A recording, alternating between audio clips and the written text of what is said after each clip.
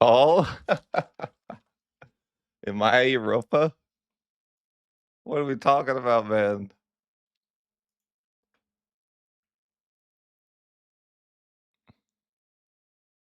What are we talking about?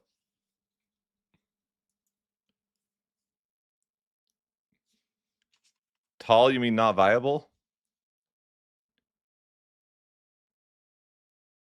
I mean, I like Austria, but tall is like, why would I tie my hands behind my back? You know what I'm saying? What's the best change? They made military fun. On very hard, at least.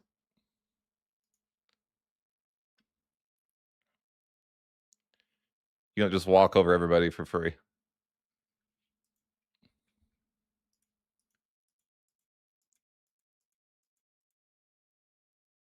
Austria's the goat nation, though. Yeah, I can agree.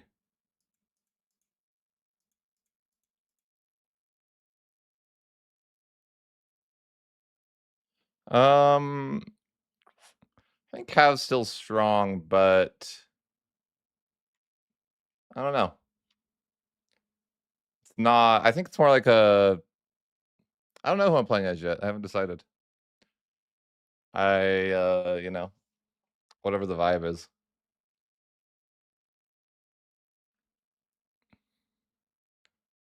I mean, there's lots of people I could play.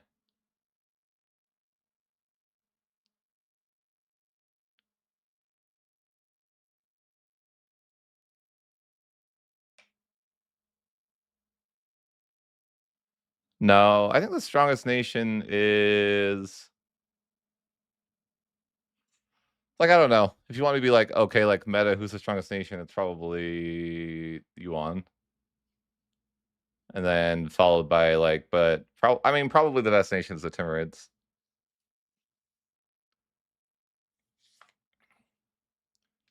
Especially if they buff the Timurids. But the Timurids are like yeah, a little bit different than normal. I don't know. In my campaigns, I've seen that the Timurids leader lives to like 90 something. I'm like, that's freaking correct. I don't know if that works for the player, but I haven't seen it. But that's nuts.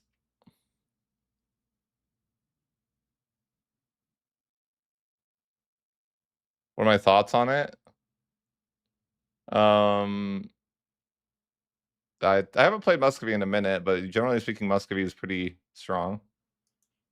I mean, yeah, I haven't played Muscovy in quite a while though, so I feel like Muscovy is like the best nation for flavor in the game because I don't know, they have like a lot of fun cabinet seat actions that are like unique.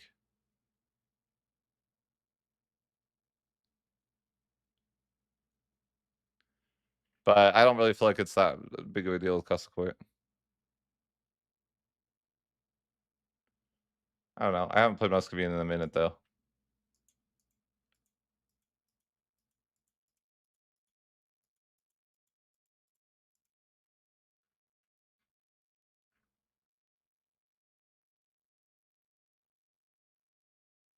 What's your explained Muscovy strat? I mean, just like the same as like any nation, I guess. Just like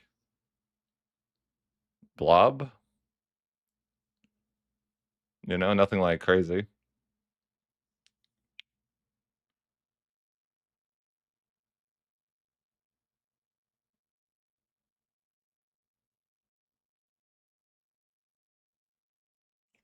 I mean, you have a lot of like I mean, I think Moscow's pretty strong because they have a lot of cultures that are like I think like you can accept Novgorod culture, right? Like it's the same culture group. I want to say, yeah, East Slavic's like a pretty huge group, so it's like pretty easy for you to accept a lot. So it's not too hard to play.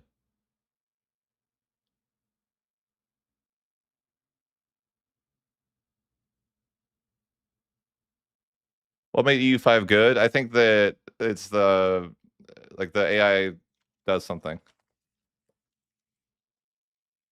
and the combat is like actually challenging. So like you're not just gonna win You can't just build one stack of professionals and win everyone. I don't really think the economy is anything to do with it, personally. The economy does not feel any different to me, but that's not. Um, is it a good time to start playing again? I wanna, I wanna say yes, but I don't have enough of a sample size to confidently say yes. I can say that in the last, I've had fun with this patch right now, but I played, like, 1 or 2 runs with Italy, and Italy's kind of the focus of the content, so, I wanna say yes, but it's like my sample size is not, large enough to confidently say, "Oh, it's perfect," right? It feels good to play in Italy, it's fun, for sure, but does that mean, the whole game's perfect? I don't know. It's way more fun, though. I would also recommend playing on very hard because that's been a lot of fun for me. So I think giving the AI a little bit of buffs is, just gonna be helpful for them a lot, right? And then high aggression has been, pretty good for me.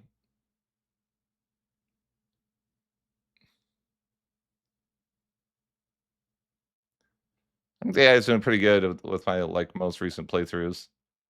If you look at my game, I've only played it, a little bit, but I'm it's looking pretty solid.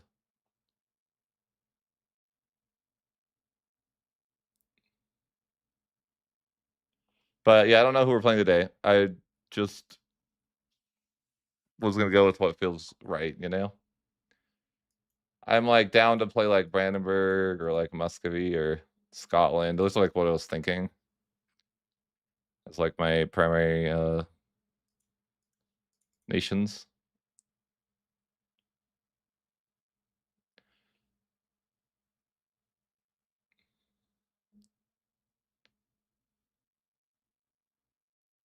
What else do I wanna try?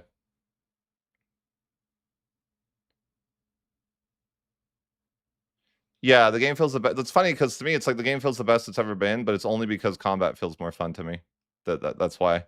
I have these 17,000, normally, in the prior patch, if I had a full stack of professionals, I would just, win uncontested every war, but it's actually, not that simple.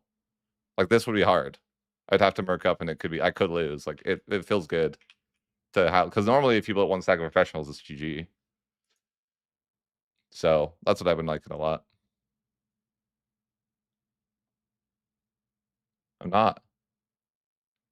The AI finally knows, look at this. Look at, the blobbing too. I mean, this is scuffed, but, Muscovy's not doing bad for 1438. That's AI Muscovy. Look at the Timurids too. They're freaking cracked, man. But it's yeah, the Ottomans are doing pretty well too. It's only 1438, you know? And it's Muscovy's actually doing that's pretty good for Muscovy in 1438. I mean, the Timurids are just another beast of its own. I'm curious to see if they collapse, but they still have a good enough ruler they're not going to.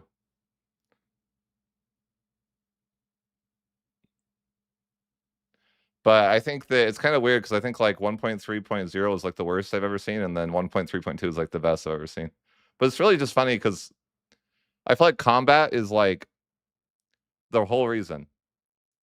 Why I mean, why is that relevant? Because I think that, they need to stop focusing on the economy and, remember this is a game about war.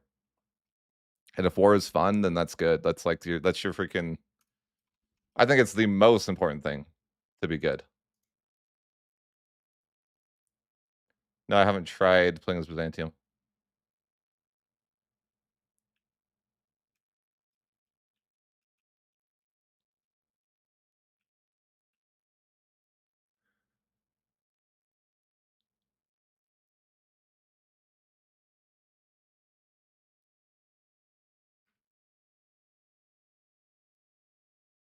Why is it horrible? I mean, Byzantium's pretty fun. Could always play Byzantium and see how it feels. I'd be curious to see how it feels because we have, competent AI now, right? Is it hard?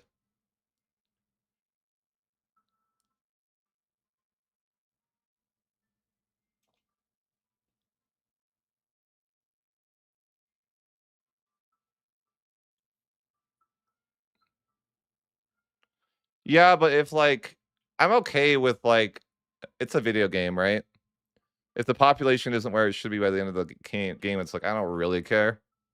If that's how they wanna slow down the economy, it's, like, reasonable to me.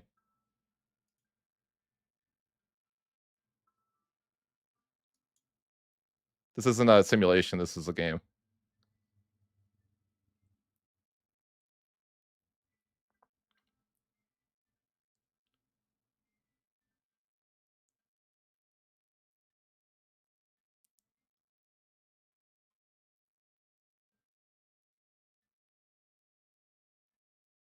Right, it feels a lot better.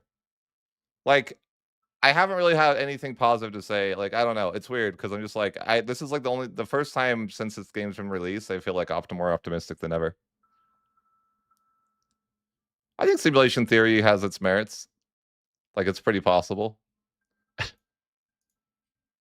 I think simulation theory is as, like, more likely than most religions. I don't bel like, I don't believe in any particular thing or religion, but I'm like, as far as, like, possible outcomes, I feel like I could get my mind around we live in a simulation more than there's an all-powerful God. It just seems more plausible to me.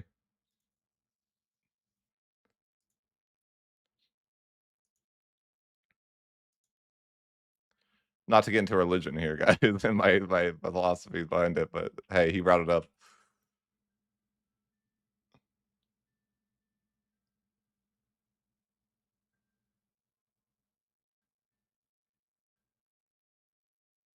You can always ask a question. "What's up?"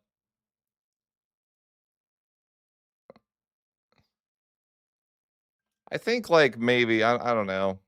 Yeah, Catholicism's kinda weak, but I feel like it just really depends on, like, what the game is gonna be. I don't know, it's hard to say. Like, let's say the game is, like, gets pretty good, right? Like, will people want to play campaigns longer? And if so, like, that will shape up the meta differently a little bit too.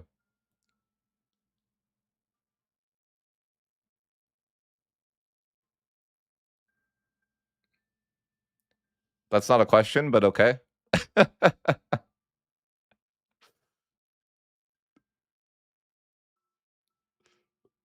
Sorry, I mean,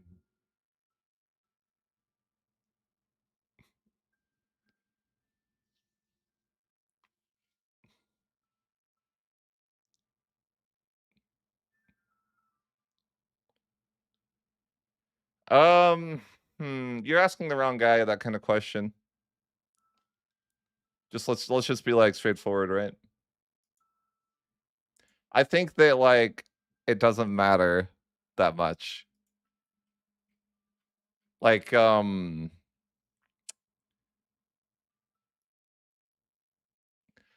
I'm not really keen on, like, trying to worry too much about, like, lowering the market price to 33%, if I'm being honest. I feel like that's, but that's just kinda me as a player, like, if you watch me in EU4, I'm more just like a how to explain? Like, I'll tend to focus on overarching ideas than, like, micro. So, like, it's not really gonna matter to me what the price of the market is because I don't really feel like it's gonna change the outcome of my goal, if that makes sense. That's kinda like what I'm and then so it's like, if my overarching goal is to say form Rome or restore the Roman Empire to its natural borders, the market price isn't going to shape that run in a really any meaningful way, or it's not gonna have that big of a meaningful difference. So it's generally not something that I focus on too much. I also play on 7 speed mostly. I'm probably one of the fastest content creators as far as, like, getting through a campaign. I can probably play through a campaign in, like, 12 hours, like, you know. How am I cooking up? What does that even mean?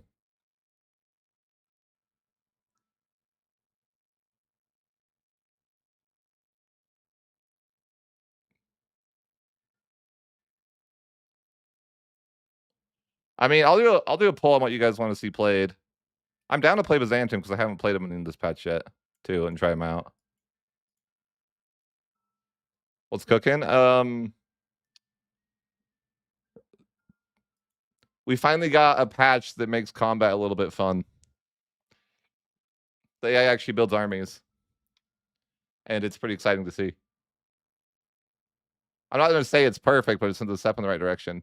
Although I see some people complaining about Reddit about how there's too many mercenaries, and I'm like, man up, people, man up.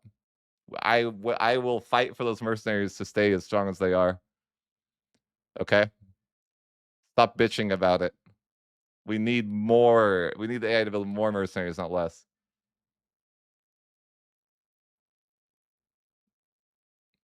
I think the ability to get 15 stab and 15 legitimacy needs to be nerfed. But yeah, thoughts on colonization? Uh, it doesn't exist.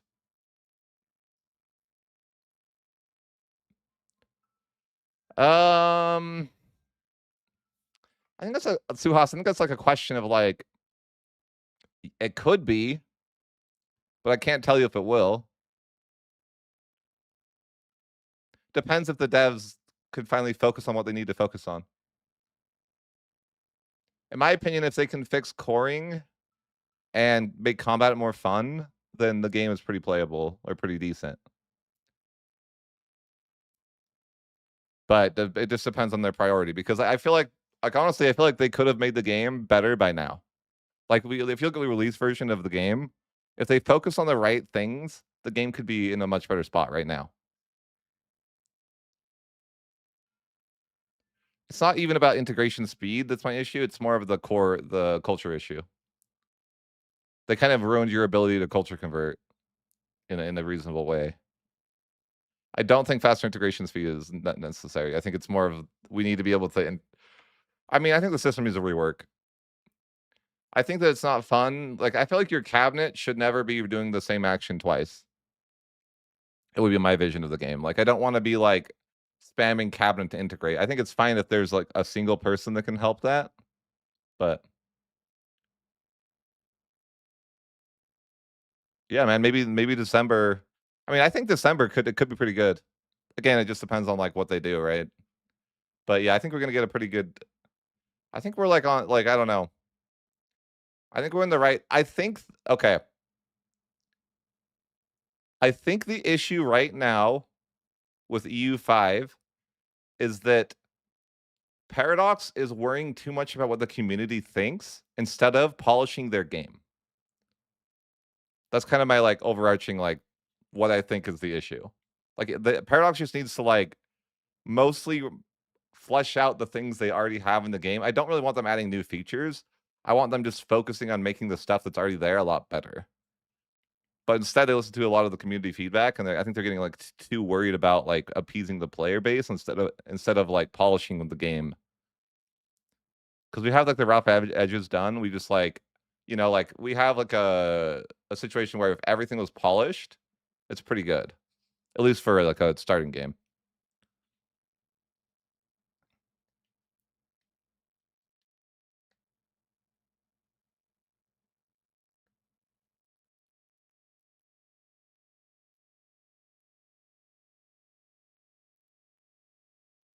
Sure.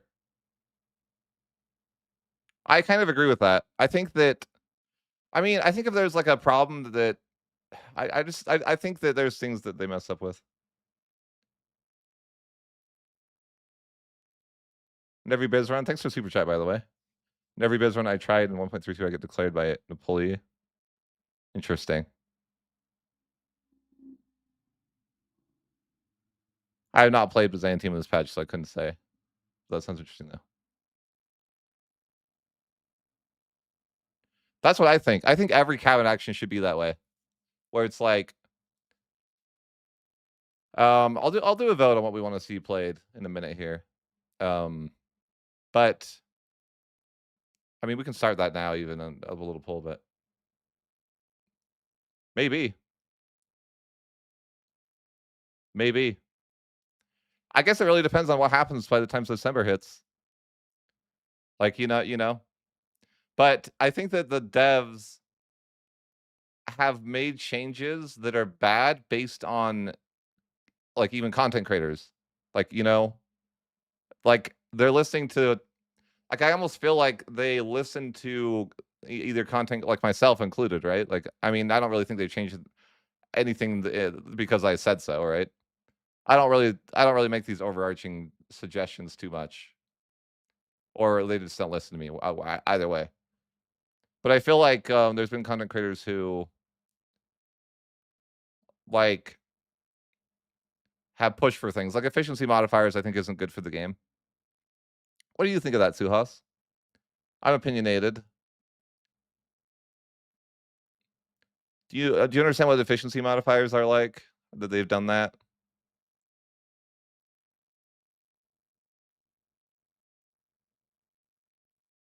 I'm not a fan at all of what they've done, but they've added efficiency modifiers, so they basically killed modifier stacking, which is like I think it's okay if that's the direction they want to go with, but I think it takes away, like, I don't really think a ton of people are modifier stacking, and I think it takes away the fun from that little percentage of the audience that is. I'd be okay with even like an 80% limit or a 70% limit, but now it's like we have efficiency modifiers and we're getting to like maybe 60. That's kind of frustrating.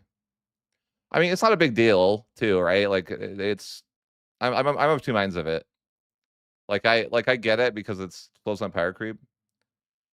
You have no idea what you're talking about. So lately they've been replacing reduction modifiers with efficiency modifiers. So it's like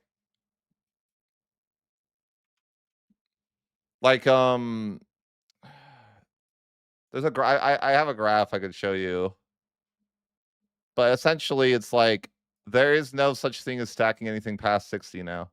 But a lot of the content, like Lemon Cake's my friend, but he made a video about that where they should do efficiency modifiers. And I'm like, well, I'm really upset that they listened to that. I'm not saying that they listened to him directly, but I think a couple other people, like journalists, said they wanted that too.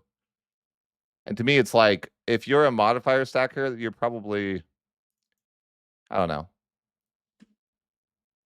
It's a good image. It's a good image.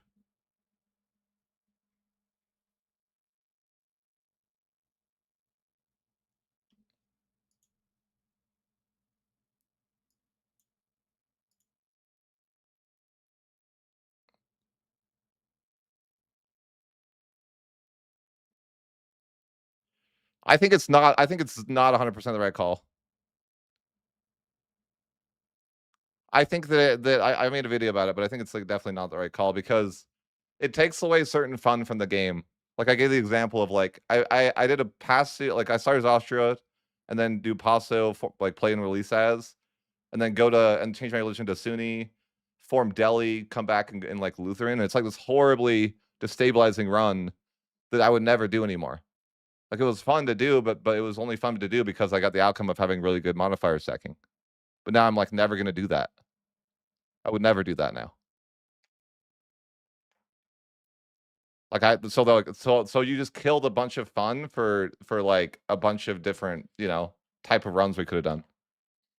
Like what if we could have done a fun run where we like, stack X like it's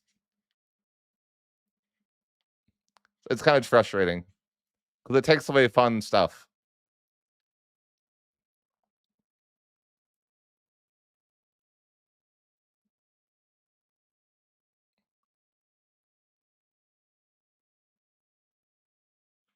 But if you understand I have a graph on it. I'm like, I don't know if I can find it though.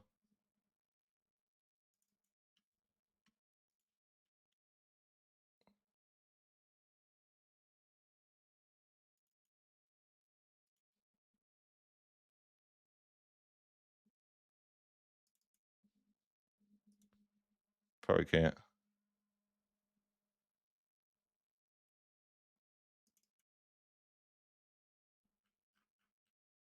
Oh, here it is.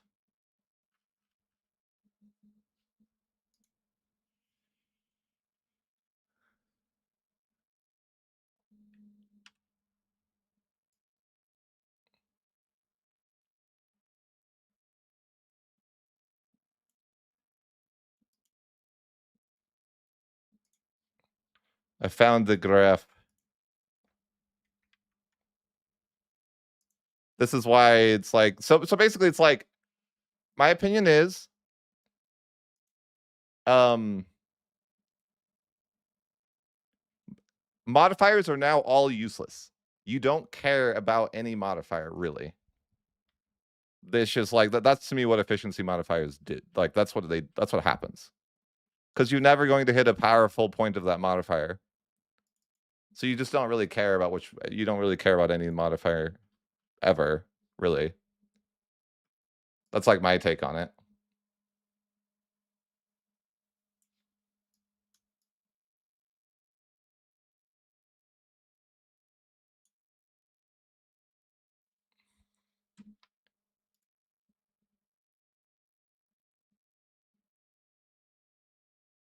But let me show you this graph.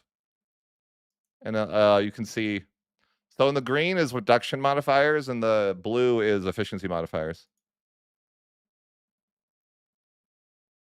So you can see that it's like pretty even until you hit like 50 or like, a little like right. But then it's like, yeah, you're never getting anywhere near the value of that, right? Like you're never going to hit the value of 70% even. So basically, I think that this just makes all modifiers feel useless. You're like, you're like, what the best you can really do is like 40 or 50 of what the old system was. Like, sure, that's okay. It's not like I guess it's not completely useless, but it just feels bad.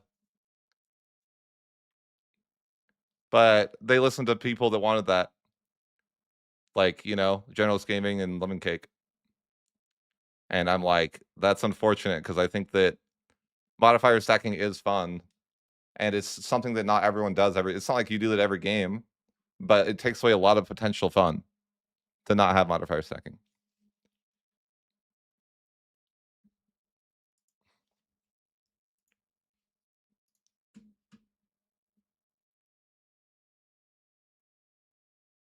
Yeah, that's the point, though. Is it probably makes no difference to someone like you, but it makes a difference to the people that actually are going to play into the late game.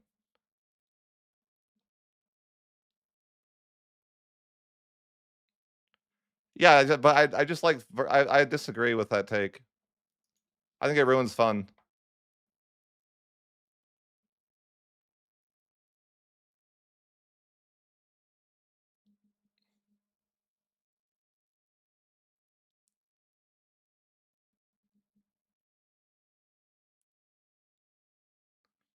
Like yeah, it just takes away fun.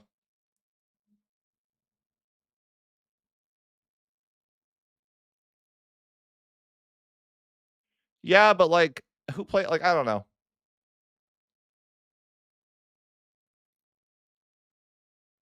That's interesting.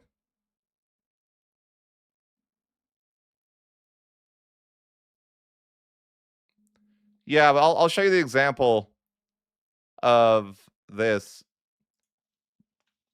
I don't know if people cared this, but this is like the I want to show you like what this looks like. Yeah, why do they hate the core loyal EU? That's what I think they do wrong, Suhas.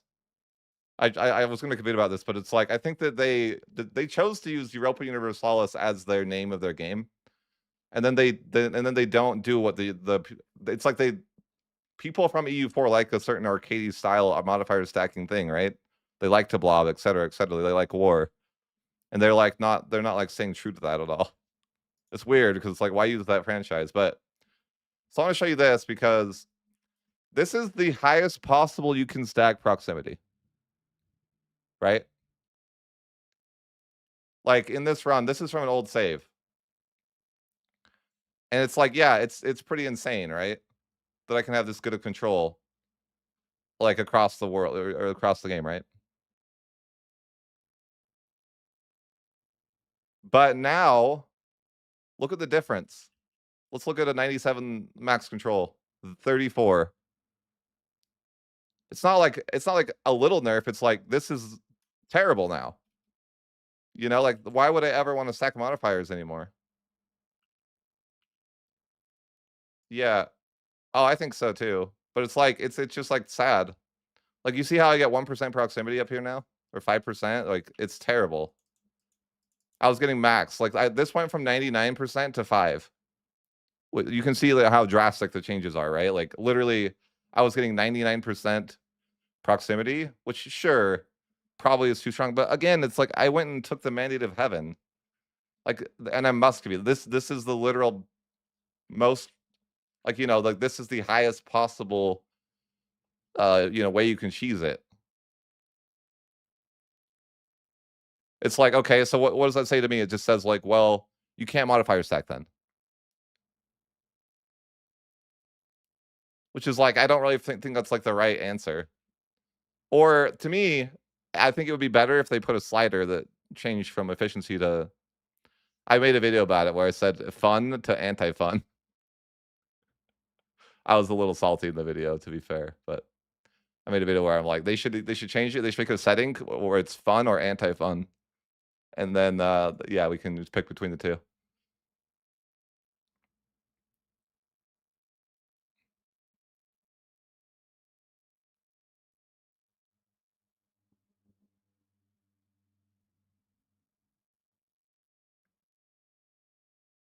But if they do that, but it's the same thing with like any modifier you stack, right?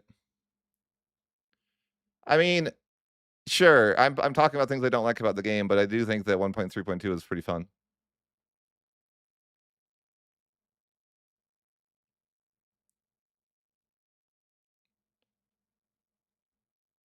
Nice.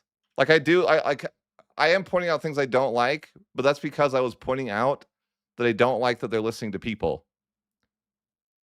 That's my point.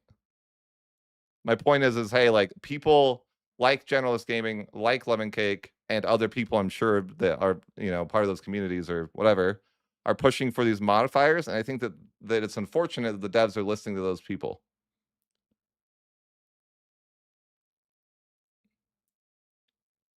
I don't know. I think the only person I know that switched was like the student.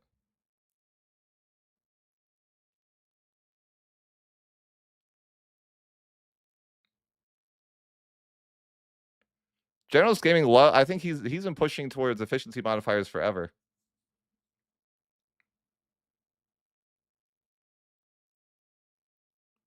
But my point is that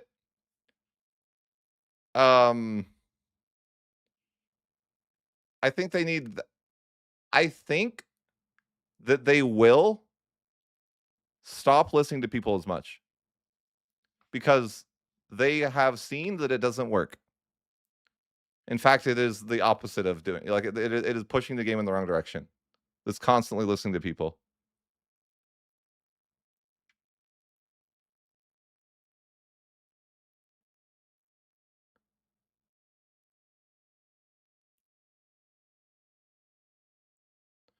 I agree. I made a video. I mean, you guys watched the video. I said I didn't like governors, but I did like sacking modifiers. I think that was fun. I think a lot of times you know what they nerf? What they do for me, I feel like the way that I change the game the most as a content creator is that they nerf the things that I think are fun.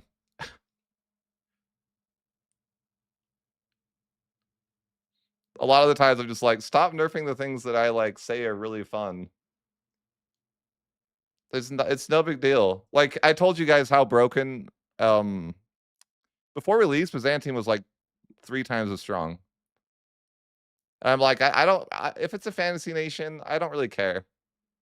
Like like Byzantium fell historically. Like it's fine if you want to make it a fantasy tag.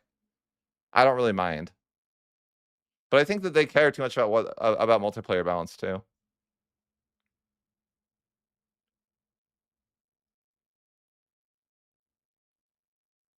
I am sponsored by Paradox.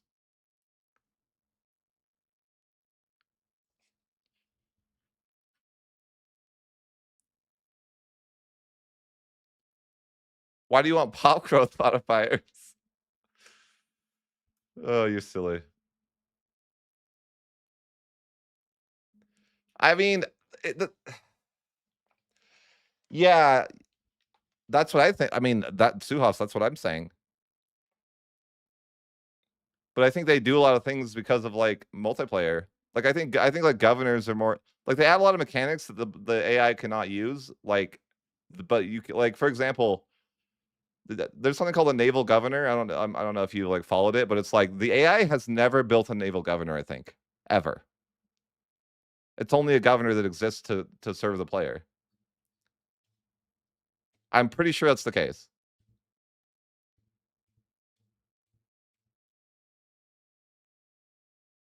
Why'd it kill your save? What do you mean?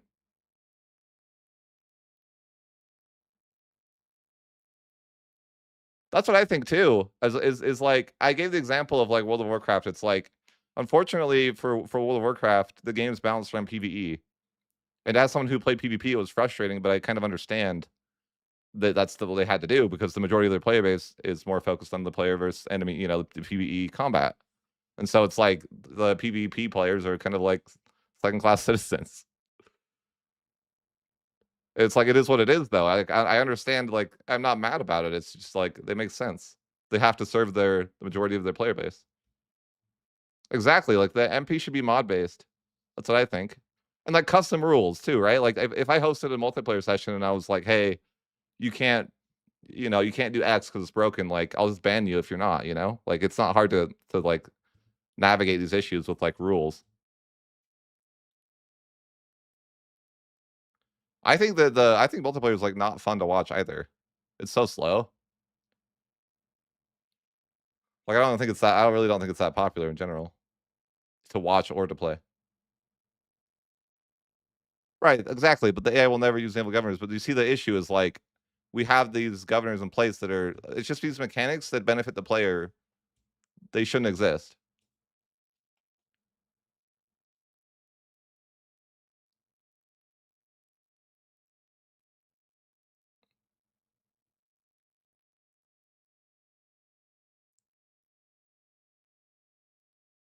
I feel like even the EU4 multiplayer wasn't that popular compared to the single player. Like not even a fraction. I think.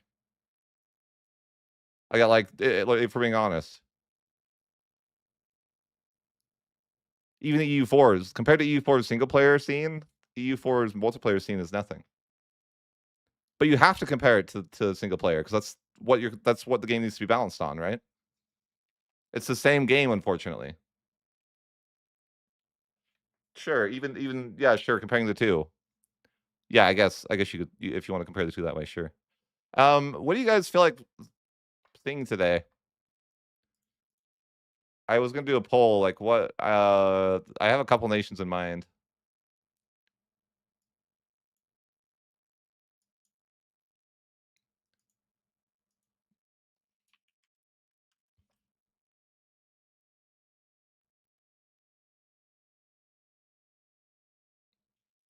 Um,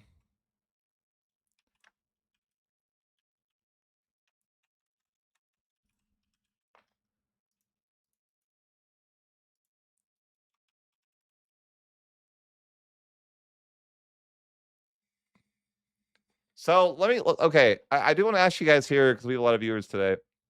Um,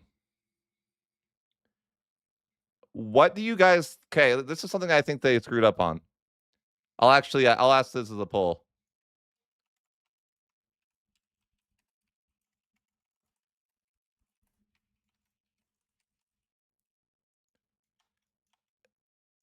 The poll is, I think this was a mistake when they made the DLC so you could form Rome in 75 locations.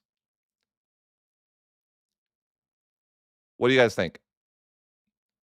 No, no means that that shouldn't be a thing. Yes is that you like it. I think you should. I think like because to me the end goal of the campaign should be to form Rome, and if you can do it within the first I don't know 50 years, then it's like why even bother keep to play? Like like I'm not even talking about the advances and stuff like that, right? It's just like to me it's like the reward for forming Rome should be really big. Like you know how they nerfed all roads lead to Rome? Like I don't really feel like that should have been nerfed if they leave it as, you have to form Rome because at that point who cares, right? That's kind of my take is like we don't need to nerf Rome and its strength. We need to because once you have all of Rome, it's like who cares if you get a powerful modifier? and you have insane control, right? Like, I'm sure that doesn't even happen in multiplayer. The game's over if one guy has formed Rome.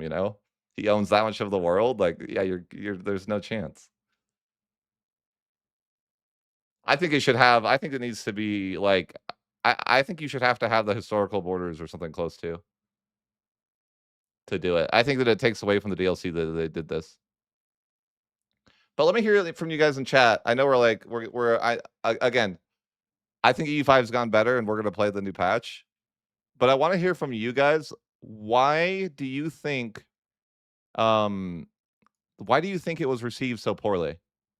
Like, because clearly patch 1.2 was received pretty poorly, and I'm not really sure why. Like, exactly why. Like, I didn't hate it.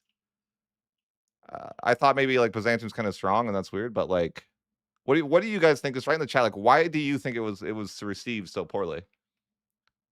Because the reviews are terrible for 1.2, right? Like Fate of the Phoenix. And then like, is it like what exactly was it? Was it lack of content?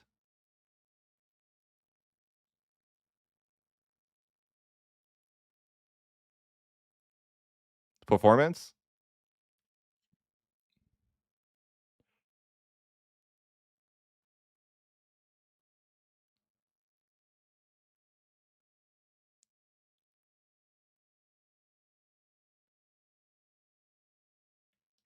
The nerfed expansion? So, okay, maybe we can look at like the integration issue.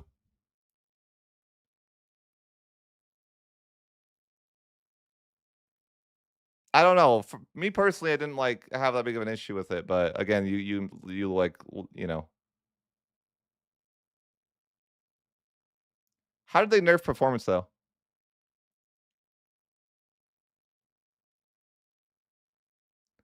I could see that being a valid argument. They give content to a nation that already has one of the most amount of content anyways. Like that's definitely.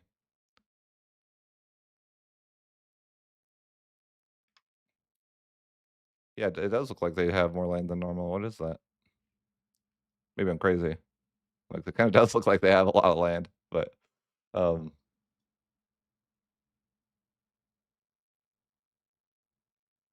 Lemon Cake, I was just saying that you're ruining the game and that I hate you. You missed that. Because you made a video about efficiency modifiers, and now we have that. Thanks, pal. Thanks, bud. I'm glad that you ruined modifier stacking for the entire community. Thanks for that.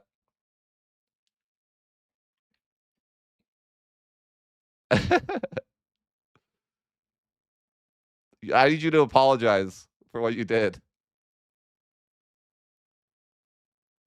I don't care what you're watching. You ruined the EU5. You admit it. Admit it.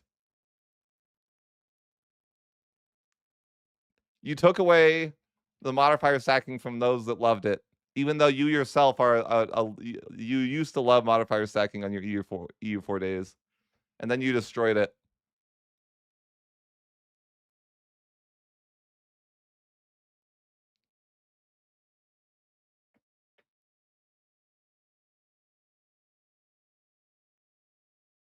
Hello.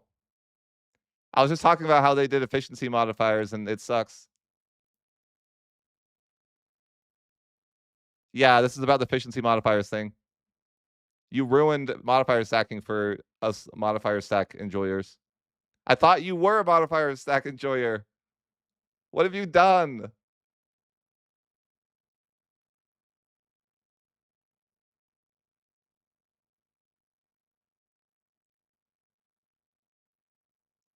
Yeah, you ruined it. You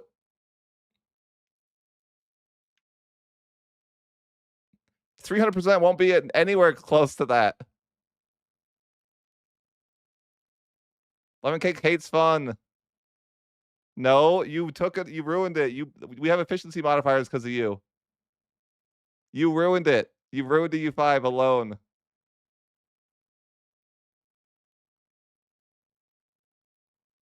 No, you can't stack the modifiers now. We have efficiency.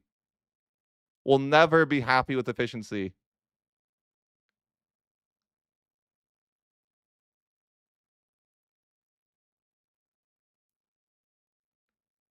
I do think it's good. I do think EU5 is pretty fun right now. No, cost reduction isn't bad. It's good. It's fun. I did not agree with you. Pixar didn't happen.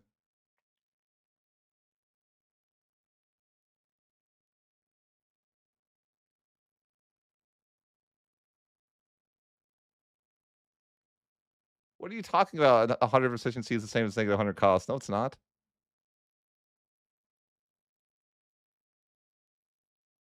Bro, it's not fun. Efficiency modifiers suck. Here, I'll go back to the image. Here's the image that this is what happens when you have reduction modifiers or efficiency modifiers. What looks like more fun?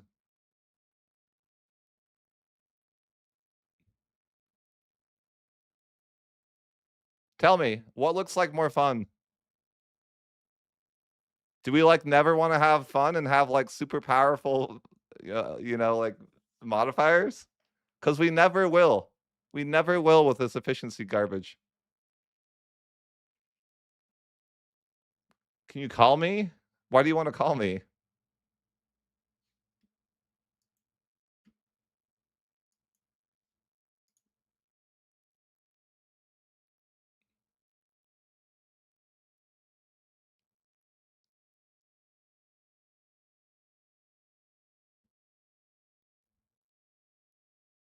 What map shows all cities and towns? Just it's called the location rank map mode. I have urban rights on it too. There's the second one, but yep, that's what it is. Crazy drama.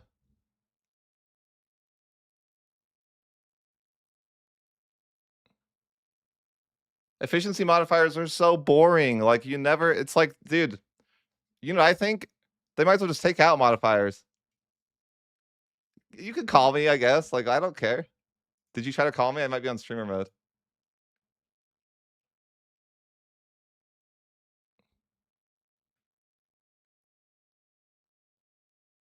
Yeah, look at the value of that graph. It looks freaking, I love that. I love that for the game. Hello?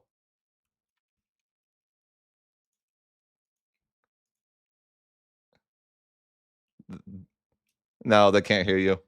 And I think I think it's funny. They can't hear you now. Maybe I'll allow it. Maybe I'll allow it. I don't have my desktop audio shared, that's why. Understandable. All right, I can let them hear you. I can allow it. But hold on. Okay. I need to get another drink real quick, so you're gonna have to hold the phone. Okay. You can entertain my stream for me for a sec, right? All right. Understandable. You're up. Right. Okay. So everyone right now is going to head over to the dislike button. As we see, Playmaker posted E5 is finally good. We're not allowed positivity on the internet. That is forbidden. So you have to make sure you dislike this video. It would be illegal, to have positive thoughts on the opinion. Some positive thoughts on the internet. So make sure I want to see 105 viewers. I need to see 105 dislikes on the video right now. No, I just saw the like come to go up. I didn't know. Banned the wrong button. Try again. Okay, wonderful. We did it, Reddit. Okay. Anyway, I'm gonna wait for Playmaker to get back. The biggest implication of this that I think I find the funniest is that you do understand how much work reworking a modifier like functionality is. The implication that I make a video and they rework the entire game gives me and Playmaker disproportionately more influence than you think we have. Me? I don't. They never listen to me. I don't have this power that you speak of. You might have it. I do not have it. I promise you, I do not think they have. Again, if it's if anything, the proximity rework was after your quote-unquote world conquest and their dedication to have world conquest not happen. But to be absolutely clear, I think any kind of application where I make the video and they change the game, Playmaker, if that was the case, we would not have the EU4 siege system, right? I promise you that right now. If I had that much power over the program, that's the first thing would be. Okay, but let me ask you this. Let's take a step back. If you and generalists don't want efficiency modifiers, is it still here by now? Do you, again, me and generalists don't want the siege system. I don't think anyone wants the siege system. Who wants the siege system? That. Why is that still here? Because they pick and choose what they want to latch onto. I have proof by counter example that if me and generalists change our mind tomorrow and say, you know what, this game needs admin efficiency, which is an entire separate debate on its own, right? But let's imagine they add admin efficiency, like me and Playmaker tomorrow, sorry, not me and Playmaker, me and generalists tomorrow say that. Okay. Do you think they would just add that?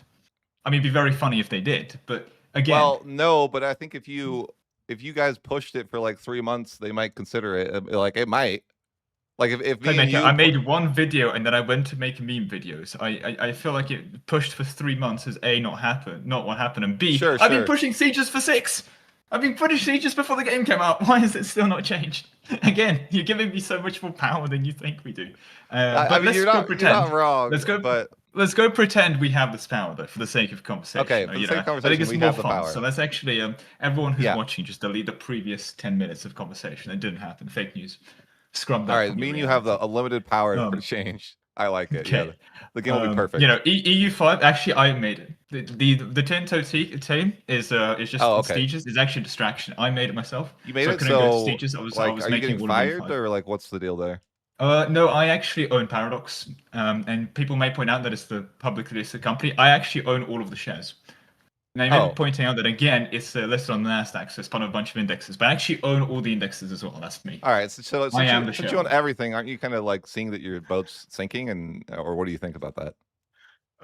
Well, I don't know, actually. I've looked at my stock portfolio is up right now, so I mean, Paradox is just a distraction, what I do for fun right now, so... All right. Don't worry about it. I like how you're not questioning any of the previous implications that a sentient lemon cake is actually in charge of the world economy. That's not the part that you question. The part you question that a sentient lemon cake is in charge of the world economy will be at risk of getting fired for making a video game.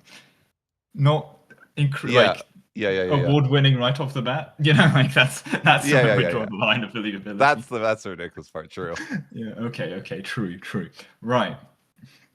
Moving swiftly on to the efficiency modifiers. Remember the wonderful time where they updated EU4 and they gave 5% CCR reduction to admin and court. And you might be wondering what a relevant modifier that is. I really enjoy minus 5% CCR. Do you know why they had to do that, Playmaker? Because that's the problem with negative modifier stacking. You have to make every single individual modifier you add to the game, like, so much higher. You have to make every single modifier you add to the game that's negative so much lower, because the potential to stack it to 100% fundamentally breaks the game. Correct. And you may be saying, as you yourself point out, that it's fun to break the game. This is true, but let's also not pretend 300% combat efficiency also doesn't break the game. Okay, but I at the same time am okay with when you switch tags, you don't keep your old reforms. I'm 100% on board with that. I think that was probably one of the most disliked things that... maybe I'm revealing a bit too much. But to be fair, it was a... I think... Was it Flory that did the Netherlands into Germany campaign? And he was like, I really like the part where I formed Germany and then suddenly had a famine because the moment I did that, all of my Dutch folders disappeared. Yeah. Like... I actually think that is a bad move because, again, you end up with situations where the Dutch folders disappeared. It's a bit funny for me when I formed India as Bharat and then my army. And then my Indian army that I built with Indian-specific units just stopped existing. I really love the time when when Vijayanagar proclaimed Bharat and then realized, oh God, we forgot how to have this army that we had the whole time. It's actually, we don't have to use this. Like, I think there's cases with armies, right? That's fair. So but like with modifier stacking, sure. But modifiers, I can see the case for. Yeah, sure. But units and buildings, I'd be fine with keeping. But modifier stacking, to the extent of tag switching, I don't think it needs to exist, and that's why you can't really stack modifiers. I disagree though. What? Actually, that statement. No, I don't disagree in the sense of modifier stacking from tag switching. I mean, it was gamey, and I think as you pointed out in a previous stream, very few people actually played like that. Right. Let's also be honest. Very few people actually played like that. Right. So I think that was probably more of an overreaction, the fact that they were so heavy-handed with tag switching modifier stacking. However, why did they main argument from so much? Side question. The main message, because I think at the moment, unfortunately, I would like to, you know how people have read access only to certain documents, like they're not allowed to write things down, but they're only allowed to read things, right? I want to do I mean, you're an ex-programmer, so you'd be aware. Sorry if I'm doing a Playmaker like ex-career review on stream now. Yeah, thanks. I want to do the opposite for Johan. I want to give him like the opposite of read access. We can only post in the forum, but he can't read it.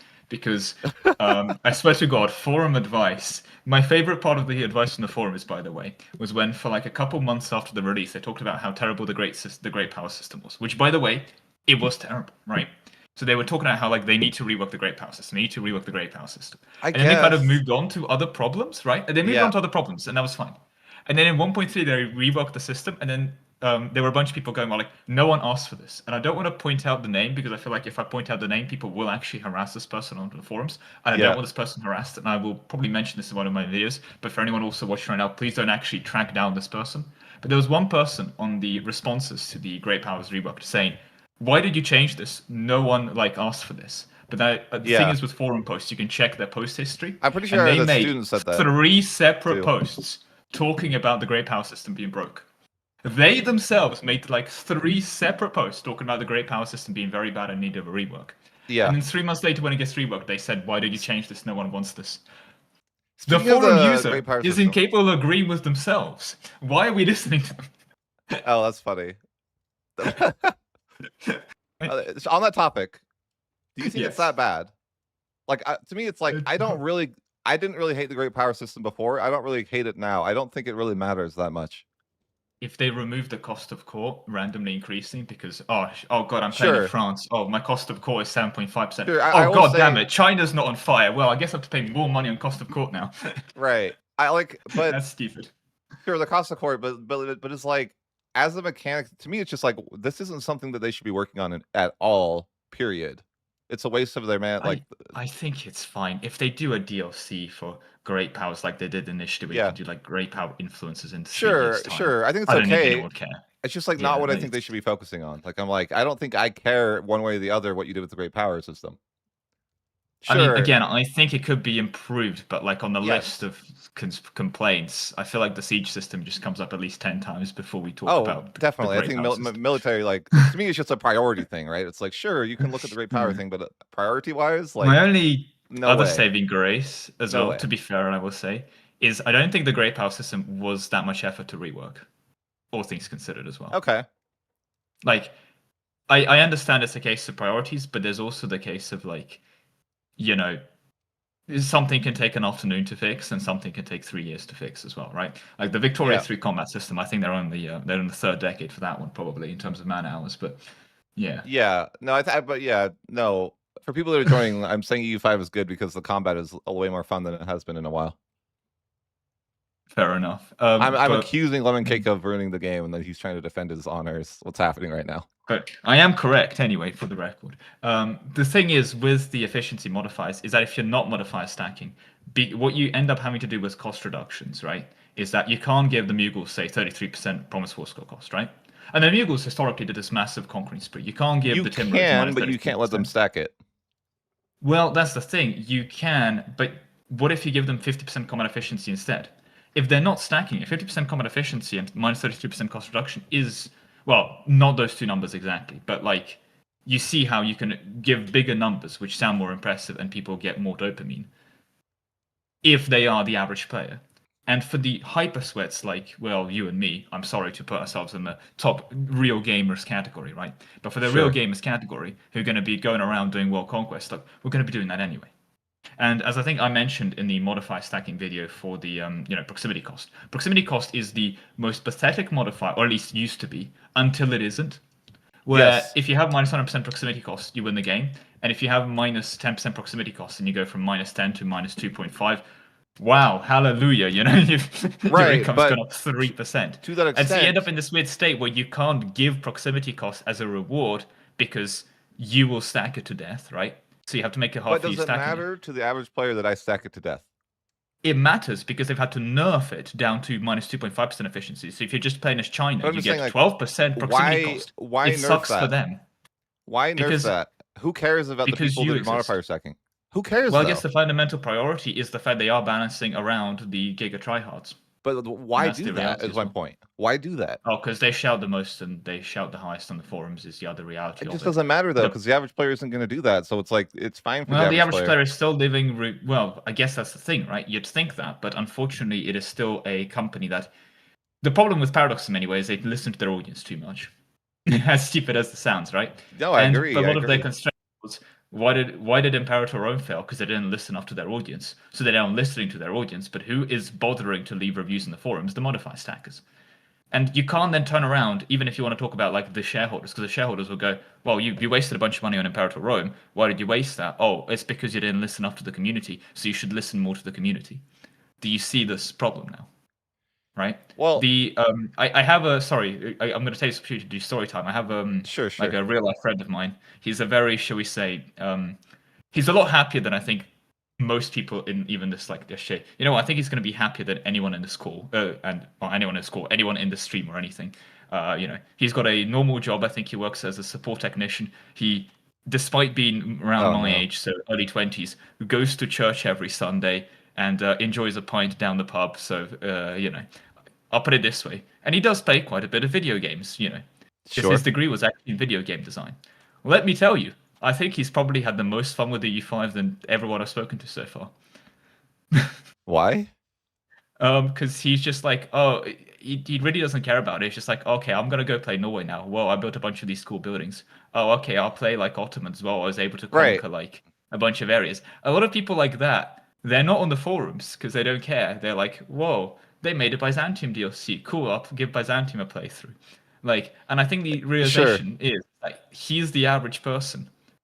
But the problem is that implicitly, whether you like it or not, because people like you modify a stack, get 100% proximity cost, you end up having a lot of this big shouting of, we need to nerf proximity cost or whatever.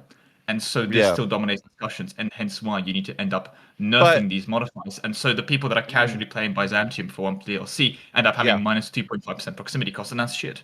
I'm sorry for swearing. I don't know if you're swearing. I don't care. I do. Okay, wonderful. Wonderful. Yeah. Okay, let me ask you this question, because it's on the topic of what I've been talking about today. What went so wrong with 1.2? 1.2 went wrong? Yeah, it has really negative reviews on Steam. And the DLC. Well, yes, the DLC. I think I mentioned it in the I had like 2-minute section on an upcoming video where I was like, oh my god, they have so many bugs, it's gonna be Leviathan 2.0 again. Then they fixed a bunch of the bugs. I'm like, oh thank god we can have a good DLC. Turns out they only fixed 95% of the issues.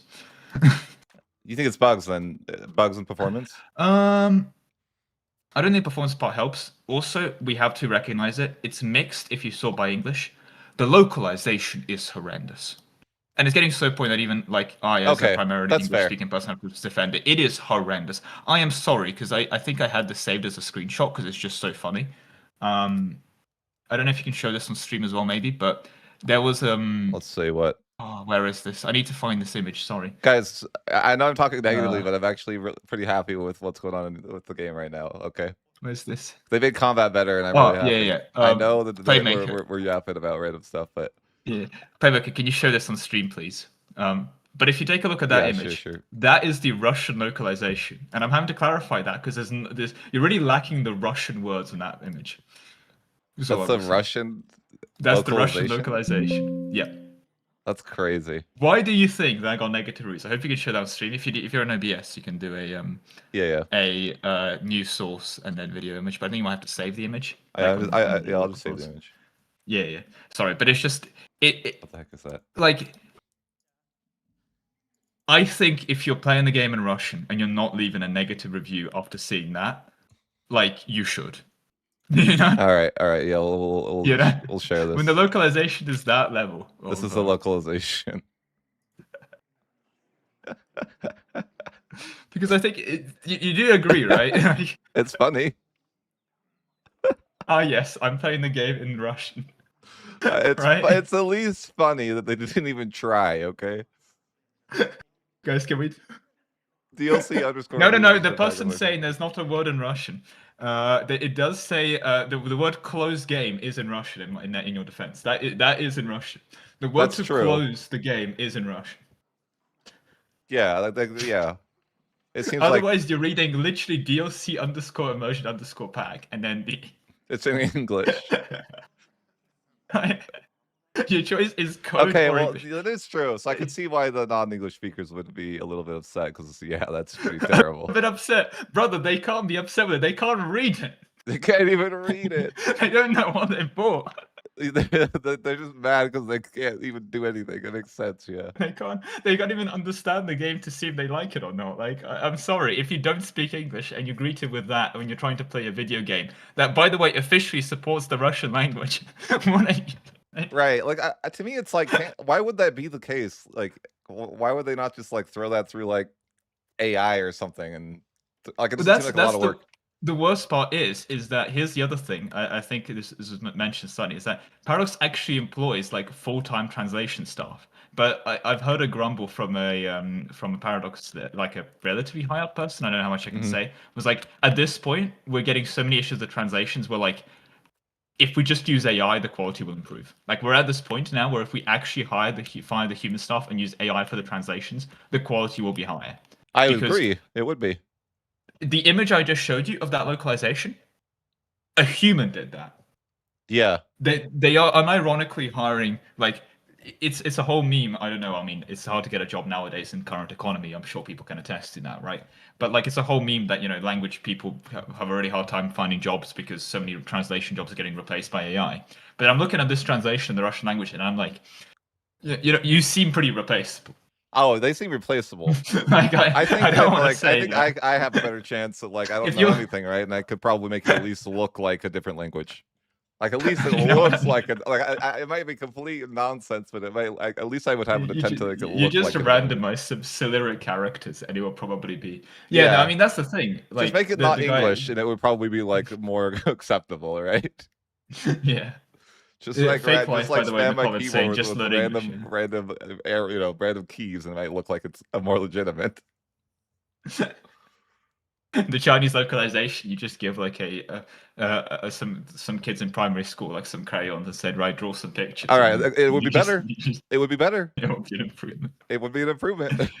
The thing is as well, I do hope this doesn't get the stream taken down, by the way. But also, before I do mention the other anecdote, as I say, just learn English is unironically at this point like the go-to method for playing Paradox games, because it is so consistently bad across every Paradox release, the localization issues, that at this point, like, yeah, it's a propaganda for learning English from a Swedish company.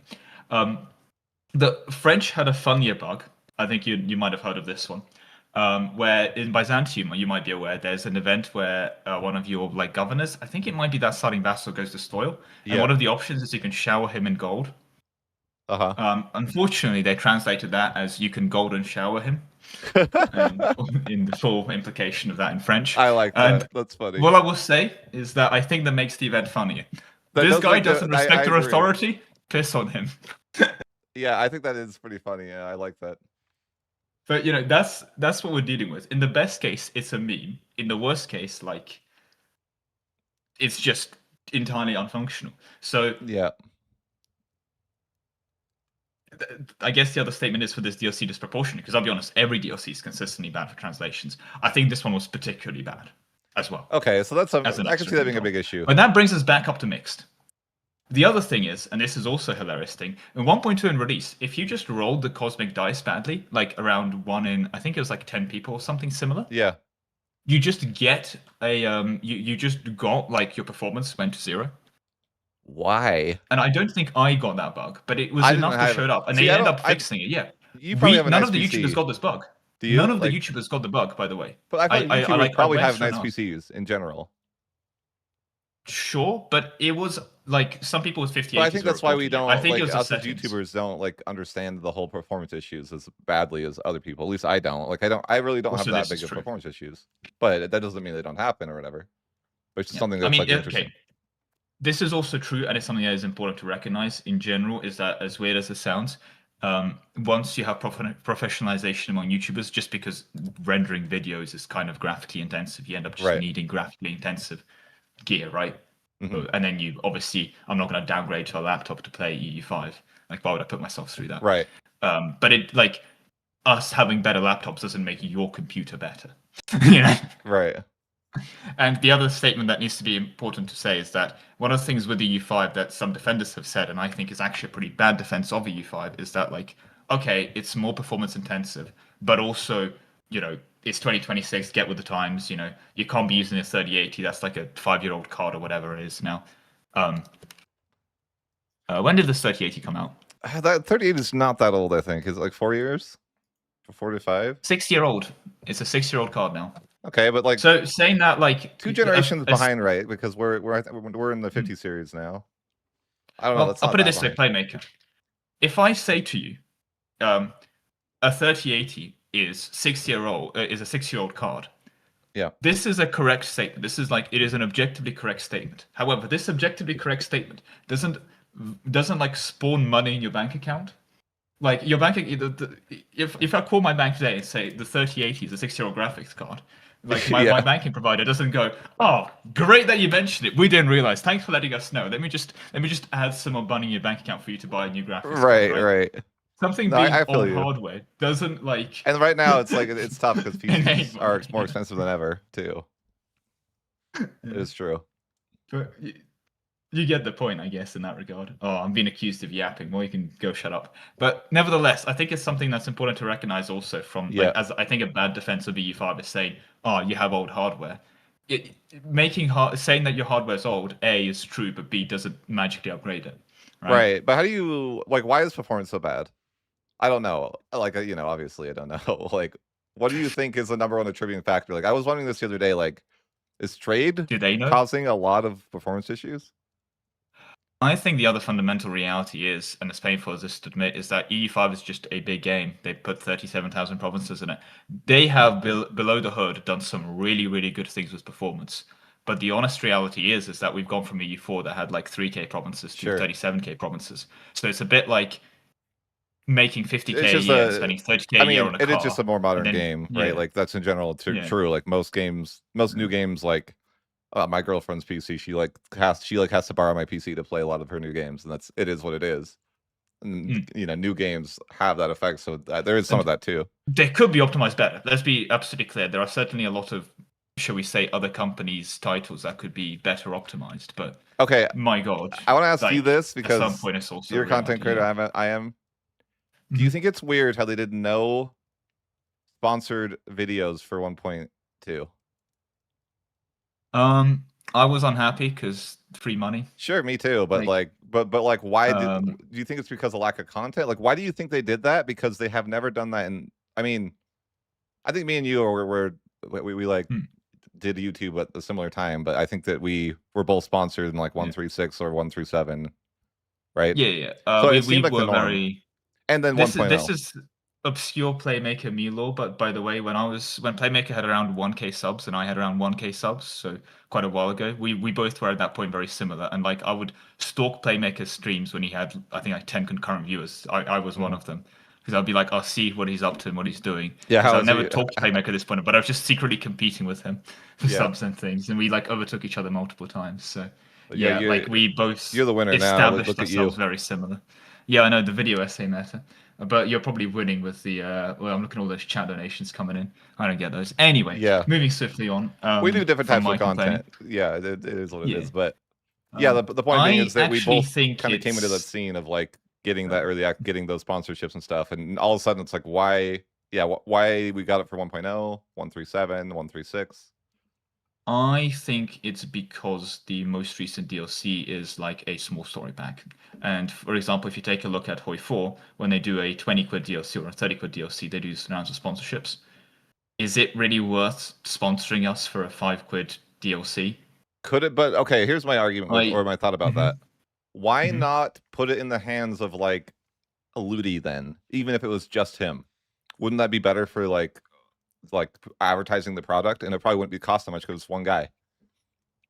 You could. The problem is that the Paradox creator community is relatively small, and rather unfortunately would talk to each other, and apparently there's already quite a bit of resentment over people that were invited to stages and those were not. And sure, it's a bit weird for me to then turn around and say, I don't care that much now, or something of that nature, because I've literally brought it up, for example, but it's also a reality where I think that's something they want to be mindful of.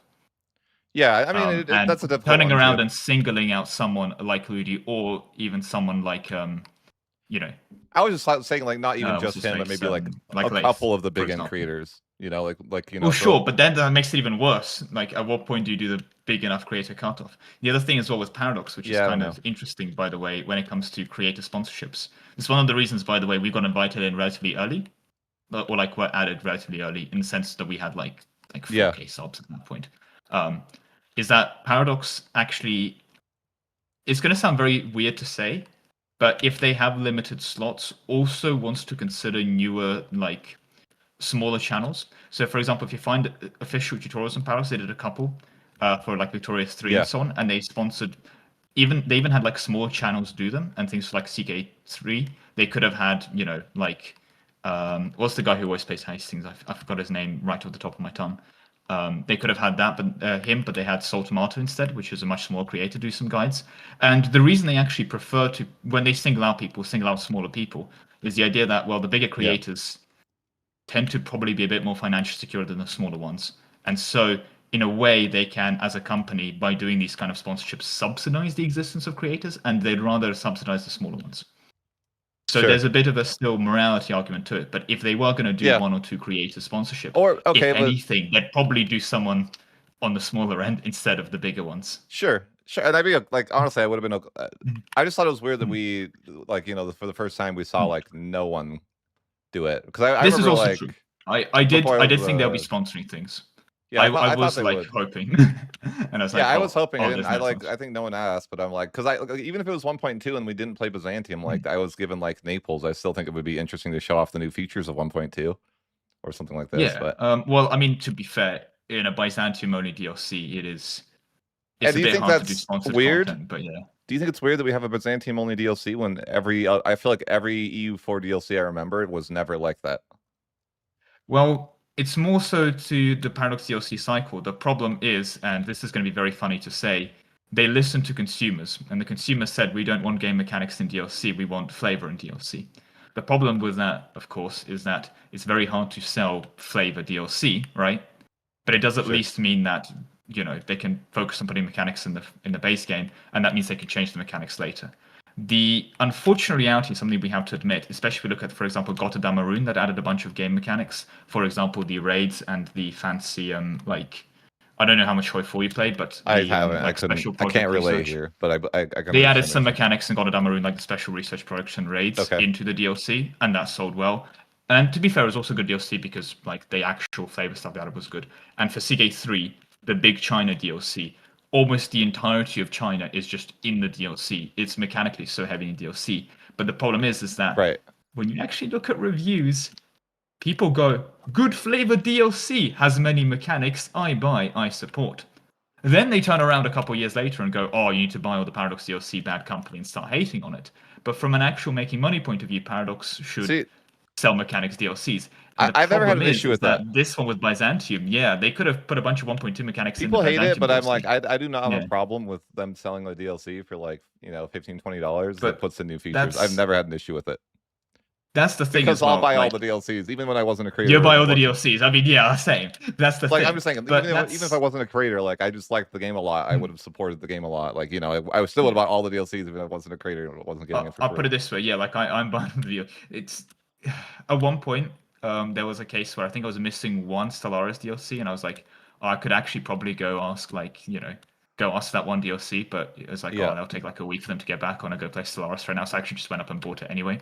Right. Like to the point where just waiting for a week, like we are the super fans. But my whole point I was trying to make with that, with 1.2, is that as stupid as it sounds, if they just put like let's say city urban rights as a mechanic into the Byzantium DLC, they could have probably charged a tenner for it, and then probably got better reviews because like, well, the city mechanic is cool and so on and so forth.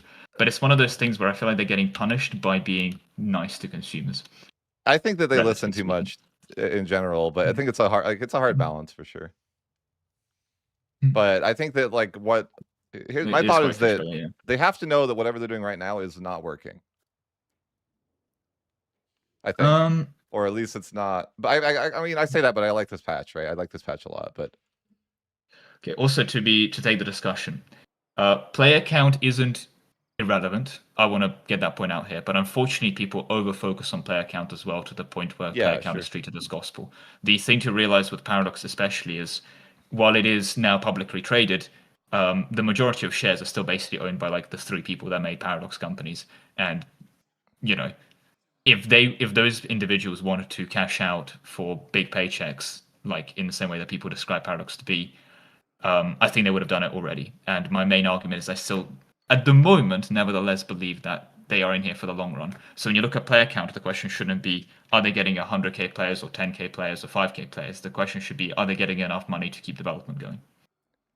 Yeah, for sure. I think that has to be a question. And I don't think it's a good sign. I think that you can make some conclusions based on player count, right? That's also for sure. But I do think, like, on that topic, that one of their biggest issues is that they aren't capturing the EU4 player base very well. They're kind of like I feel like they're attracting a lot of new people, maybe from like Victoria and stuff, but I feel like they're not doing a good job of holding on to their former player base based on kind of the choices that they've made. So I wanted to like more specifically talk about this because I have a video coming. So this is more spoilers of things I've already been drafting up, like in a video essay topic. But how familiar are you with Civ? Just to give a very... I'm not at all. Okay. 0. But basically, just to give a very quick introduction, to interrupt you real quick, I'm doing a poll. Sorry? I'm doing a poll, so I'll be playing eventually, so you can vote on which nation you guys want to see. Smart idea. I'll try and make this example quick. Among Civ is a very old franchise, and among the people that currently play Civilization, there are those that play the newest games. The let's just say the current like generation of people, and they're playing Civ 6. But because it's such an old franchise, there are those that play like, oh, back in my old days, Civ was better. We played the best Civ game, the good old Civ game before it went bad, and that's Civilization 4, right? But Civ is such a massive franchise that at this point, Civilization 3, a game released in 2001, is still averaging 1k concurrent players. And I think the realization that has to be also acknowledged is at some point, any video game that is just incredibly good and is one that has enough mechanical depth to demand it. It has sufficient replayability, I think is a better way of putting it. Sorry, ignore the mechanical depth element. Any game of that caliber will just retain an audience implicitly. Because among the people that go like, oh, I play the best, the snobbiest, like old stuff good, new stuff bad, they're playing Civ 4, right? The newfangled kids playing the newest Civ, but are protesting against Civ 7, are playing Civ 6, right? But why is there still 1k concurrent players on Civ 3? Well, it's because for a lot of people, it's their like nostalgia game. It's the game that they like can come back to after like, let's say they had a tough day at work and they just have an hour for a video game. They'll just do a random chill campaign. Yeah. Civ 3 because they have like 10,000 hours in it, right? The realization is that any game that's sufficiently good will have an audience of those people. I think so, yeah. EU4 will retain 20k concurrent players for a decade. Maybe that's a no segment. Maybe it'll retain 10k concurrent players for a decade. But I think just because it's EU4, but like, I mean, that will happen. Don't you think though that there is some of those players that they could capture into EU5 if EU5 was more towards what they want? Yes, I don't disagree at all. Actually, entirely with that other statement. But I think we're not going to see a full movement. I guess my point in saying this is like, I think that is the target audience that they need to go for, of people that they can bring to the game. Like these people already like the franchise. But then it can come at the cost of, like, a lot of people left EU4 because missions became too arcadey. Now, the meaning of that term can be debated for ages, but it is a feeling that they attempted to harness upon by getting rid of missions and delivering content in another matter. This is an entirely separate discussion. I'm stating this as a fact. Let's not get into the merits of that point, right? But if we were to return to missions, there will be some new people that are playing that will leave, and the question then becomes, it is a good question. Like, but I thought of this as like a content creator, and then maybe it doesn't apply the same way. But it's like if I went and and played League, right? It would be like I might get some new audience, but I'm going to lose former audience, and that's again not quite a one-to-one example, but it's like I would rather retain my previous audience, right? But I think that is an element to it. But I think as content creators, it's also a case of, for us especially, too much audience diversity is a problem. I know it sounds really stupid, but YouTube really rewards concepts like click-through rate. Yes. And the problem with rewarding concepts like click-through rate is, then your videos it's going to be a struggle. The worst thing I can do right now for the long-term health of my channel is to just stop playing EU4 and EU5, and then for like 3 months make, I don't know, League of Legends videos, right? Let's say I did that. Right. Because what I would do is I'll gain a bunch of audience of people that are only there for League of Legends. Yes. But then my League of Legends videos will get suppressed because the EU5 people aren't clicking the videos. And then if I go back to EU5, I'm going to have half the people that are only there for EU5 and then half the people who will only be there for League, which means my click-through rate will be halved, and YouTube doesn't see that. It just goes, yeah. Click-through rate low, no video push. Click-through rate high, video push. Right? Yeah. That's why it's hard to ever like diversify unless you're like a massive creator, I think. But and there's an element where you seek diversity for its own sake, where it becomes, I mean, the golden goose has been so large as a creator, where you show up to a space and go, it is I, watch me play a game. You know, once you become a Spiffing Brit, and it's more of like, I want to watch Spiffing Brit play a game, that's a bit more of the golden goose thing. Sure. But it's also a reality where if you're Spiffing Brit, you're not having this conversation. You know? Well, I mean, you could. The fact that he's Spiffing, okay, fair, sure. I mean, I don't see why we'd have an issue about him arguing about if they should attract the EU4. No, that's a bad. I see what you're saying, but like, point, and but hey, yeah, maybe you would be right if like if the sense of like if this game, if the franchise was like so much bigger, then they wouldn't have to worry about it. Maybe they wouldn't have. Maybe you're right. They wouldn't have this conversation. Like, let's say they're like they're Call of Duty, right? Like they're probably not worrying about. Well, bad example because they've recently been throwing, hasn't they? Okay, you're right. You're right. A bad example, but like I think in the past more so they could just do whatever and it would have been fine. But now, yeah, maybe it's worse. But it's just the idea that like you're such a big company that like you can diversify a bit and it's fine. Yeah. But Paradox, by the way, is in a really insane spot where even because I had to do more research for the Why Does Paradox Not Have Competition video. I'm sure you've heard of Anno, right? The like city builder thing from Ubisoft, right? No, honestly, I haven't. Okay. It's a very popular strategy game genre, but it's very like popular in its own circles, a bit like Paradox. Turns out, Anno, which is literally just a city builder, has a bigger budget than Paradox Interactive has, the company. And Anno games make more money than Paradox games make. Yep. Interesting. Why? Like one city builder from Ubisoft makes more money than Paradox does. Just because it's Ubisoft, you think? Yes, but also just because like Paradox is so much smaller than people think it is. Yeah, like Paradox made 120 million. Yeah, that's like so crazy to me. That's a lot of money, but I don't know why. I just had a moment where I'm like, I was gonna be like, I was gonna say like, when we went to Sieges, but like. Okay, I don't know why. Again, I see how it is. No, I wasn't trying to be toxic, but I was like, when we went to Sieges, it was like we saw their office, and it's like, dude, like it's a house. It's a house. It's literally a house. Like that's it. Like we have like 20 to 30 people that can work there, and there's not really like any room for expansion either. And that's the biggest. That's by the way the biggest Paradox team. But I guess like just seeing that whole team is like, we got invited to like meet a team of 30 people. It was like. It was really cool, but I think it's 25, by the way, to be clear as well. And I don't want to be like pedantic about it, but sure. Like I know I'm being pedantic about 5 people, but that's 15%. Right, but like we literally got tour of their like office, and it's just like it's just. This used to be the bedroom, This used to be the bedroom, and now we have like 5 devs in this particular room, or this used to be the other bedroom. We have like 7 devs in this room. Like literally, it's just like that, Yeah, other companies are renting out an office and they just buy a house in Spain. Yeah, and it's like given like Sitges is a really awesome place. I really like it. It's really nice. It's like the like I don't know. I didn't really like Barcelona because there's so many people.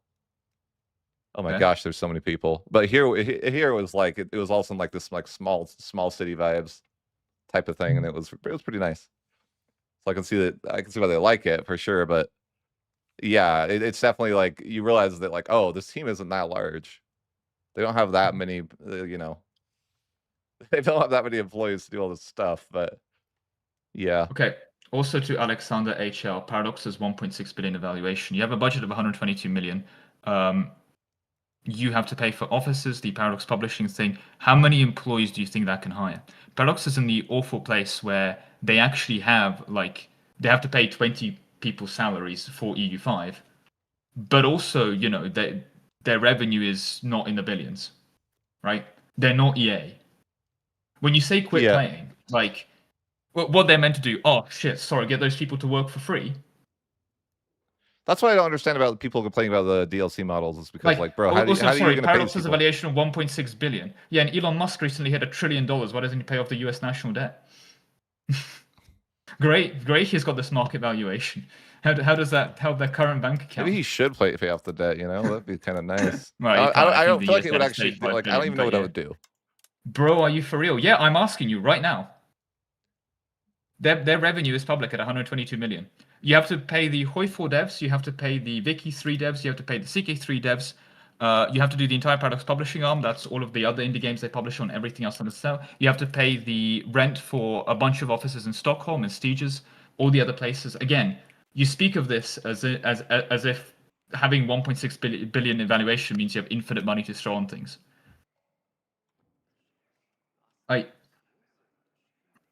I'm adding more options to my nation picks. Are they? I don't actually know, but yeah. Why does a man with a net worth of 1 trillion pay for 35 trillion? Yeah, he can't. I said that more as an over-the-top meme, but people in the chat, we're doing like we're gonna do like a couple rounds of voting, so because you were like, oh, I only picked a few nations, okay, so now you get more rounds of voting. So true. Yeah, no, the Elon Musk pay of the national debt example is entirely stupid. Ignore it. But I think it's just more to show that evaluations of 1.6 billion doesn't mean they could fucking buy Aragon. Elon Musk and Diablo 3, what was going on there? I don't know. I just heard he cheated on he pretended to play a video game or something. Yeah, it's like that but was the so honest weird. reality is that why would he actually do that? Don't care. It's so, I don't really care either, but it's just funny that he would do that. Yeah, like why? To do that and to get caught about it. Like just like, bro, it's obvious that you don't play 12 hours a day of video games. You have more important stuff to do. Like, why are you pretending? I just don't know. Why? Also, it's not even that cool. The amount that the man tweets. Oh, Path of Exile. I literally had a game. It was Path of Exile. I had a game with my mates with like, you pick a topic and you say that all of the human records on the topic are lost, but you have to restore your information about the topic, but you're only allowed to use Elon Musk tweets. You can do quite a lot because like you pick any topic and he's had at least like 20 tweets on the topic. Like at one point we said the Ottoman Empire. The man has like 6 tweets mentioning the Ottoman Empire. What? Why? What does he say about it? Exactly. Like at one point he posted a meme about like how the Byzantines let the Ottomans siege Constantinople in 1453. So like you can work out that the Ottomans took Constantinople in 1453 because Elon Musk posted a meme about it. Yeah. So like, if we aren't going to talk about it, my insane thing is how does he have time to tweet this much? Yeah. Again, pick any topic and Google like Elon Musk tweets, and you just come up with stuff. He's tweeted about Ataturk. That's so weird. Yeah, he's a weird dude. At the risk of sounding a bit too political, it wasn't a tweet, but it was a response Elon Musk sent, where he responded to a now deleted tweet. Because again, I was searching through Twitter for things mentioning the Ottoman Empire, and Elon Musk said that Russia is taking land they lost to the Ottoman Empire back in Ukraine. That's so bizarre.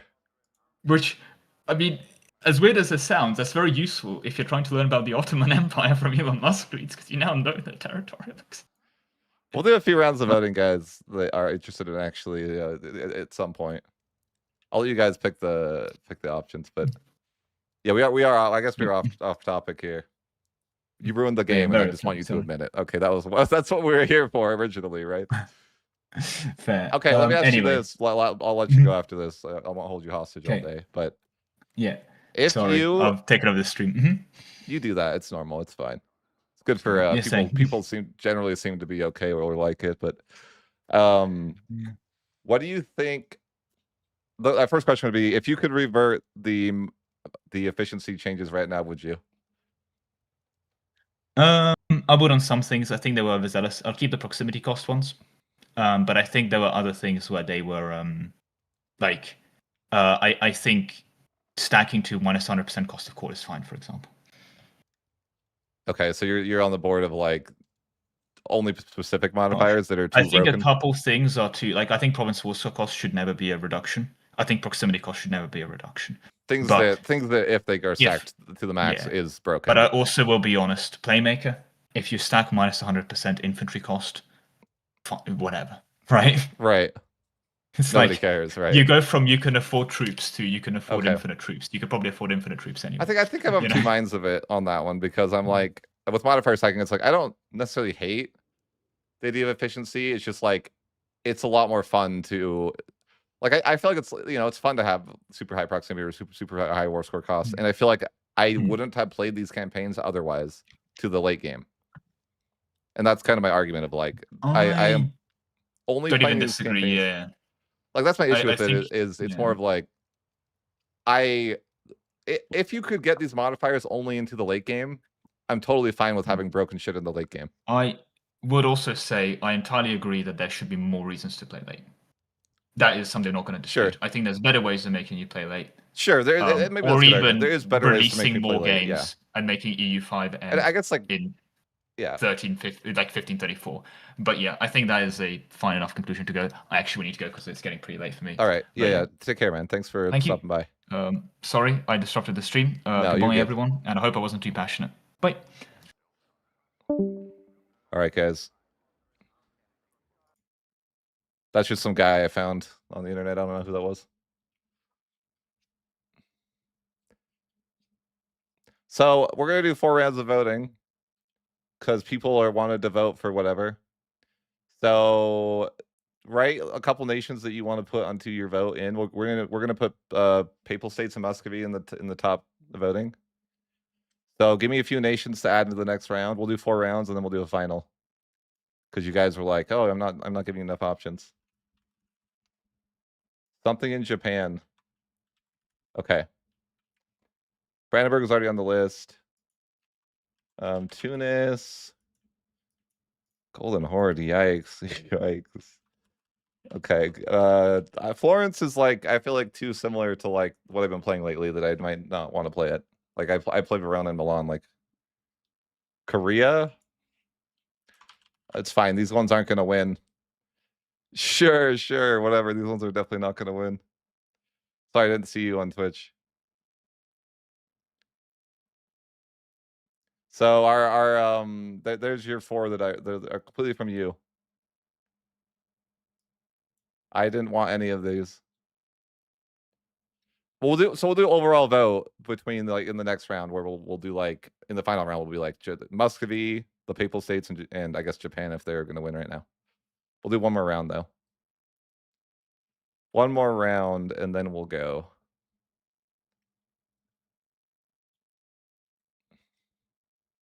Okay, we're gonna call Japan the winner there. So give me some more nations and then we'll do one more round and then we'll do a final round.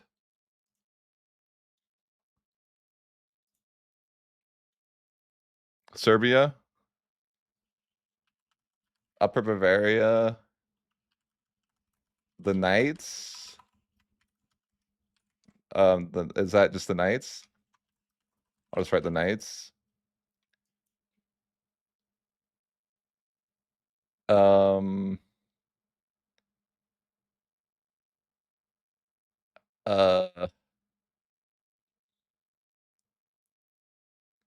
You guys are having a lot of options. I don't know which one to pick as the 4th.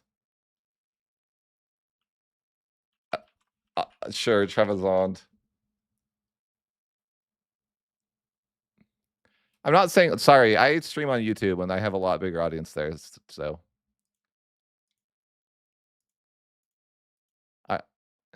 yeah. Yeah. Okay. All right. All right. Thanks, Long Cake. I will let you go. Long Cake's telling me to DC from the call. Okay.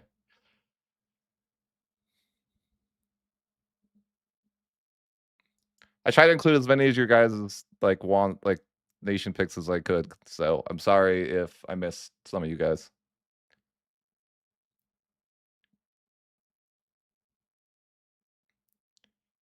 I can only do 4 at a time with YouTube, so I kind of am limited to do that, right? We'll call the Knights the winner in just a second here, though. So it seems like it's between Japan, the Knights, Muscovy, and the one that I missed. All right, you know what? I've neglected you on Twitch. Do you want an option, or you like the vote? I know I neglect Twitch because there's not as many viewers generally, and I'm sorry. I'm neglectful of the poor Twitch community.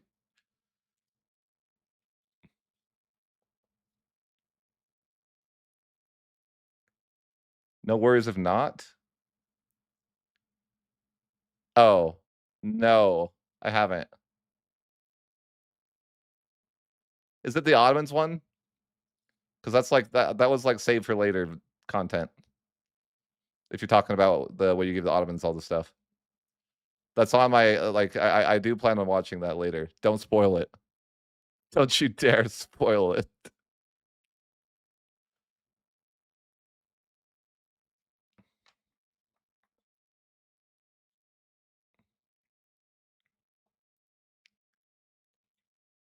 Okay.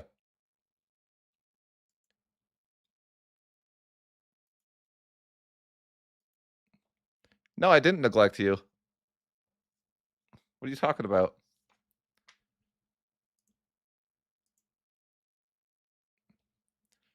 Okay. Final picks, guys.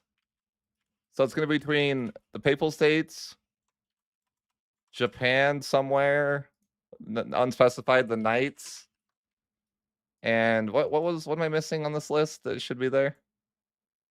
Muscovy. Okay.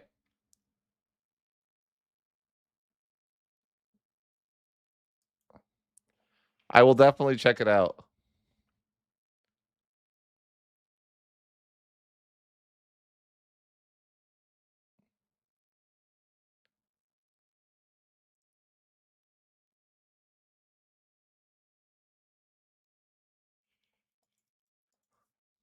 I'll be right back while you guys vote. This should be the final round though, because I've done like a bunch of rounds of voting. And that seems like out of the like, yeah. I have only played I have played Muscovy and I have played Japan out of these picks. I have not played the Pope or the Knights, and it's been a long time since I played Japan because I don't think they were really working. But I played Japan like early access, so it's been months and months.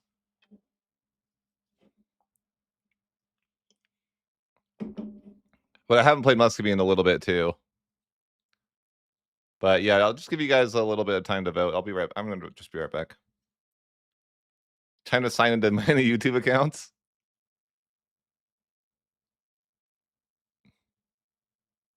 4 incredibly similar countries. Are they? I feel like they're actually all very different.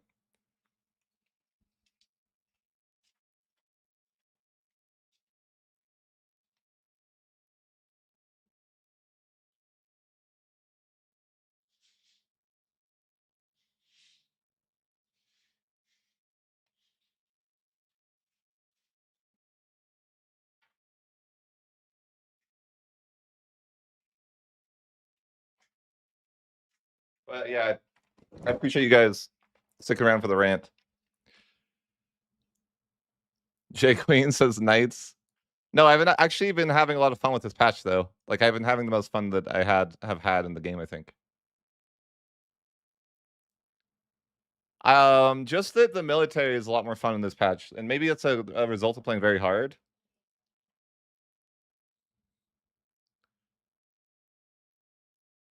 But I've been having a lot of fun with this patch. No, it's a 1.3.2.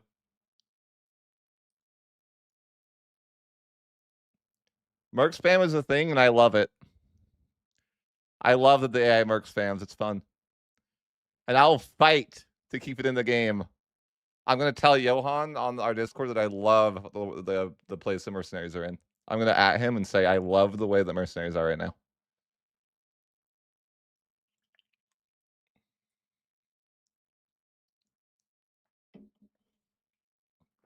I'm gonna at Johan and say, at Johan, the military balance feels the greatest it's ever felt. I love what you've done with mercenaries. I've tried to make him fix coring. He's gonna change it because I like it. He's like, oh, that's not gonna work. Get it out.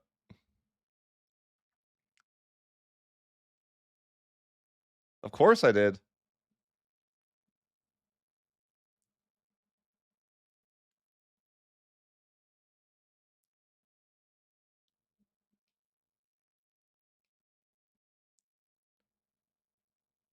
Yeah, they buffed them, which is great. That's what I want. I want stronger levies. I don't like levies because they're so weak. I don't inherently hate levies. I just hate the balance that they have or had.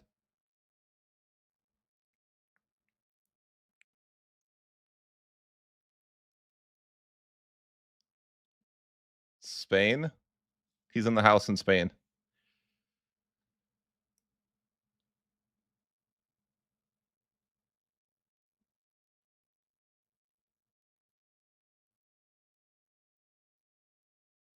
Guys, why are you voting equally for the Papal States and the Knights?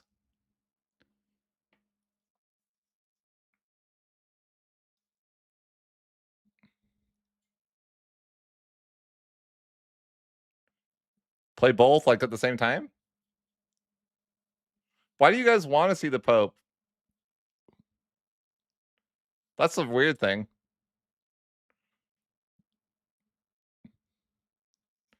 All right, guys, we'll say this. We're gonna make the lurkers do something. When the vote will stop when it hits 80 votes. Okay? We'll make the lurkers do something. You have to vote. I'm not gonna play until we hit 80 votes. Maybe I just won't play it today. We'll see.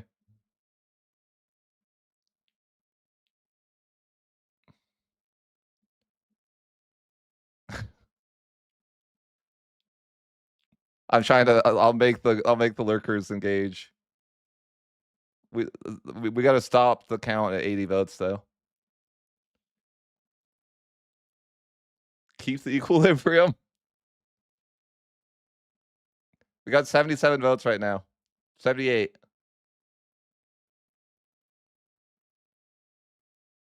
79. All right, one more vote and it's that's it. 80 votes, end poll.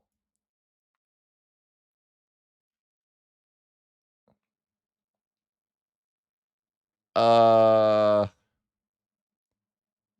what?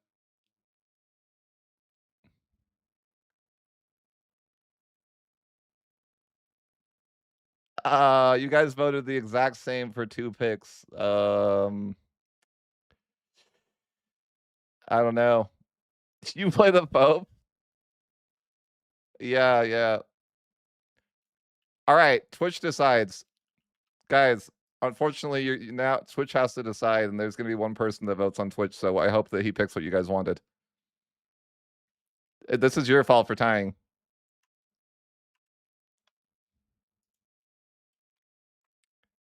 It'll be between the Pope or the Knights. You've left your fate in the hands of Twitch. I just want you to know that.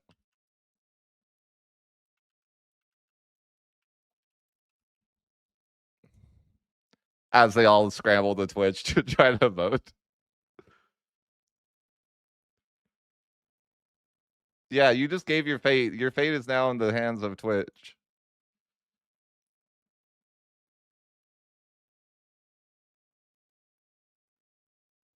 I'm not like, listen, you're not supposed to go to Twitch either.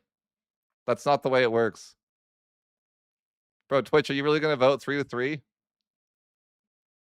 I did not come from YouTube. Are you really going to leave it tied, Twitch? You're the tiebreakers. You can't do this. We got 10 viewers in 30 seconds. Yeah. I like how everyone's just like, oh, we're going to jump over to Twitch to vote all these people. Animals. All right, whatever. All right, it's 7-5 right now. Guys, the poll ended. I hate to tell you.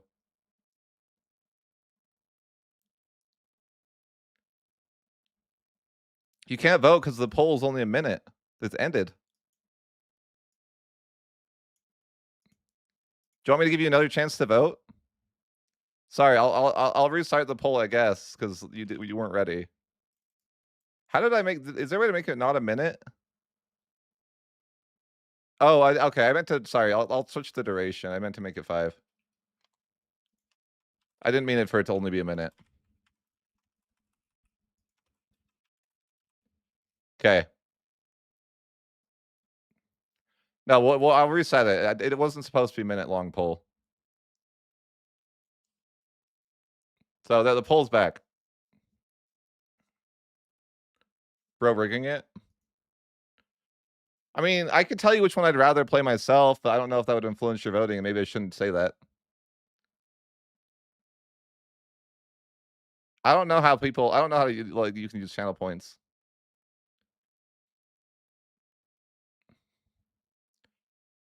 It's 7-4 for your people that are on YouTube. 7-5 in the Knight's favor.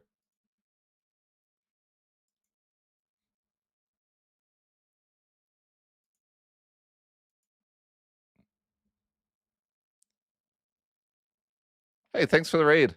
Welcome to the vote stream, where we vote on which nation we're playing. We don't actually play. It's between the Knights and the Pope. The Knights are actually taking it away right now. 9-6.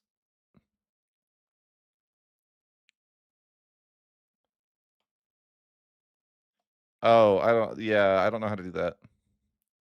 Oh, I can vote? Interesting.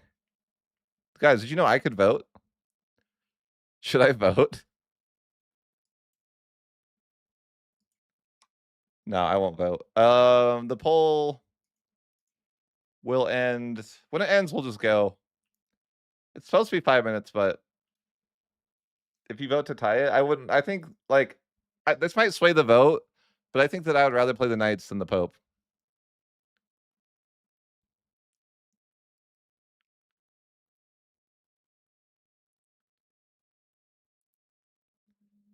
Because the Pope just seems like another Italy. But I've never played them, so I don't know. But me saying that actually probably just swayed them for me to, like, I shouldn't have said it because now the Knights are getting closer to being a tie. I don't know if that's cheating. It's just like, it's like if I make a video and I ask you what you think about something, but then I give you my opinion, doesn't that sway the video? Or does that sway your opinion? I got like it shouldn't, but maybe it will because you guys are idiots and think that I know everything. I don't know. Like if I have an opinion about something, are you more likely to take that opinion?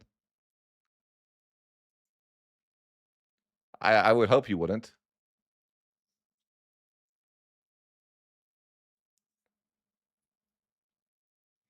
No, I'm playing 1.3.2.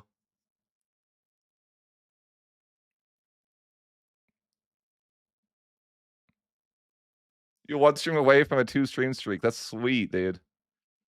Congrats. But I think there are people like that, right? Like, I don't know. That seems weird to me. I don't like the idea that people I don't even like the idea that people use my techniques if like to play the game because I'm like an idiot. You shouldn't play like me. I'm an idiot. Do you want your run to be influenced by an idiot? Just ask yourself that.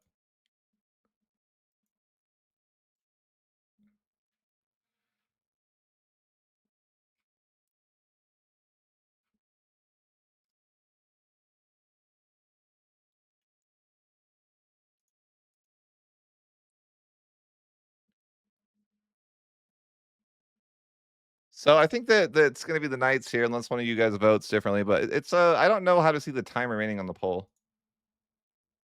So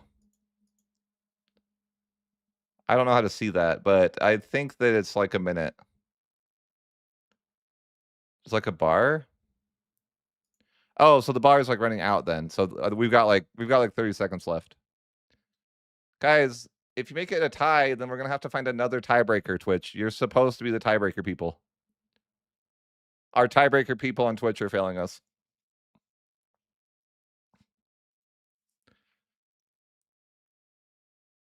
I don't want to vote. That's wrong. I would vote the Knights if I had a vote, but I feel like it's wrong for me to. You guys just voted 2 more votes of 1 each. Are you guys crazy? Hey, thanks for the sub. I appreciate you. The Prime sub, huge. I think you might need to Ivy, what do you think?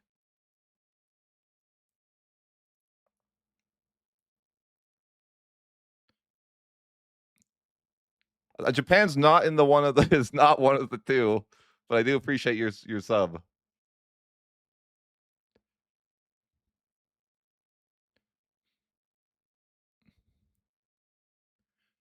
Alright, it's I know what we're gonna do, guys.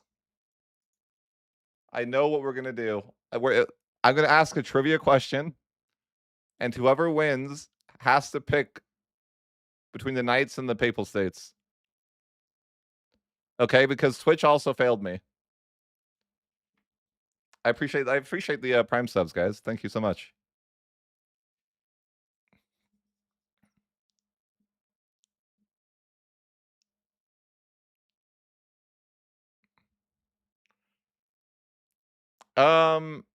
How should I mean, what do you guys think?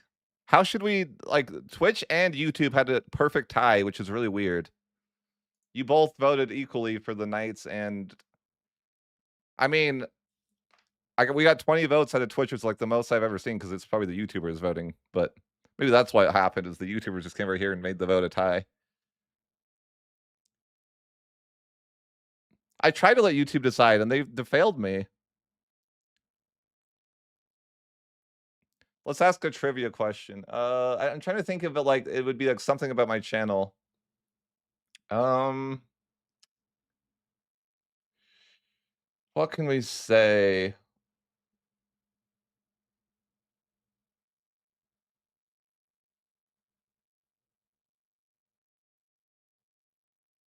That'd be too easy.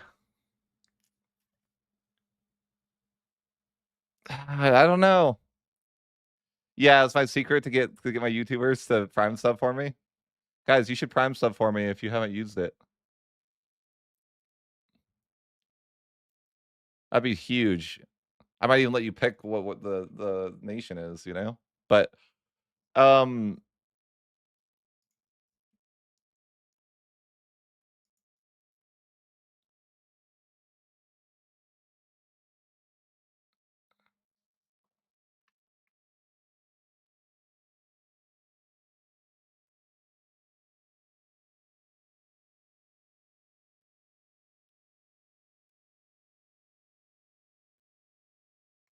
yeah, I'm just trying to decide.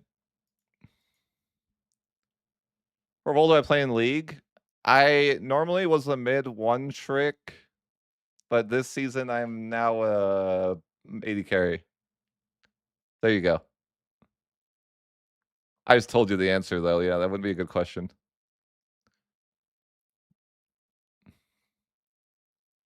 All right, I'll ask you guys something.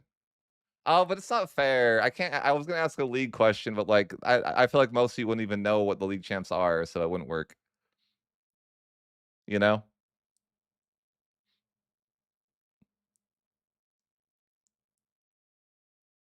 I was gonna ask,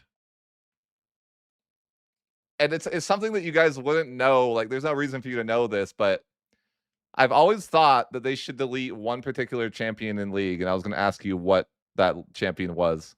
Like there's one champion I've always wanted them to just straight up delete, and just like delete completely. Yeah, yeah, it was Timo. The Twitch guy got it, so that it wouldn't have worked. But yes, I've always wanted them to delete Timo. But that would be a fair question. I don't even really think that Timo's the most broken. I just hate that champ. Like he's not even that big of a deal. I just can't stand hitting a shroom. I just can't. It breaks me. I just think he's not even that powerful right now. I just freaking hate. I hate that champion. Like I should delete someone that's like overpowered and encounters me, but no, I don't care. I don't want to buy a sweeper. No, we didn't leave Timo hate. I don't even care that like the Rengar could one shot me. I still want Timo deleted. Cause I'm a mid laner at heart. I could be 80 carry this season, but I'm a mid laner at heart. Anyways, let's ask a question. Um what's a good question?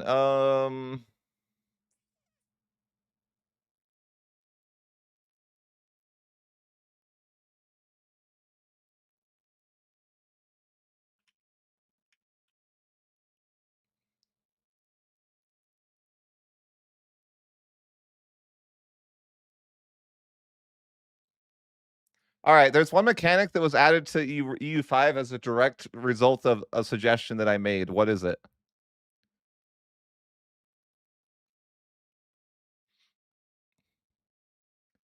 I'll repeat that. There was one feature that they added based off a recommendation from me, or at least it was.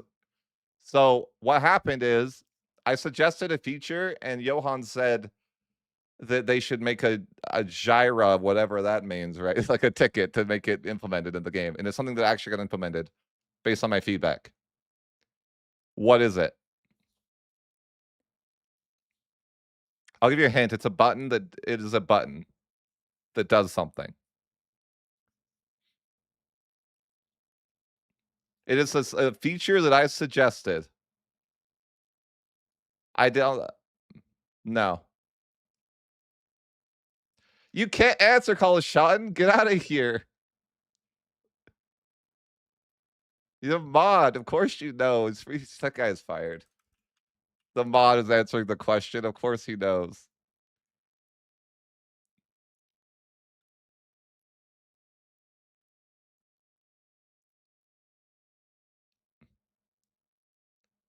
All right, fine. Call a shot. And how do you want to decide now since you won?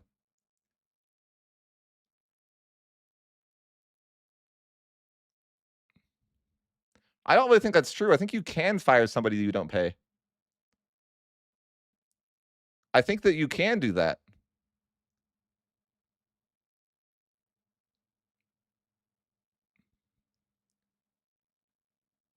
Are we okay with that outcome that he won?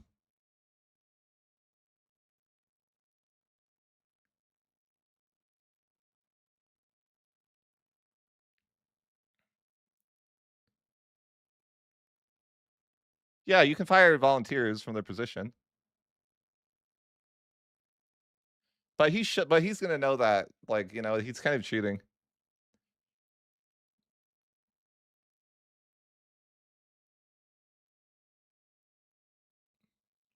I'll ask another question then, and you can't. The mod cannot answer it. When I got to Spain, and who were the first two people that I met when I walked into the hotel? Other creators. Which two creators did I meet first? The answer has to be two people. Two people. Which two people were in the hotel lobby when I got there?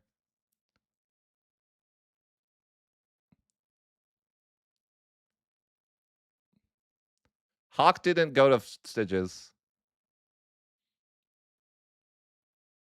Lemon also did not go to Stitches. So those not gonna happen. You guys haven't guessed it yet. I'll tell you that.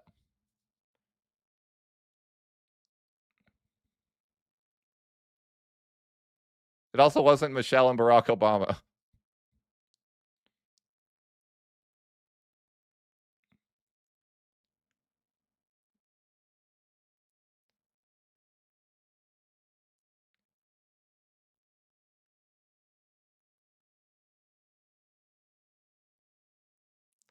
All right, that's it. You win. Jeff Pro is the correct. It was Corbett and Ludi.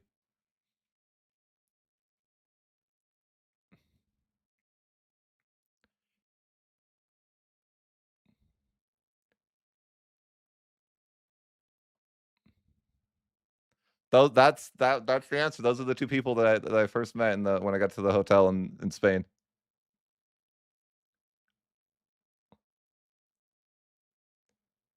Wait, what? Did I miss someone else that said it first? No.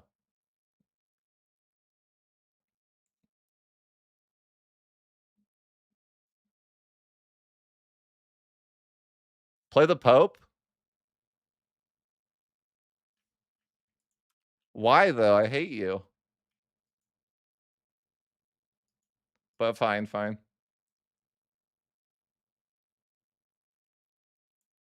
I mean, he said he won. I wanted to play the Knights, honestly, but there's nothing I can do, guys. I wanted to play the knights more than the Pope, but he did win. The rule was 2 people, and he did win.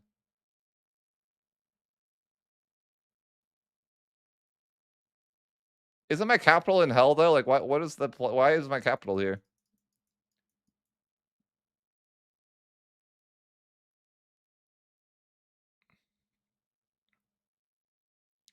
Alright, that's fine, guys. Let's just lock in here. We start with 3% control or crown power. That's insanely good. Definitely a really cool. Alright, what does this do? Disallow diplomatic subjugation. Monthly devotion, block from forming countries, ruler name uses court language. Okay. I don't know if it's no vassals or if it's that you can't diplomatic subjugation. Like I can't be a subject. No. Or maybe it's both. I don't actually know.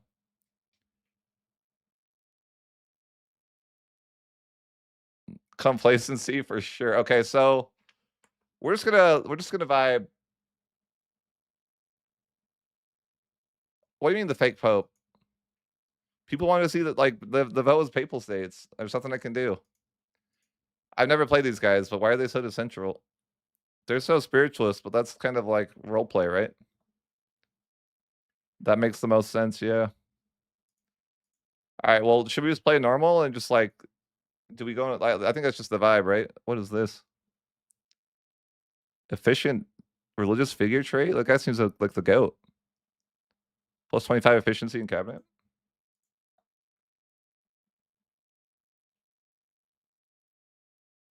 All right, so we can't form anything, right? As these guys. I don't know what we're supposed to do, but doesn't the Pope have like a?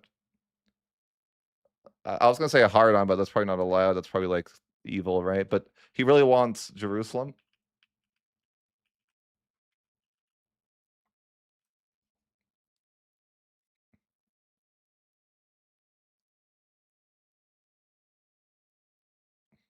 Release and play as the Knights.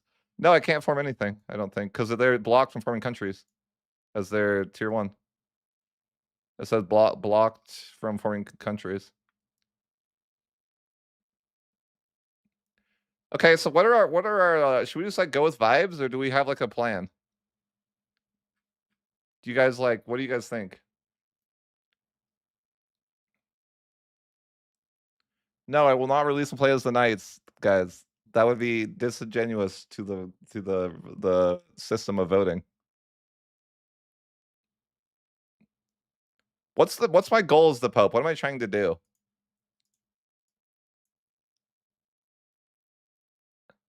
It says the kingdom of God on earth. So we probably want to do this, right? We have all locations in Italy. That's what they want me to do. All locations in Italy is not owned, or sorry, it can. What's this saying?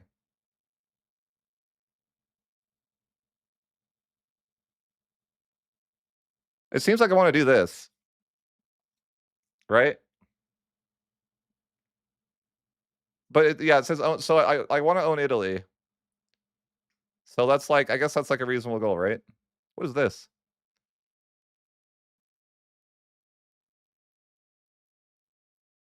They want me to do what now?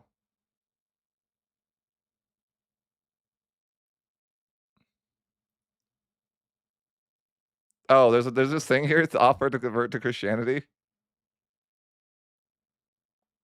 Okay. All right. All right. So we're just like why is our capital over here though? Why is that a thing?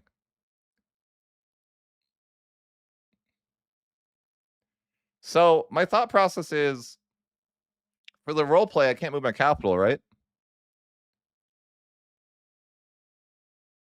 Like, isn't that like the vibe?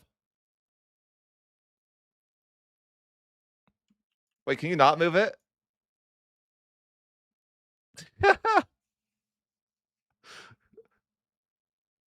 That's so funny. Why? Why is it like so we okay, so it's like it's the priority of getting a like a we gotta get a connection to our capital.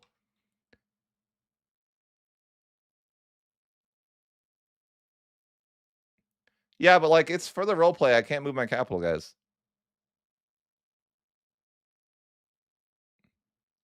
I have to keep that my capital. It's for the role play. No, I'm not gonna know CP France. I'm sorry, it's not the way. Do I go land or naval? I feel like naval's boring, right? Yeah, naval's boring. I'm gonna go land.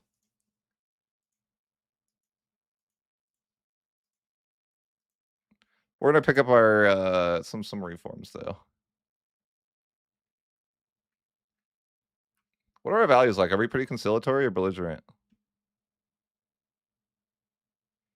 Conciliatory. So let's just go more conciliatory.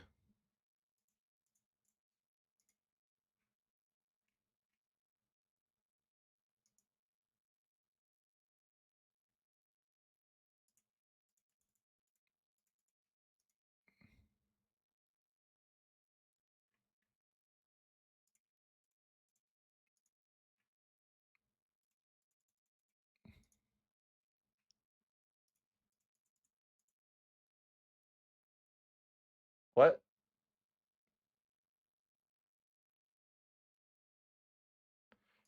Why do you want to see the Pope anyways? Isn't it kind of a boring nation?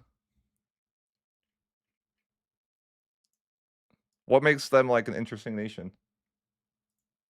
I've never played them before, so I don't know.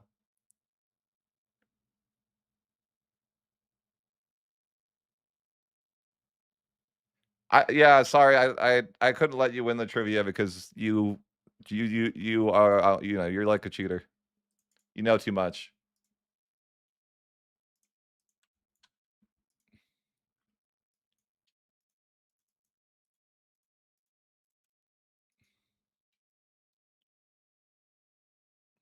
Okay. So what can we? I think the play is we need to get a connection to our land, right? We got to be able to build a governor here. So we have to like create a path that goes from there to there, in theory. I refuse to sell it. If there's an event, I could do that, but I absolutely refuse to sell it. I will not do that. Not a chance.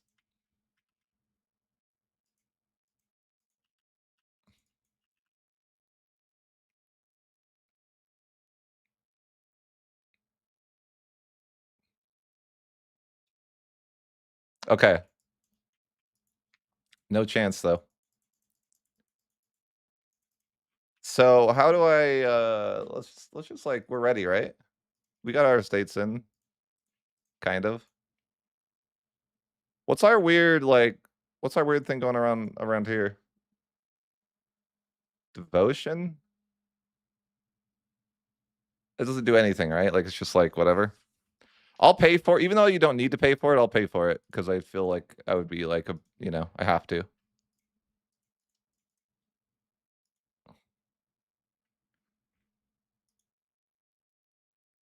Oh, this is nice, I guess. Proximity efficiency though, gross.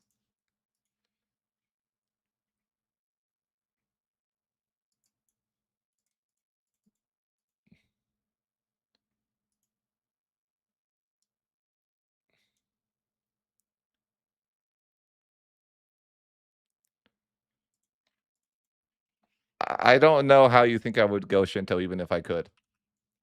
Like what's the plan there? Holy hell, you make so much money? Why do you make so much money? I can't even tax the clergy.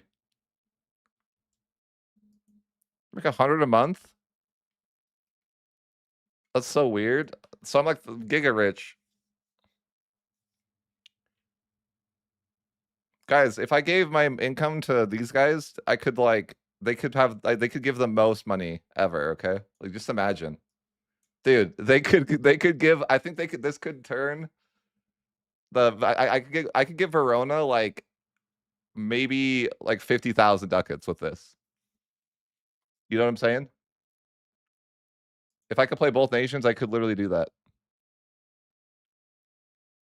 How do I beat Verona and the Pope?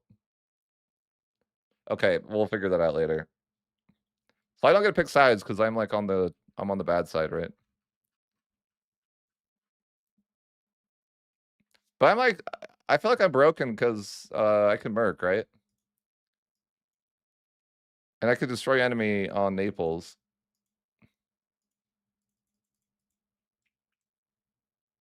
Give money to Viz? Why?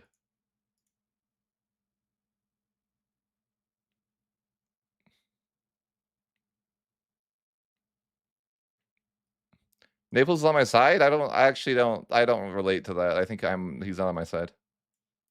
He rivaled me.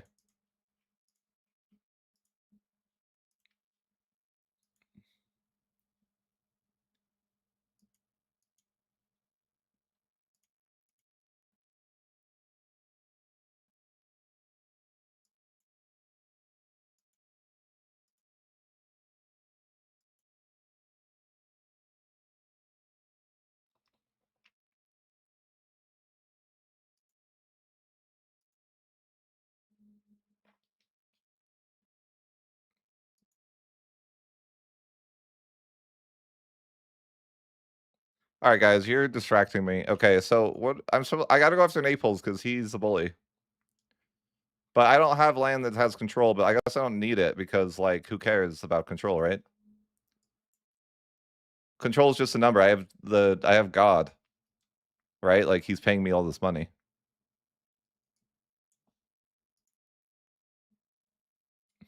How do I build a governor in Rome? I can't. How would I do that? What is this? Call for crusade? On who? I don't know. Who are we crusading on? I like it. Do it. Let's do it. How do I who am I calling a crusade on?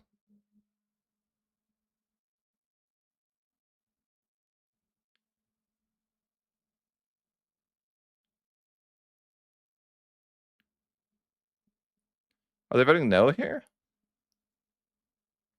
I think they're voting no. Who are you? You wanna go to Naples? Yeah, no, sorry, man, you can't go there. Naples is enemy territory unless you're a spy, then we can go there.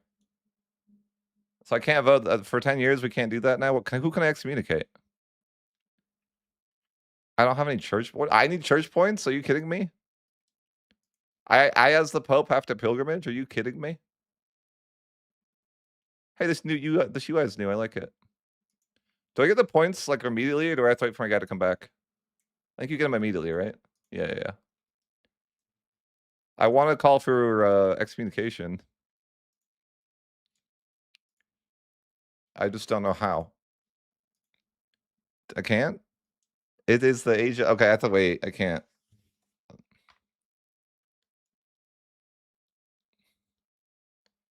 What is this? To Yuan? Huh? Why would I do this?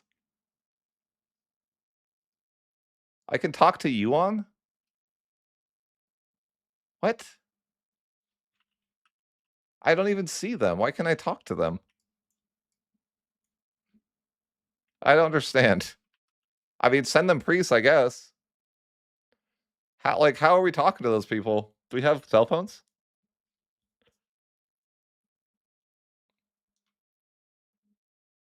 Okay, we don't care about that.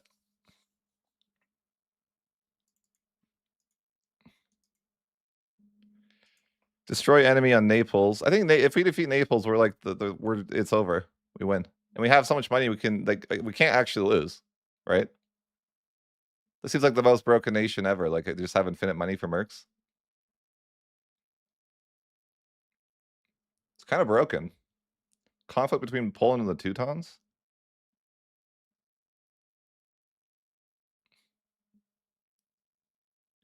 Uh, I can screw over Poland really hard. Or sorry, not screw over Poland, like help Poland really well.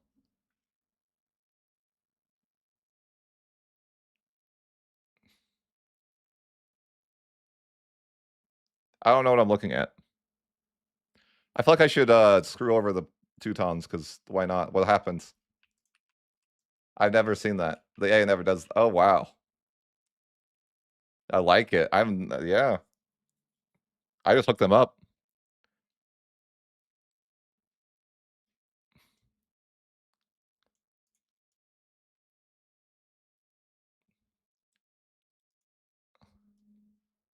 Cry for help. No, it's fine. So we got to call Parliament, and it doesn't matter what we do, right? What is this? Yeah, I don't care about that. Wait, this is a thing? I had no idea this was the thing. You can get proximity cost -2 for 10 years. That's pretty insane. I didn't know that. I don't think it'd be good now, but it's interesting.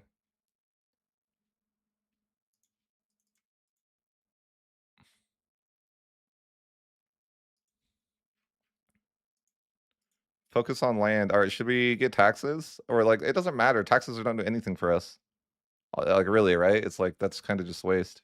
In fact, why am I even taxing people at all? I guess they're all happy anyways, but it's like, what's the point? It doesn't seem like there's much of a point. Like, I'm just a nation that lives on other people or something. That probably is the right play. I don't. Do I even want to change anything? Pursuit of knowledge.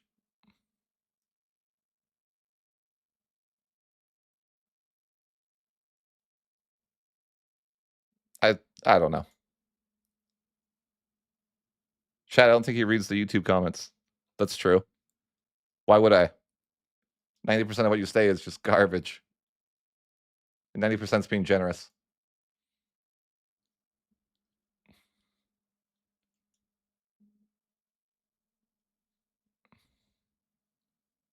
Yeah,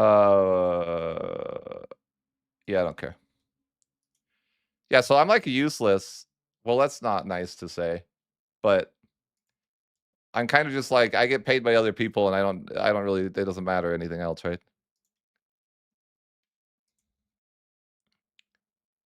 What is this? A Crusade International was created. What is this?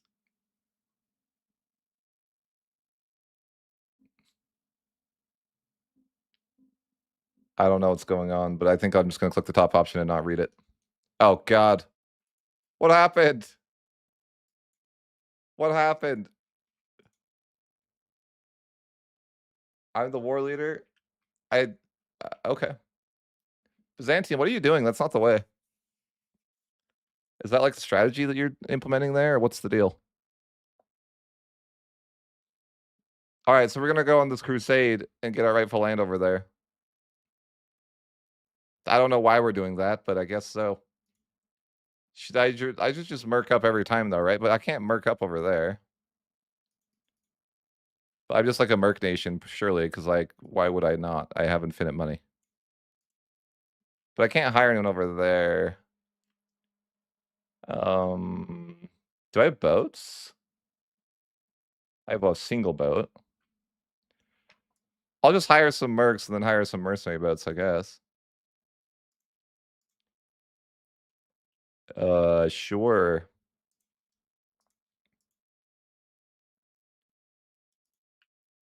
Is that enough boats to go? No.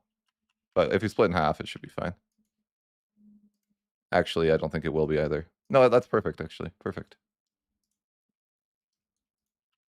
Okay, so we're just gonna sail over there with half of our mercs, then get the other half.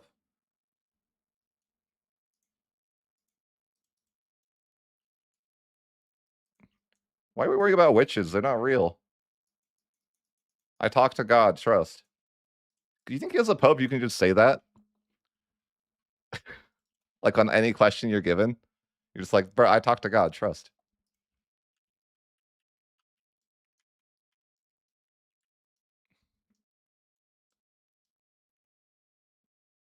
Oh, of course, Russian emergency flies.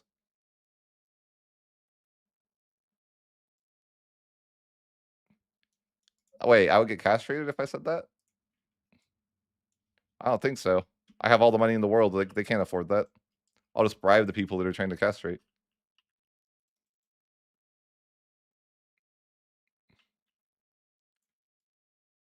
Black magic is heretical. Heretical. Very heretical. So I should just take all this land for no reason in particular, right? I don't know why. Why have I over here? Apparently I just got murdered on the boat. My mercs, they're dead. Is there like a reason why I would just want all this land for no reason? Oh, wait, is this me? No, that's someone else that's stealing that land.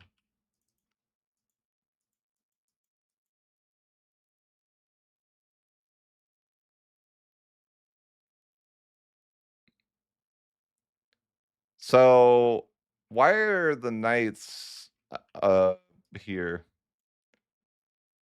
I can take this. I should just take what's mine rightfully, right? Like nothing more, nothing less.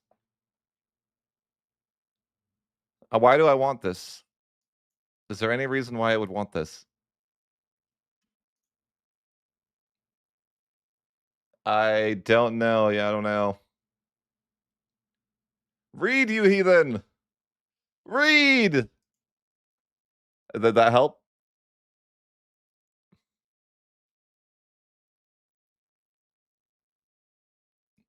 So I guess do strong Diplo endeavors, and then we can just end the war.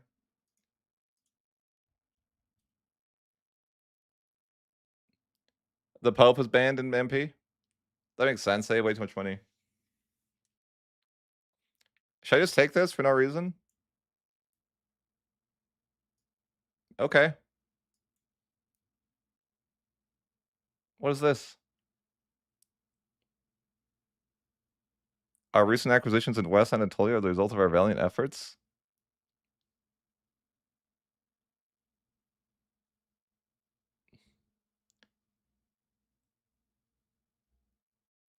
There ain't no way I'm giving the land to the knights. Are you joking? Not a chance. That's my land. Nice try, bud. I'm gonna execute him for even asking, honestly. He needs to die for even asking that. That's a joke. Let's excommunicate but territory. Like, I'm actually kind of mad that he would even ask.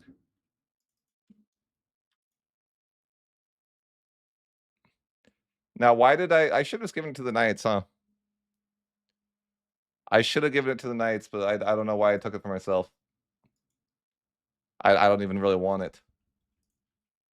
But, you know, I guess I've got it, so whatever. I want to go after Naples. Greed is a sin, yeah. Well, I mean, it is my rightful land, so it's fair. Because what if I wanted to, like... What if I wanted to take Constantinople? It's like a holy site. No, it's not. No, it's not. But it's a holy site for Bizaboos. So...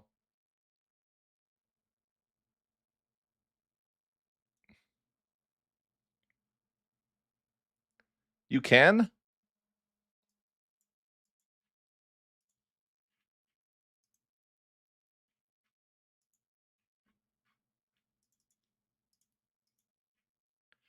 So, if I want to fight Naples, it's actually kind of difficult, maybe. I mean, Provence doesn't show up. But that's my capital. That's super awkward. Why are they in a union? Because it's, like, a little awkward now, isn't it? Well, it's fine. We'll just chill.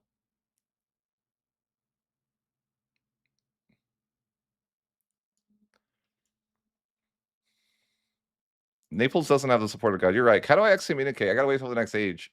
And then I gotta send an insult. Although I think it's like... Yeah, I don't know. Because excommunicate would be better, right? Place in... What is this? Gets placed under entered... Why would I do that? It seems like a waste of my points, but I want to do it. How many points do I have? 160? Yeah, I'm definitely going to do that. You're gonna be interdicted here, bud. He's a regency? Are you kidding me? He's hiding in a regency so I can excommunicate? That's crazy.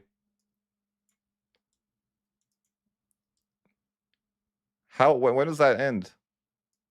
Don't I get a great CB for excommunicate that's better? Why would they why would Paradox do this? I don't know why I'm triggered by this. But why do they have 3 decimal points on this percentage?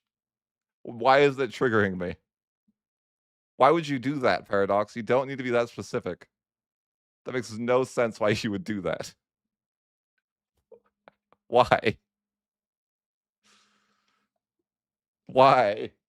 I don't know why I'm bothered by that, but it just seems ridiculous that it has you know, a third decimal after the percentage.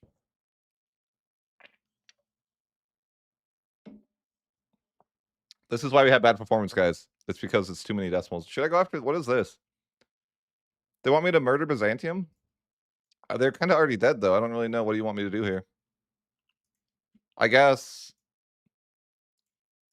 I won't say no. I guess it's like, what am I going to really get out of this, though? I don't know. But yeah, I won't say no. The game told me I had to, so I guess I should, right? I don't even need that many people. They're like maybe 1,000 guys. Like they're already dead. Who are you? Yeah, I don't care.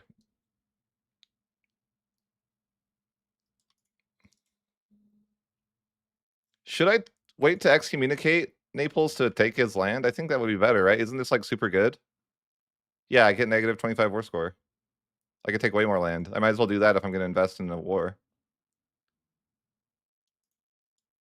But I have to wait for the ruler to come of age so I can excommunicate them.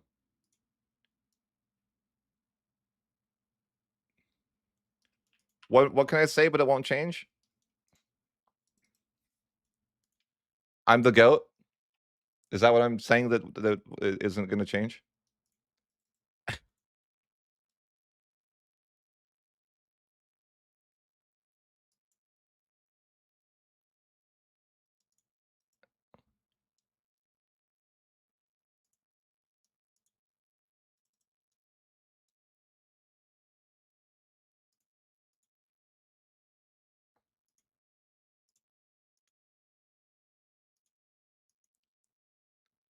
Should we get like navies here so we can have like a little bit more guys?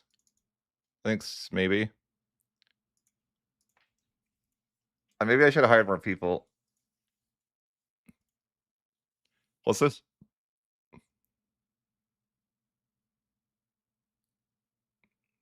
Okay, you're congratulations on going Catholic. I got you. Wait, oh, someone's stealing my land. No. Where are my votes? No, I need my Mercs votes. I'm too late. I'm too late. Wait, Constantinople is free for the taking. Maybe that's not even true. Is it? Is it already being sieged or is it mine? Why can't I walk there? Oh, I can. Oh, they're already sieging it, but they're gonna give up. Like historically, that's what happened, I think. Because like they're gonna give up for sure. But then I'll have the siege continued, and then I'll get Constantinople. That's the play.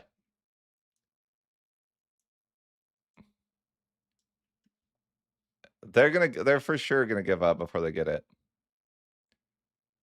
Papal archives will be destroyed?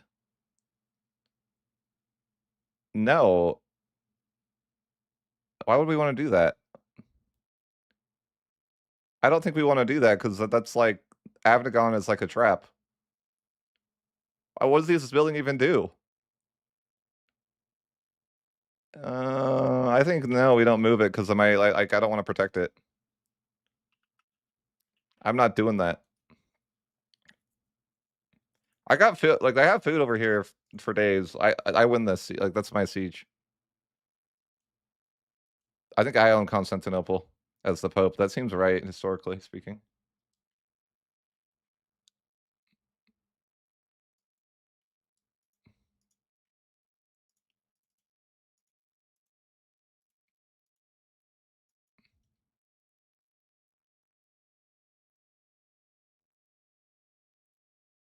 What? That's fine, sure.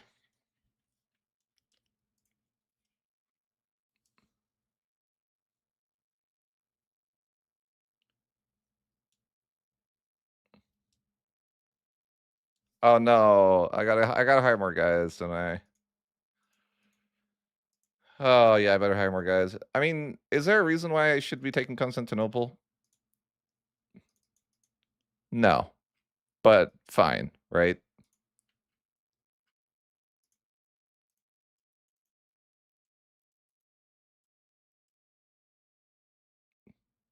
The Pope approves our request? Uh, why do I like this guy? Like, it acts like I like this guy, and I'm like, "Bro, I have no reason to like you. Like, you have my land." "Yeah, no, you're on your own, bud. You have my land, why would I like you and give you things?" I just try to make it make sense, okay? I don't know. Ottomans gave up, they took that, like, what are they thinking? That's all you guys are gonna take? What are you doing? I know that they gave up on the siege, but I'm not gonna do that. I'm not gonna do that.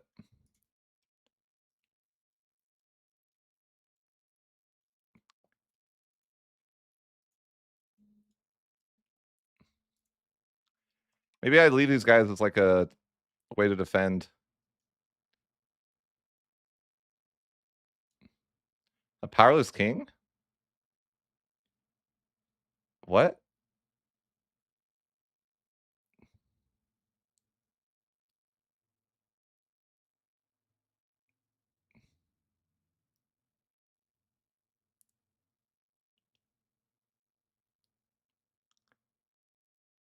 I could l give them a union, I shouldn't do that, I shouldn't do that. 'Cause why would I want them to have Hungary for free? Right? No way.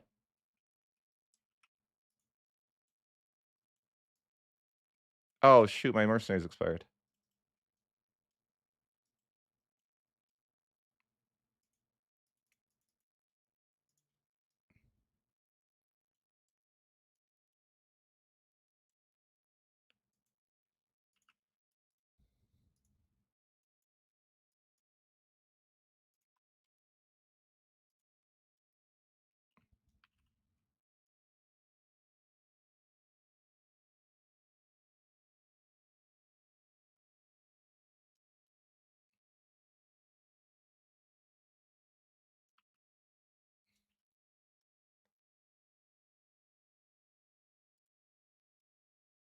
There's a lot of events for these guys.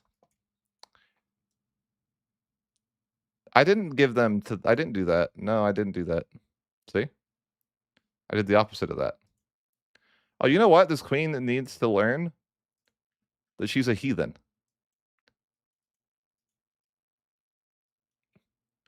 Like, she's 17, and I saw what she did. That's what I'm gonna that's the rumor I'm spreading anyways.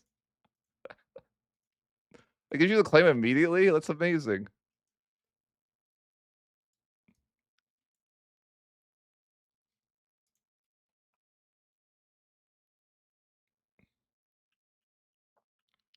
Am I sexist for excommunicating a female? Oh, no, my boats. I needed those for food. No.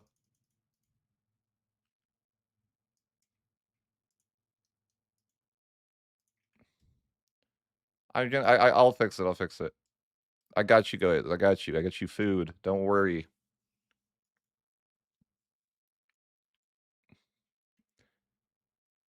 Why do we want Constantinople, though?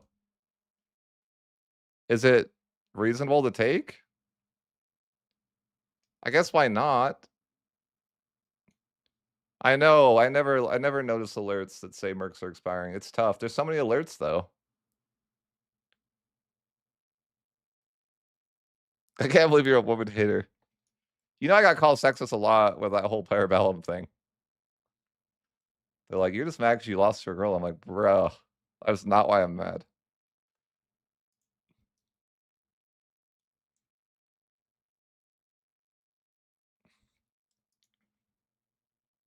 None of you can get your excommunications lifted. Can I execute them for asking?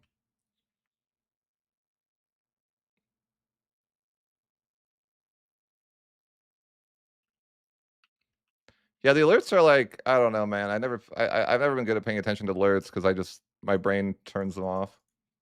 Like, I don't want to ally to Venice ever, you know? Why is everyone excommunicated? Oh, because they're in a union. Ha, loser.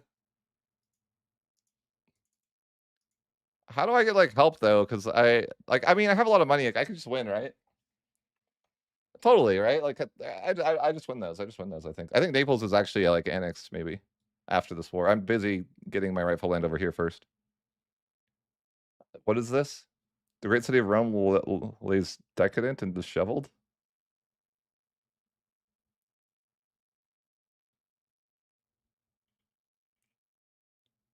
What?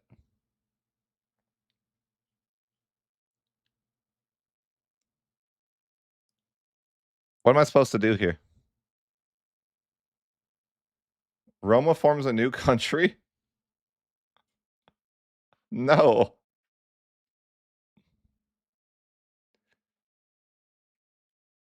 What's the right answer?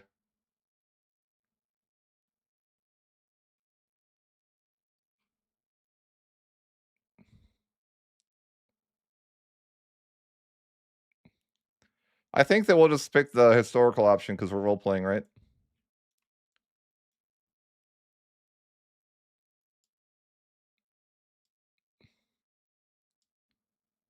No, Rome is, like, really giga-cracked, you know? There's 61,000 people there. And I'm gonna save them all from the Black Death. Okay, I'm not gonna ignore that alert this time. Okay, I'm not ignoring this, I'm paying them. Wait, did I just pay them or fire them? No, I think I paid them. Okay, it's fine. Black Death. We siege Constantinople, though.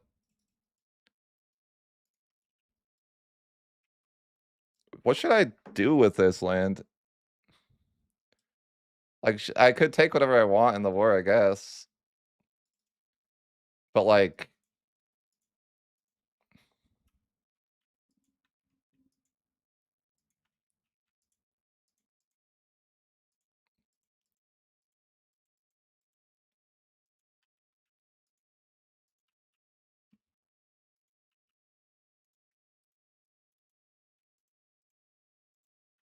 I could annex them, but, like... Wouldn't that be bad?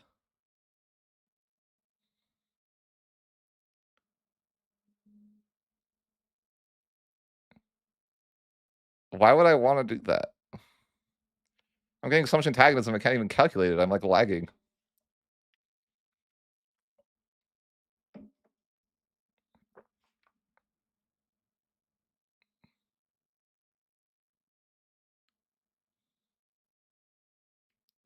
I mean, not many people really care. That I care about, right? Like, I mean, maybe I shouldn't say that, though.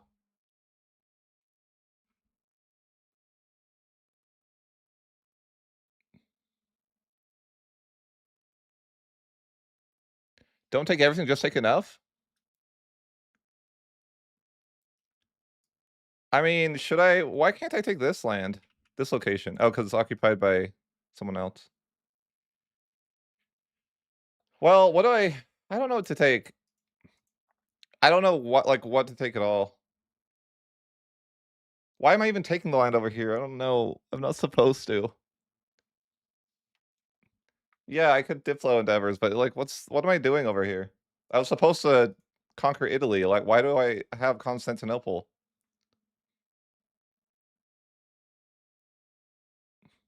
The lion does not care about the antagonism. Fair. I don't really know what to do, though.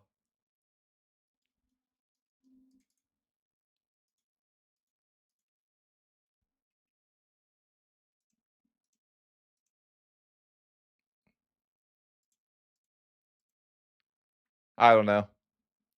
I can't annex them, though. I don't know what to take. If I read, I would know. What do I need to read? I'm not giving it to the knights. They can go to hell.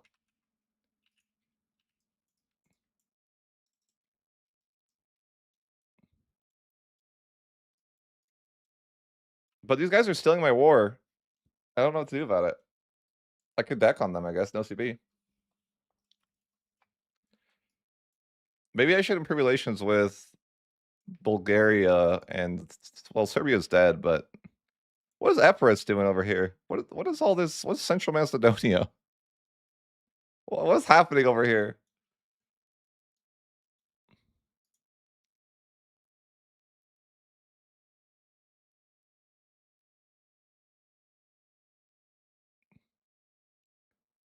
Is it good? I think it's fun.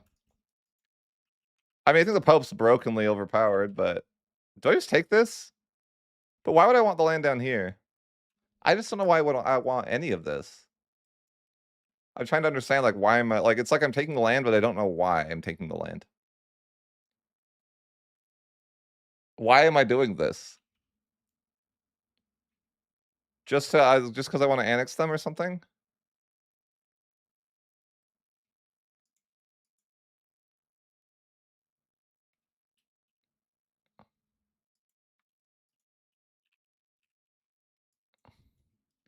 Should I wait for this war to end?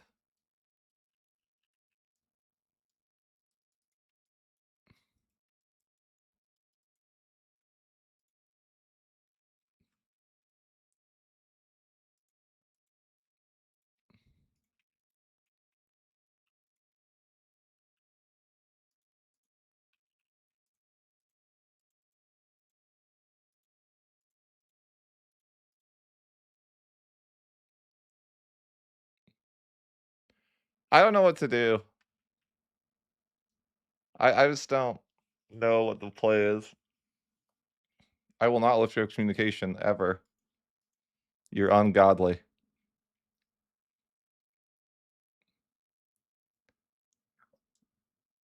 I guess I just, like, take it for no particular reason. I just feel like it's odd. Will the other people end the war? Because I think I'm supposed to annex them to make the Ottomans, like, Catholic, right? Yeah, this one? I can like, oh, they have to own Constantinople, that's not happening.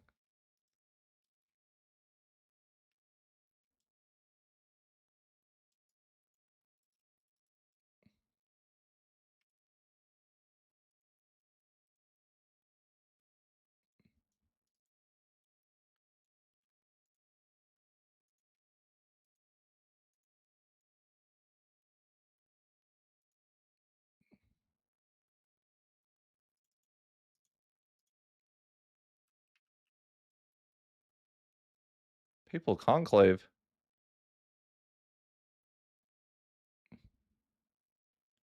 What? Okay. Alright, we just got a new pope, I guess. We need a lion over here, I think, yeah.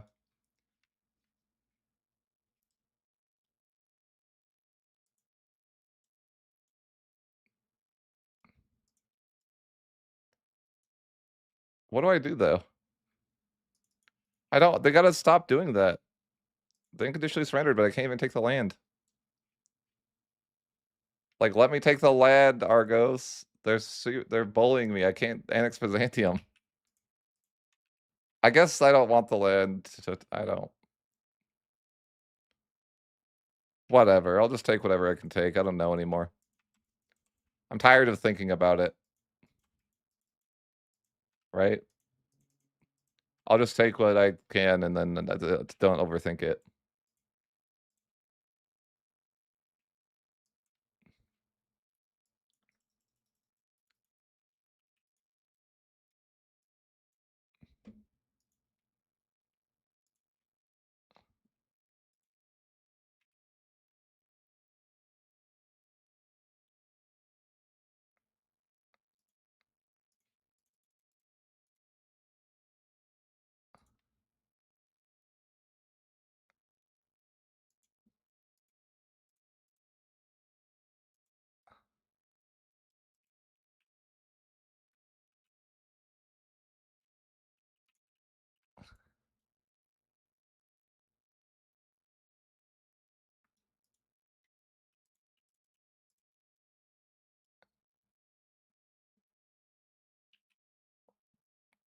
Fall of Byzantium, shoot. Oh, they annexed Byzantium. No. Should I bring Byzantium back?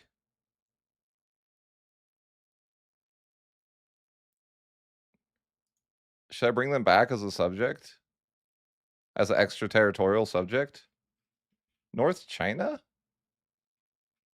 Huh? What is happening? Why can't I even click that? I don't know. It's being weird.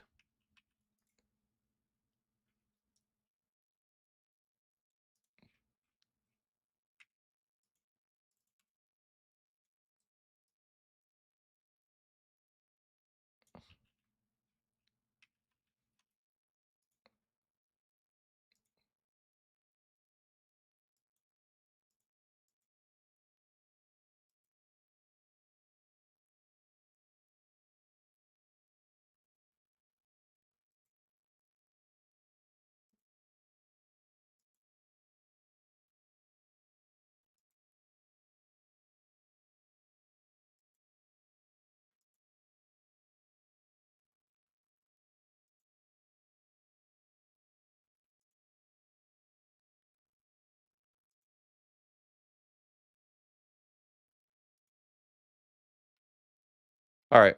Sorry, guys. I got distracted.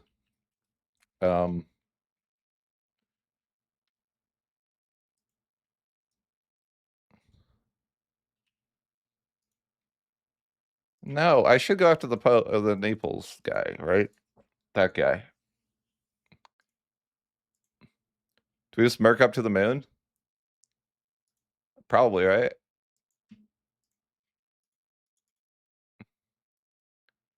Just get like, where are the horses? Look at, I mean, we win with this deck, right? This is just horses? What is this freaking mercenary stack? Rigged is what it is, right? It's just horses. Naples will die to the only horse stack. Maybe I should get like a normal stack to balance it out. Like, what are we thinking? Maybe some guys over here. Perfect. No, this should be fine. This should be fine. They're excommunicated, so. But do I have to hire mercs up here, or do I just like let them take that city and then that's like it's life?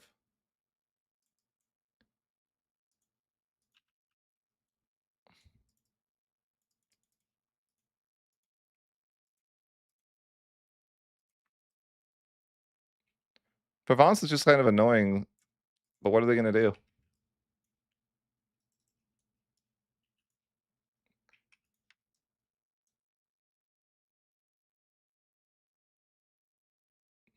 Three mountains around the wind? Soon.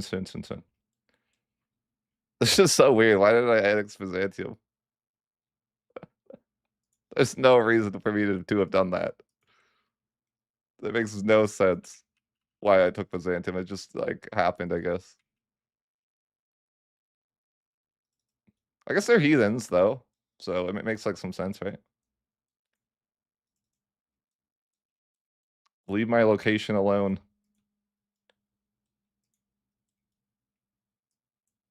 Oh my god. Horses, bro.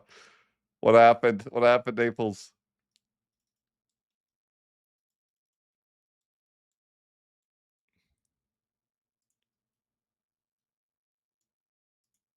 I think I'm dying to food more than anything. They're gonna siege up my location up here though, for sure. What am I gonna do? I could walk over the world, but I don't really want to.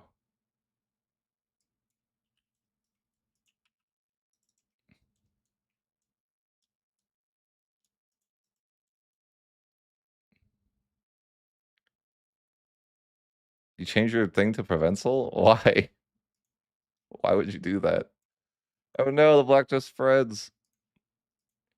I need to afford pest houses right now. I'm the pest house guy. Which one's Rome? Right there. We're saving it. Everything else can burn, I don't care. But we're gonna save Rome. Let's watch this in 6 speed, guys. See what we can learn here. Okay, looks like we have not retreated any yet. But we've lost 500 guys. They have 5,000 people who are retreating. It's not looking good. It's not looking good for them. Ooh, that is looking tough. Poor Naples. Should I go over here and bully these guys before they win the siege? Oh, they gave up because they realize I'm better. That's reasonable. Which barracks are... I think that's the guys over in here or something, right? Yeah. Oh, I should save Constantinople. Of course. They should. They deserve it. They deserve it. We can save those people with a pest house. That will they'll like us too. Right?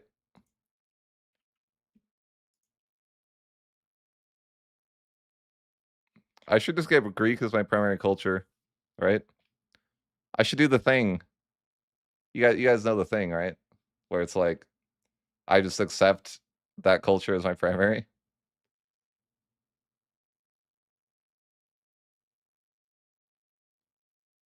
Guys, who thinks the Black Death should never get reworked and it's perfect? Who's on that camp? I think I'm there. I think it's perfect and has no flaws.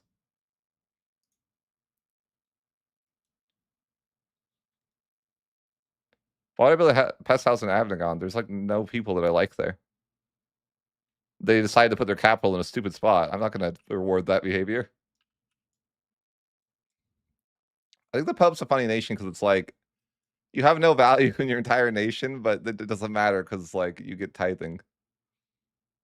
That's why I'm understanding how these guys work so far.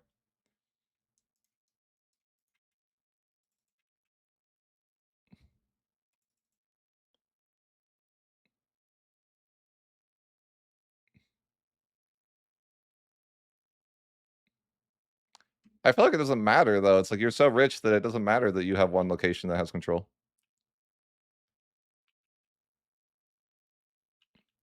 But should I guess I could build a pest house for them over there. It would be rude for me not to do that. Is there any other locations that I feel like it's worth? Because I mean, Rome has a lot of people. Ooh, that's a ton of people right there too. I don't even. Did these even do anything though? I feel like they don't even really say that many people, but I don't know.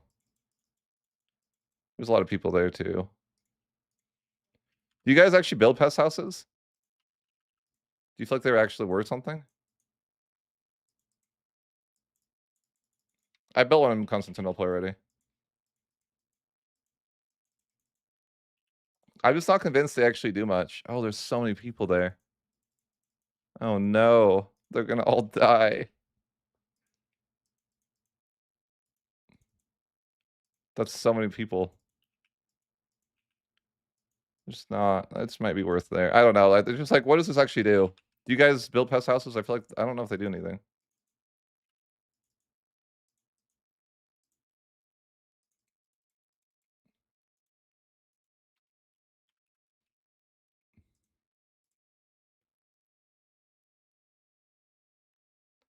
Oh, you can't get the input good? Is it still like that? You can't get incense, so it doesn't work? Is that still a thing? There's no way that's still a thing. I refuse to believe that they left it like that. They didn't, did they? I mean, it operates at 50% resistance then, right? Why is that a thing still? I feel like they should have fixed this by now. Yeah, it's fun. But or is it like designed this way intentionally so you only get 50% of the disease resistance? No, because it says that it provides 30% disease resistance right now. So what is that? It's fine.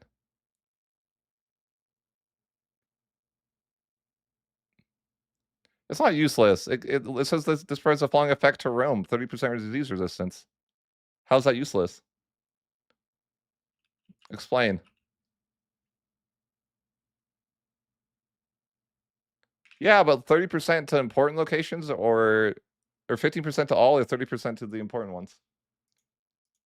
Right?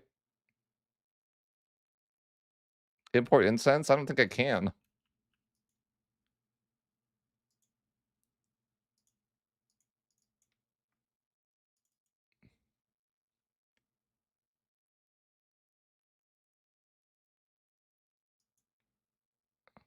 Hey, they changed this.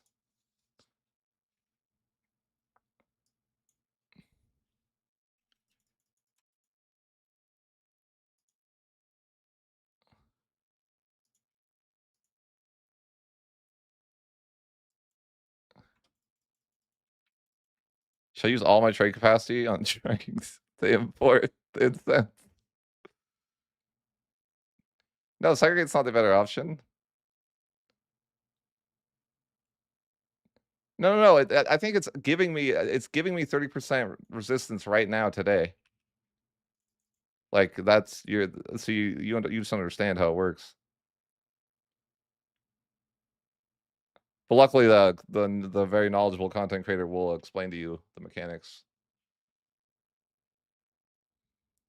See, it's right now, right today. This is gonna give this. So it's giving us 30% disease resistance right now, like as of 6/13/2026.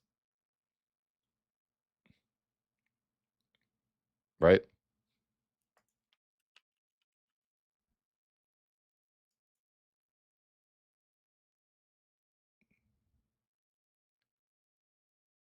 See?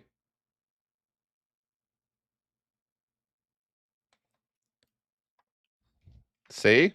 What did I tell you? What did I tell you guys?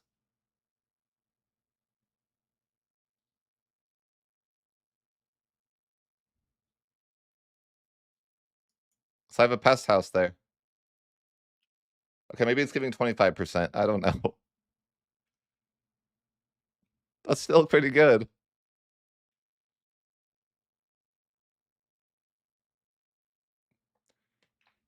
No, I think it's giving here, let's see in the next month if I'm right. Because everything has like 10% after the pest houses go. Let's see. Yeah, there's no food here. Yeah. We're gonna starve to death. Yep. How do we ever siege that? Like I don't want to siege that. Just give me your land. Oh my gosh, I can take so much of their land. The public seems like broken people. Like, why are we playing this nation? They seem like unbelievably rigged.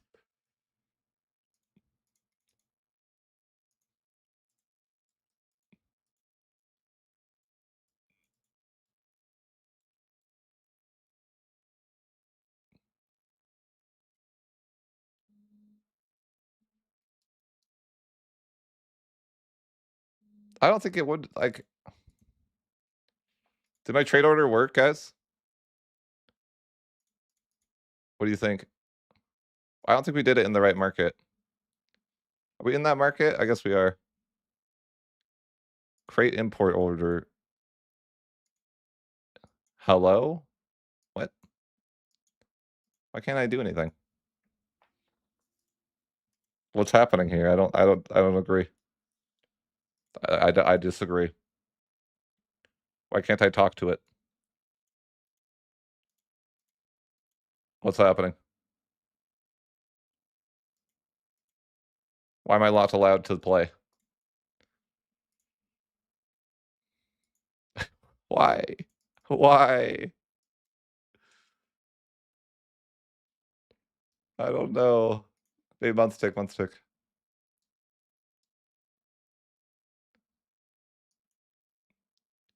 Oh, I don't control the market, so I can't make a trade order? I don't really know that that's the way it is, because why could I import over here then?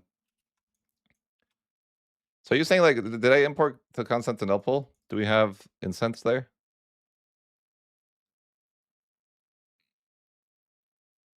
Where's the pest house? I know we built one here, right? I don't know what does it look like?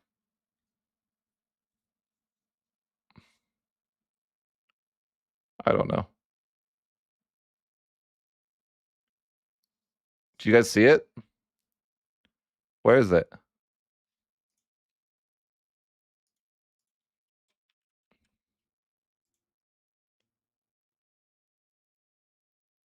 What?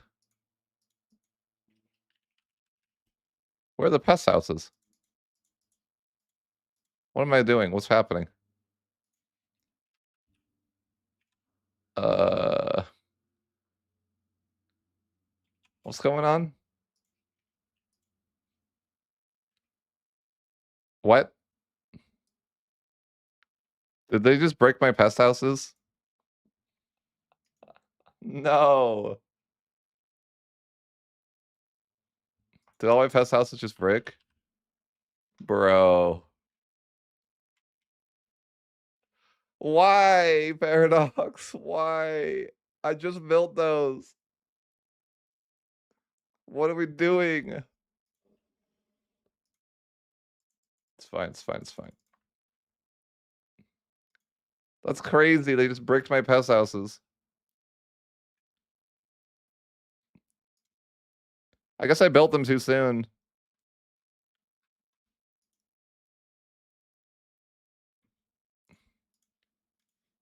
I just wanted to see if my pest house had like all the stuff they needed, but I just lost like a ton of money.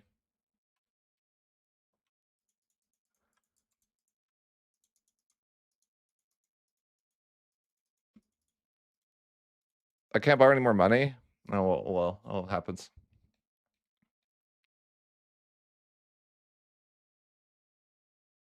I haven't played the Italian Wars yet.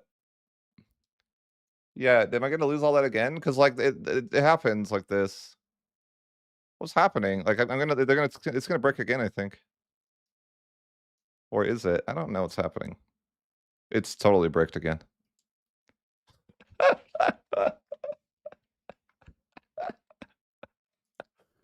Oh my god.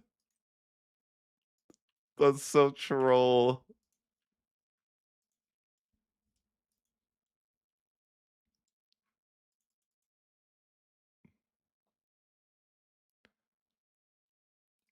See, like this is working at 100. Like I have incense here.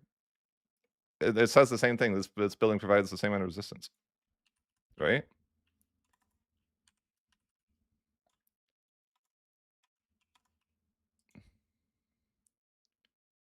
No, it actually has 65 resistance.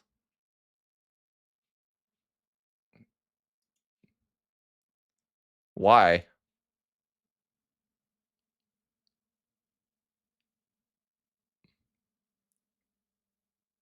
That's like pretty insane, right?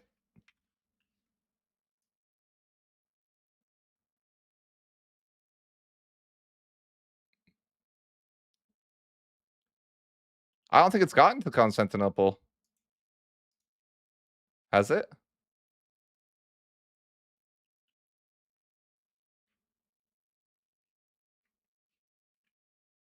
Or is it there? What map am I looking at? Does green mean that it's affected?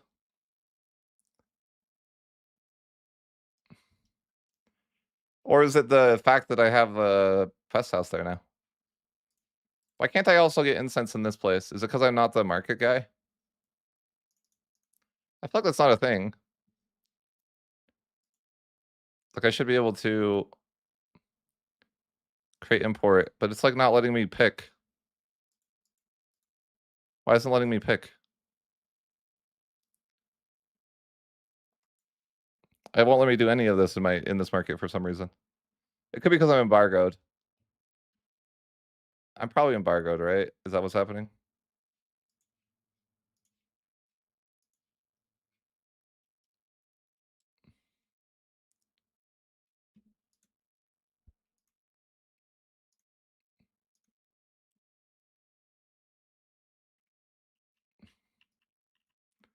So I got it. Let's test this over here.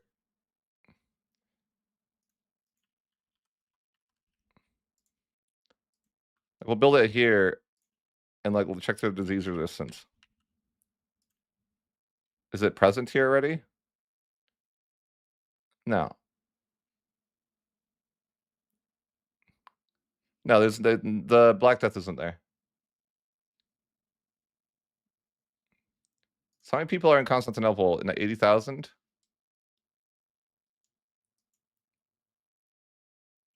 Okay, when the pest house finishes,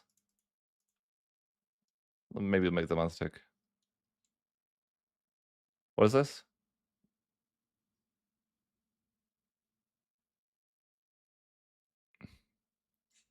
What do they want from me?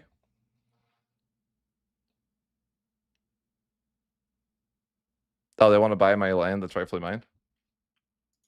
Like over here? I'm in the middle of a war? That's ambitious. What are they trying to buy?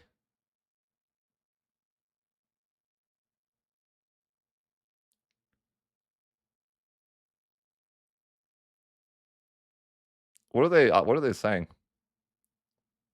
I lose money? I don't understand what I'm paying for. What did I just pay for? I already own Abnagon. I don't know. But we're looking at this disease.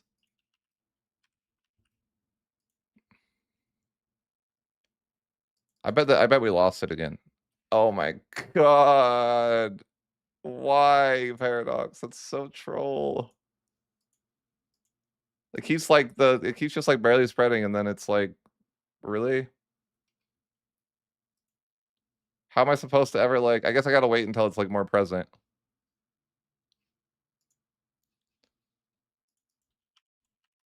They keep just deleting my pest houses every freaking month.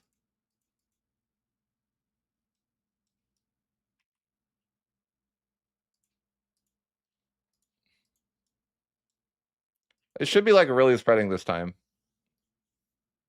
Right? But I don't, not my pest house. Yeah, I should have like crazy good resistance now. What? I'm at 72%.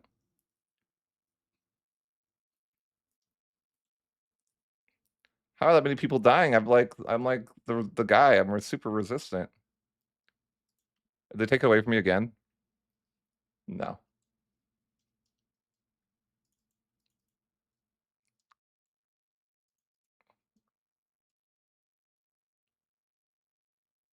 Are you kidding me? No, it's not there. Why is the resistance not higher?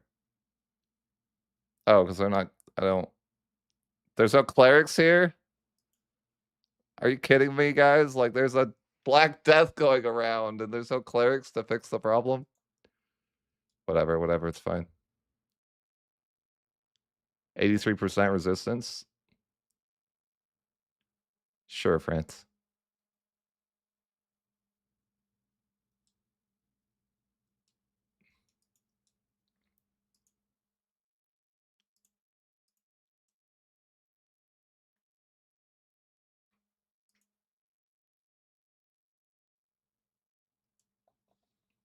I mean, I only lost what 16,000 people in Constantinople.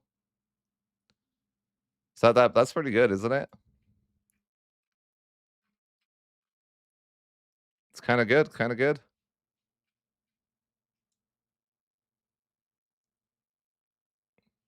Population's going up now.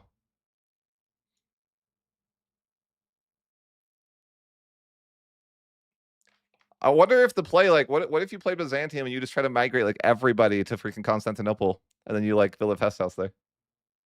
It's not far from over. I mean, we're just looking at Constantinople.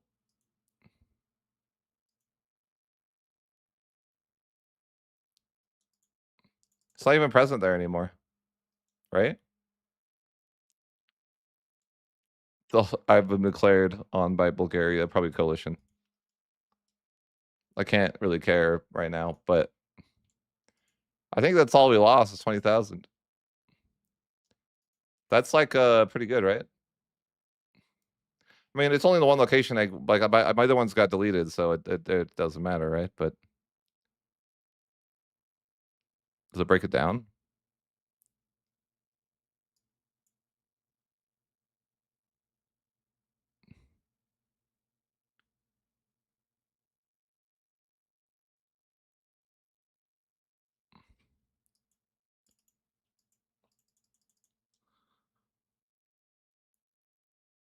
Is that like good? Is that better than normal for Constantinople?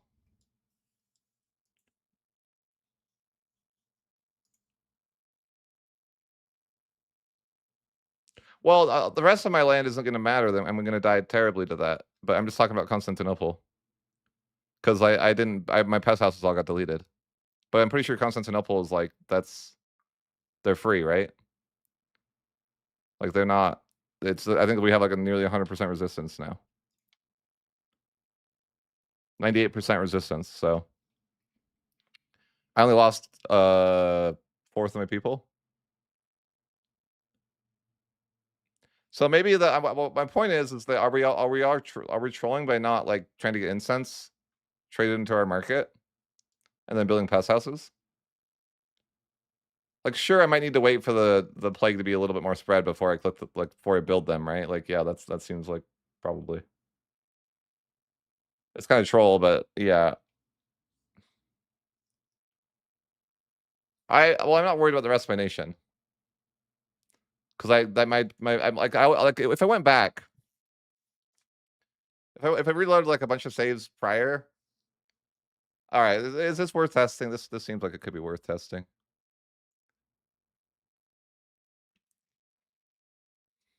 I like, well, you know, turn the stream into a Black Death testing scenario here, yeah. Like, when did I go to war? Because I don't want to. I like. Let's just say I don't go to war and I save all my money to build pest houses. 37.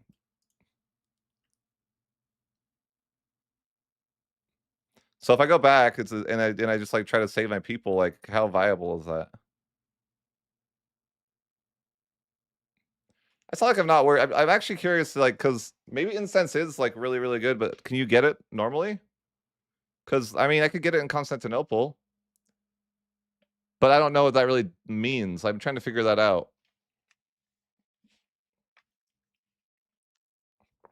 Let's try this. Let's try getting a president. Let's like, because maybe Naples doesn't embargo me, right?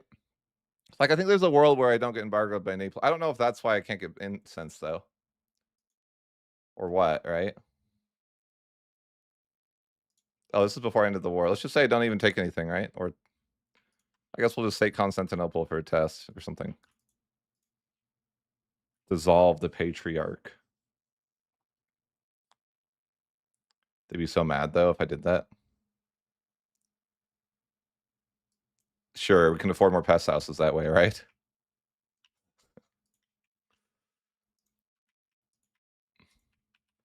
But let's just try this. We got to make sure it's like properly, but okay. I mean, how do you see if you're embargoed?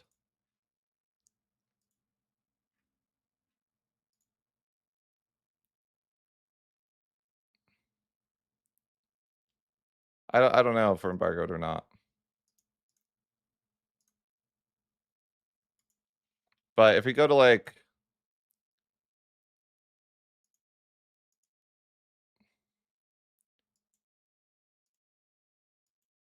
I think it must have been we were embargoed.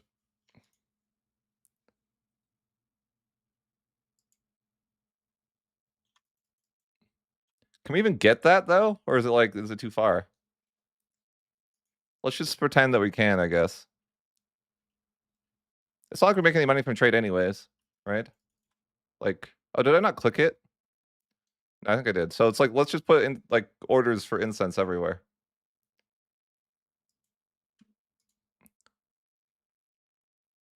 We'll do a test. We'll go back afterwards and see. I think I'm just gonna do trade orders and see. But I thought that you couldn't reach the incense usually. And like when I tested it before, can you actually now? I don't even see the incense here. Oh yeah, I do. Okay, so that incense. Okay, we're importing incense to every market then. Or we're trying to. I don't know if it's actually like getting there, but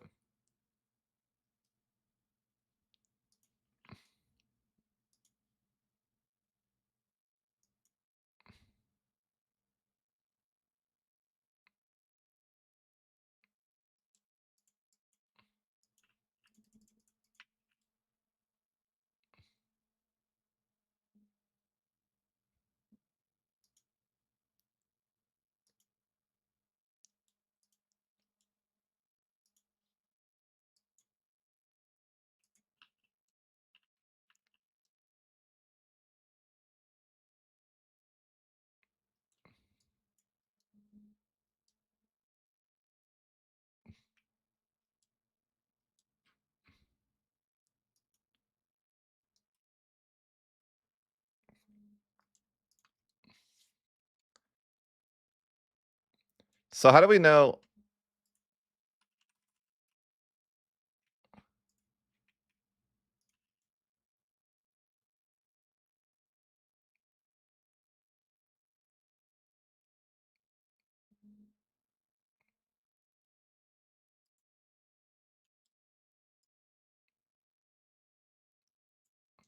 The Pope's dead.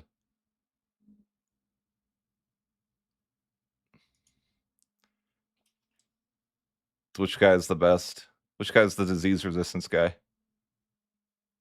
I don't know that there's any such thing. So we have 1.44 million people. We should do a test, but I mean, the test won't be like great. Okay. So where's it spread? And is it gonna stay that way? Because I should like maybe I shouldn't even start. When do I start building things? Because I'm pretty sure it's just gonna like cancel immediately, right? I don't know. Like, how do I go about this if they're just gonna delete themselves? How long do they delete themselves for? But let's get a test here. Black Death. I haven't done any Black Death tests in a while, so. So yeah, 1.44 or 1.446 million.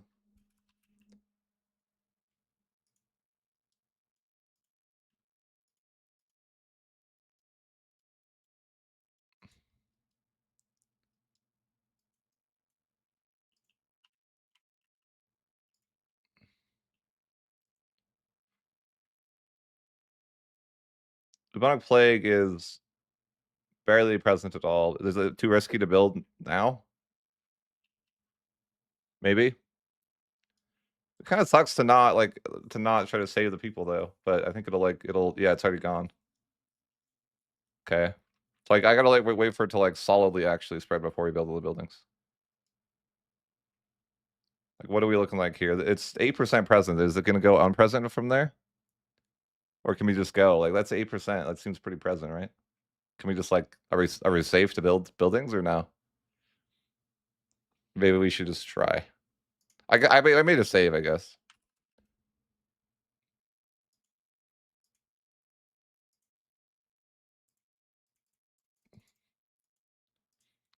Do you think if I build all the pest houses, we're gonna regret it now? I just don't want to like let everyone die first.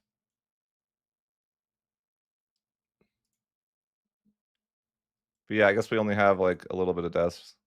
2,000. Yeah, it's going away. Okay, it's like gonna be gone again.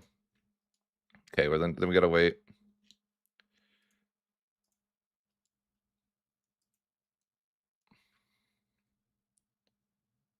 How spread is it? It's 6 affected locations. I think we should be good. I think that's got to be the 6 affected locations makes me think we're probably in the clear. But I don't know. I want to say that we're in the clear, but I could be completely wrong.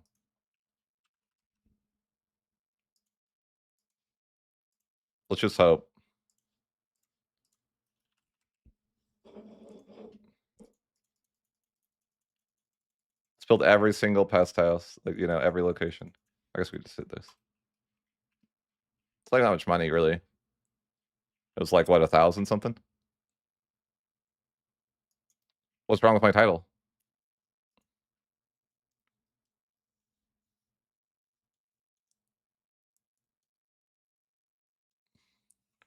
All right, so we got our pest houses. Hopefully, it doesn't unspread or cook. Right? It's 15 effective. I think there's no way. There's 15. Yeah, we're totally good now. I think. So it works. I mean, the problem is that there's not enough clerics in a lot of these places. So I'm not gonna get some like there's some places where I just get no value. But what can I really do about that? What I could do about that is build.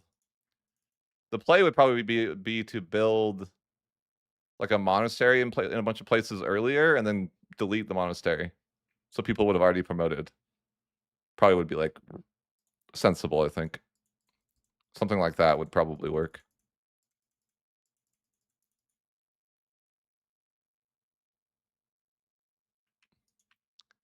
Okay, but it did like what happened over here? So we actually did get incense over here, right? Yeah, we have incense. So we actually managed to get incense over here, which I thought you couldn't do, but I guess you can.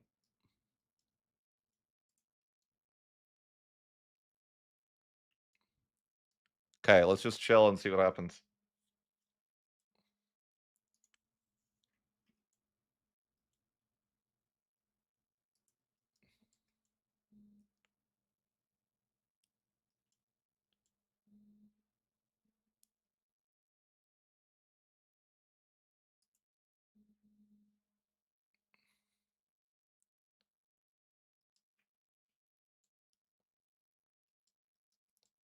Why are you declaring war? No CBE war? I really can't be bothered. Running a test here, guys. I'll just make them peace out. I'm running a test, guys. Like, chill. Like, what's my disease resistance like? 46%. Yeah, I mean, a lot of it's just like the cleric problem, right? But I don't think that's gonna be an issue over here as much, because I'm sure that we have clerics over here. Yeah, we're like getting full value.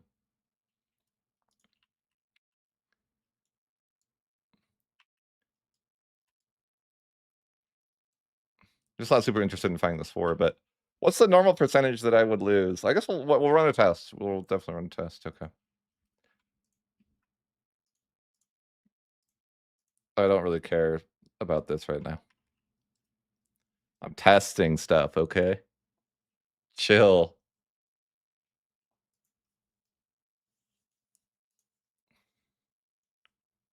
What if I should be isolating cities too, but nah, whatever.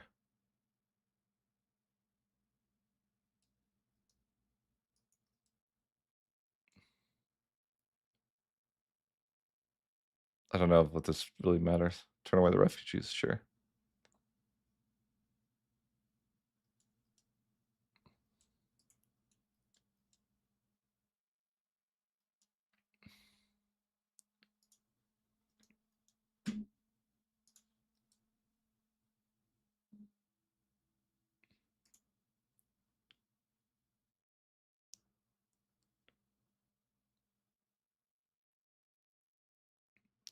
Yeah, dude, why not? Why not? I think we're like it's on the way out. For sure.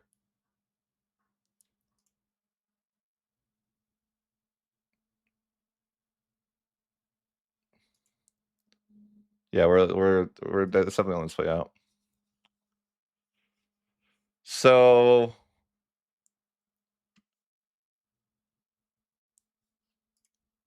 there are 2 affected locations, and then we're done. 1 affected location.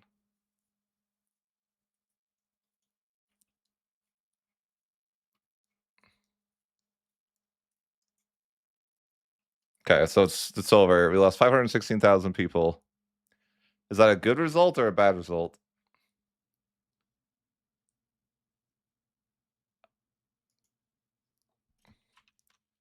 Okay, let's make a notepad. I think we tested this like a long time ago, but I haven't tested it in a while. So if we'll just say if we pest house everywhere, we're left. I mean, unfortunately, the sample size is like a thing too, but I'm not going to worry about that.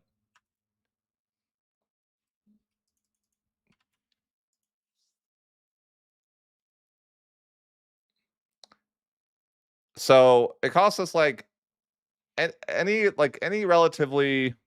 I mean, most nations could probably afford it if they focus their entire effort on doing that, right? Like if you were like, okay, I'm going to put away all my money until the Black Death, and then do whatever, right? Like it's pretty reasonable to think any nation that wanted to do it could do it.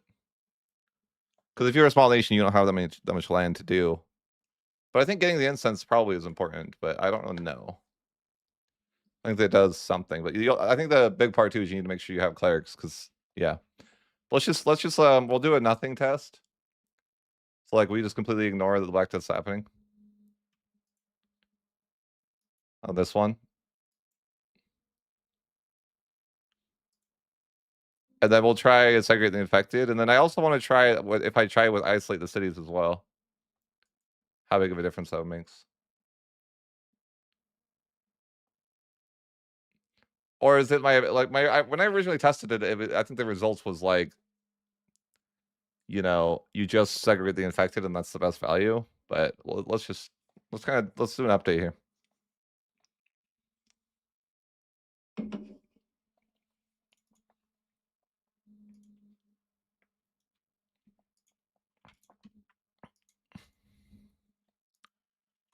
I don't care. Just I want to go home. Okay, I'm not allowed. I picked the wrong nation.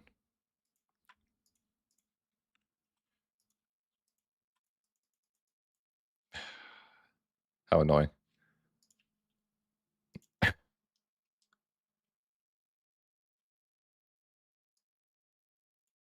I got the same event last time. I don't really care about the money. It doesn't matter. I just want to not be in a war.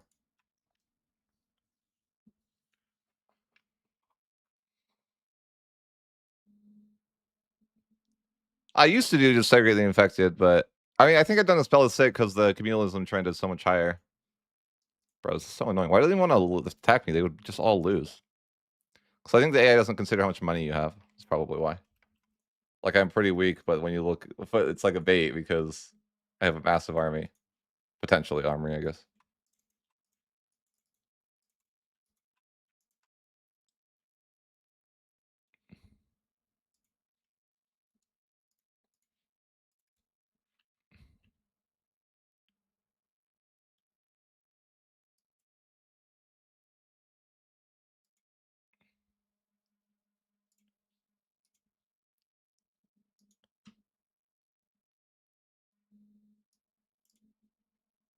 Yeah, this is like massive death, right? Because we didn't do anything.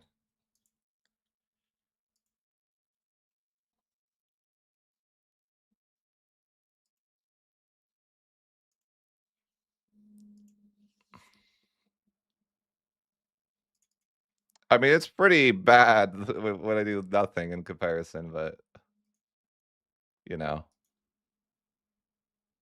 I mean, yeah, it's going to be significantly worse, right? That's expected. I think it'd be this much worse, but holy.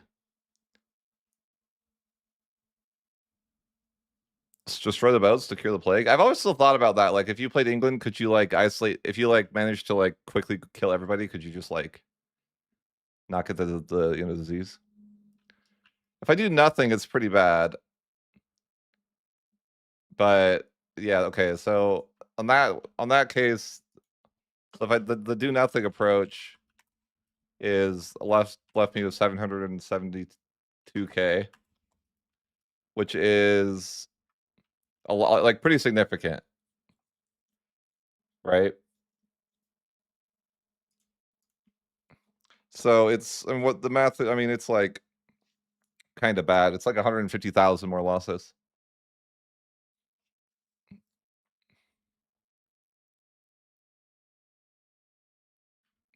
But I mean, so it's like, would you pay like 1,000 ducats for 150,000 people? I tend to think yes, but what's the difference between segregate the infected? Because I think segregate the infected is like nearly the same value, right?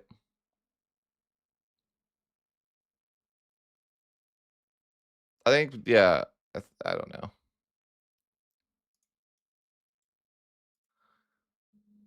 You only get 15 disease resistance though, right? Okay. I'll also like spam it because it'll go away in a second when the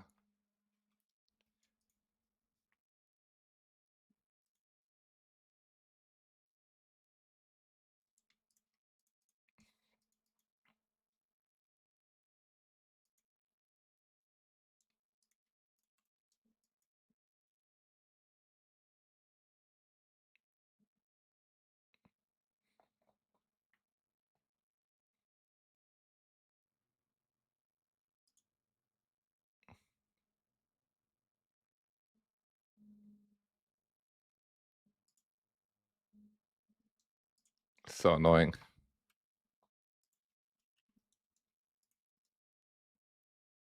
Can you not declare war in the middle of the plague? I'm gonna get war with the other person too, I bet again.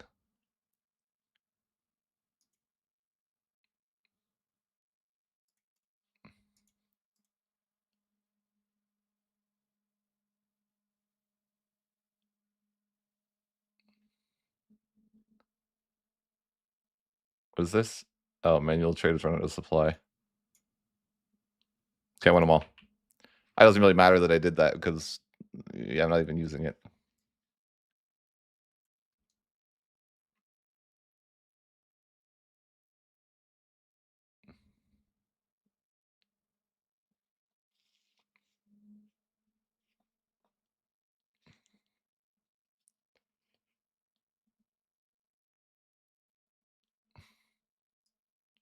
What? I think what that means still.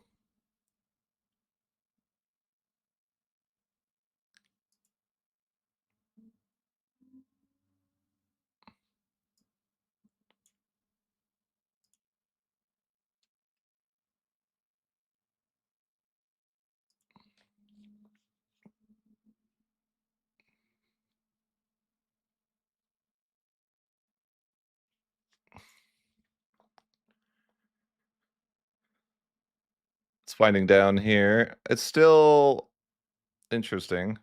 So it's obviously better. This is all just like a one-off though too. Like, you know, it's gonna be RNG, but I guess it's fine. And it is what it is.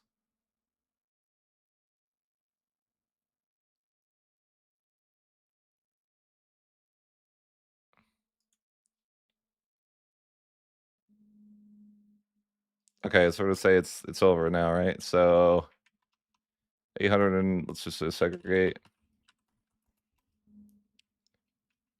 845K.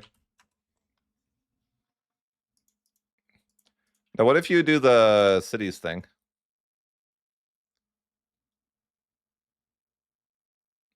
So is it worth it to build pest houses everywhere is the question.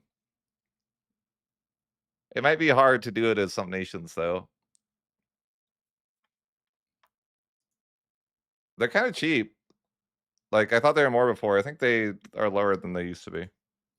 To build them for like 30 or 40 ducats each is kind of a good deal.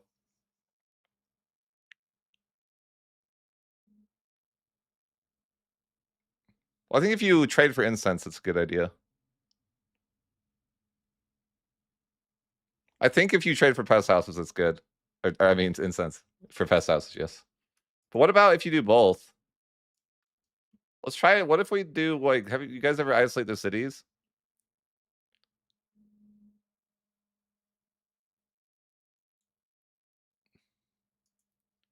Like, what if we do both?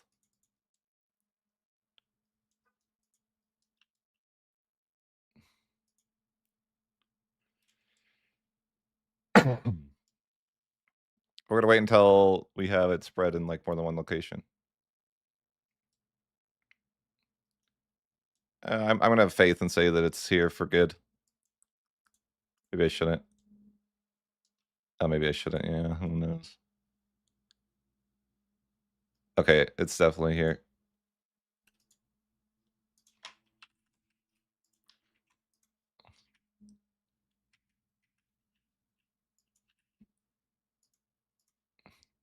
Let's do that, and then we'll like isolate the cities when we can. What does this even do? Does this do anything? Besides push you towards traditional economy? Isolate cities. I think it only really works on places where you have control there, right?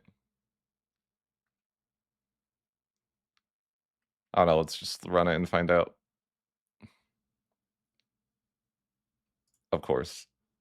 We gotta get griefed every time.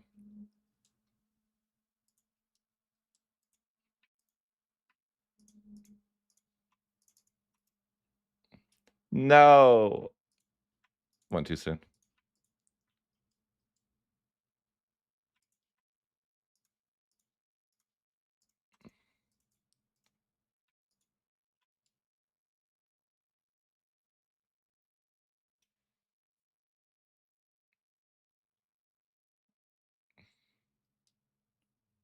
Do that with 4.9k gold. You could do it with that with Muscovy. Why not? You don't have that many locations, and they're only 40 per. You have like 15 years to save. Take loans, you know, like there's definitely options. Take money in war. I tend to think you could easily.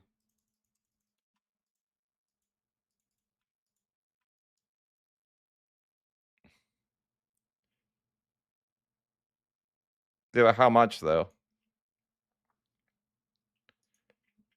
The thing is to see, do you think that isolate the cities, move core into hiding is as, or sorry, closing the cities as anything? I don't really know.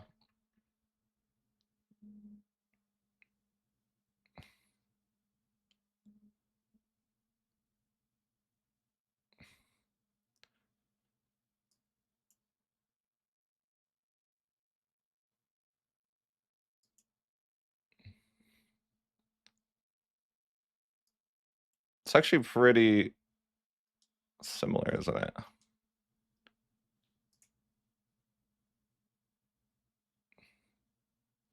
It's deadly similar. I don't think the cities thing does much though. I mean, it shouldn't do much because I don't have very good control anyways. Right? It's almost identical. Yeah, it's almost identical to the last time. It's funny. It was I had 939k left on the first test. It's nearly identical. It actually is identical. Interesting. I had 939,000 left with the original test. And I doubt Isolation Cities does much because it's based on your control.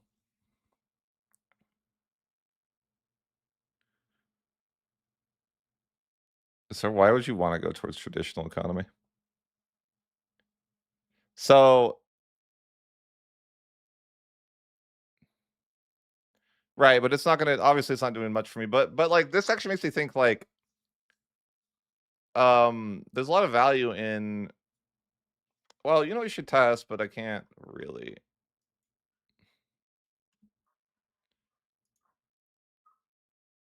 But to me, it seems like building the pest houses could actually be worth it.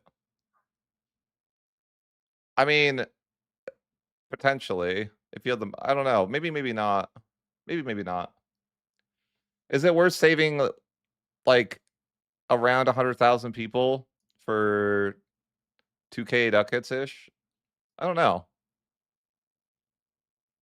Like, is that worth? Like, would it be reasonable to like save your money from the start of the game to build pest houses to like save more of your people?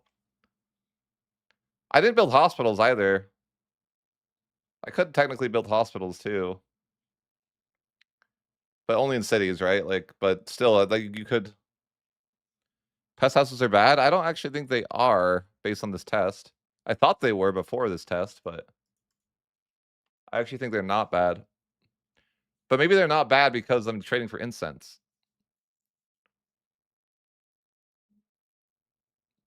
Except they don't. They actually work at full effectiveness because like you can trade for incense. I feel like you couldn't always trade for incense though. Because I think I remember trying to trade for incense before and you couldn't. But now they're working at well, but you can get incense now. So maybe the meta is like shifting. Actually.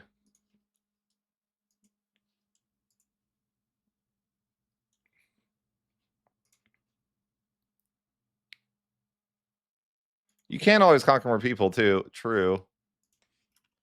How much does a hospital help? I think they're pretty expensive though, right? Yeah, base cost of 200.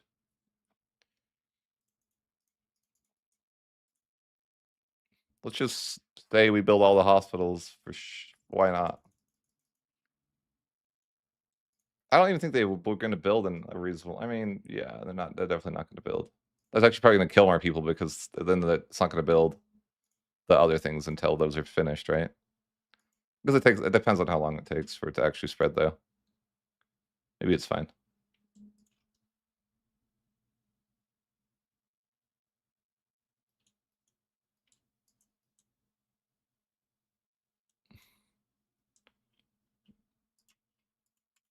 So it's not going to be able to build those until...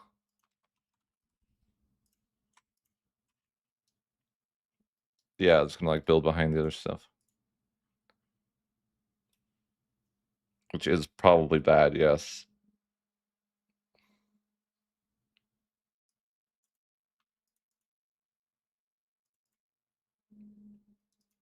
Yes, I know. This is the most annoying part about doing these tests.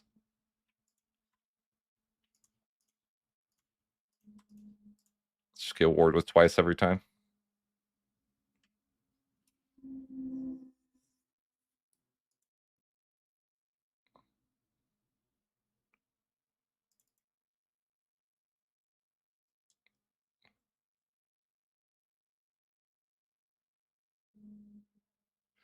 Yeah, so I think the reason it's good is because you can trade with everyone you can see.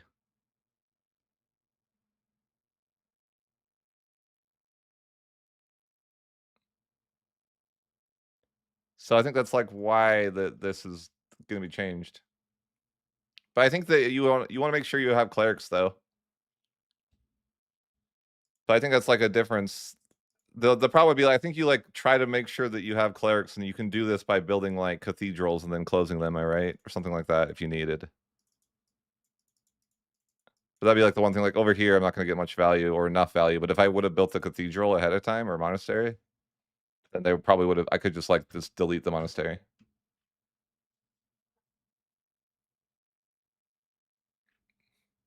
So anyways.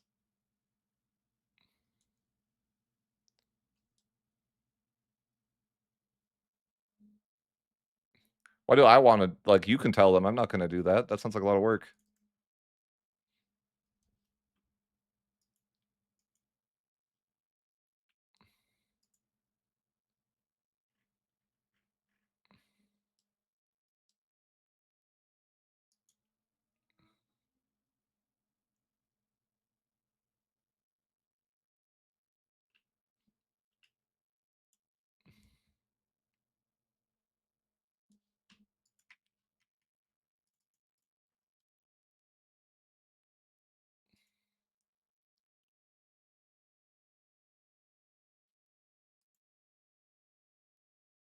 Tough month, tough month.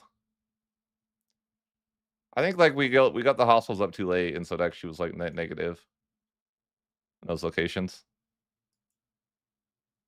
It's just like very, very, very similar every time with the pest houses. Like it's like consistently 930. It was like 939,000. That's like almost exactly where it's going to end up. Maybe you save like 10,000 people from building hospitals. The hospitals don't seem worth. I also didn't end that war. Oops.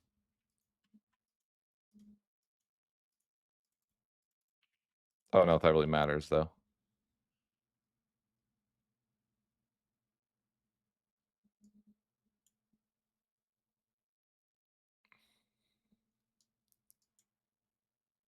So it's like relatively, I mean, it seems pretty consistently around, I mean, that one, maybe the hospital saved 10,000 more people there.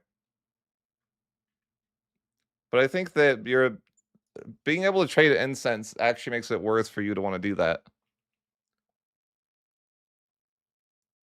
I think that that's like the new,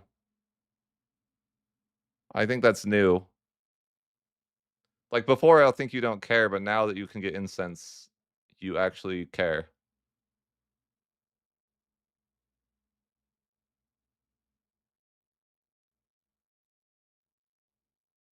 I don't know. It's like a question of like, do you care about 100,000 people? Is it worth it? Is 100,000 people, or even like I think it was like 90,000 people? Is 90,000 people worth like 1.5k ducats? I don't know.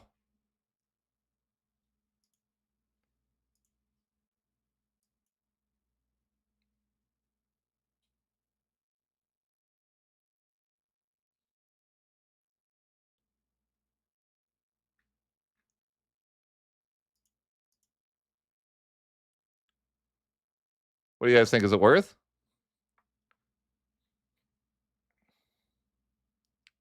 Sure, as the Pope, but like why wouldn't that apply to every nation? Like, if I was playing Brandenburg, would it be worth it? Or is it like I need to be rich to do it? Because I'm sure as Brandenburg, you could save up, like, you're not gonna need you don't have many locations, right? You're probably only gonna need, like, a couple 100 ducats to do it. I mean, my guess, like, maybe, like, 400 ducats for Brandenburg to do it? Papal goal, send as many Scott drones to beat him as possible. Yeah, yeah.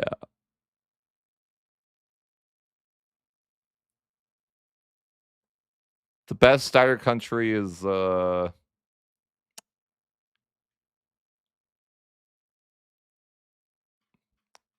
Grenada. Be right back, 1 sec.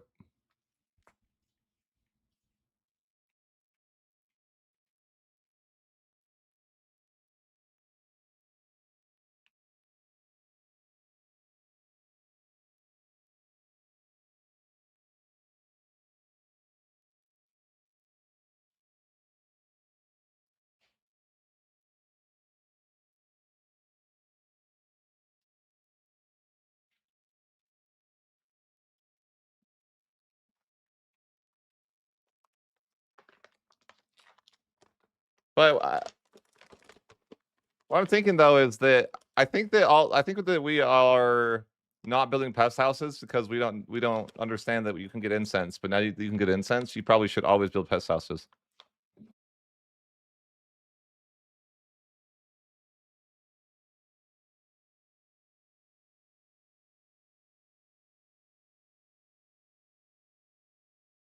What do you guys think of that statement?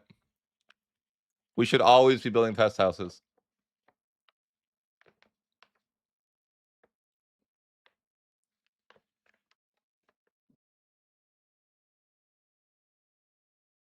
Do you think it's viable to like migrate everyone you can to your capital and then build a hospital there?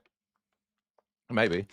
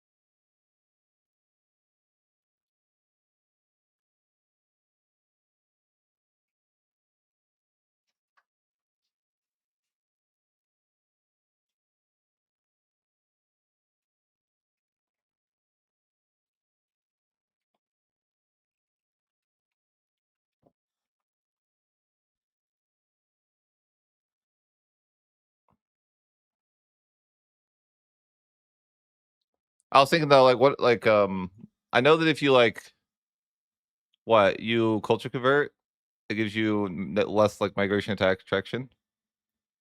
So you like try to make people migrate away from places by culture converting. And what was the other action people said that you need to do? It's like there's something else you could do. I forget. Like you encourage migration to like Rome, for example, and then you like also do that or something like that because it like lowers migration.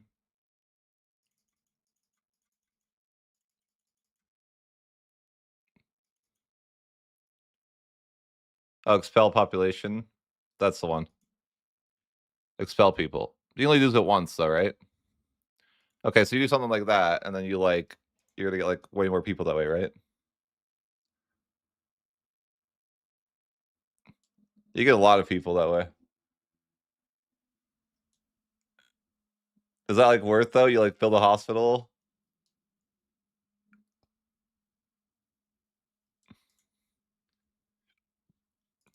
You try to get everyone to go to Rome, and then you build a hospital in Rome. Maybe you even do the expel the city thing, you know? And, like, that could be interesting. Check the urban rate.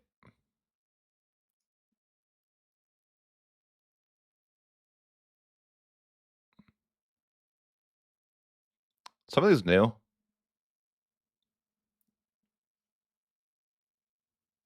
What can you do to save your people?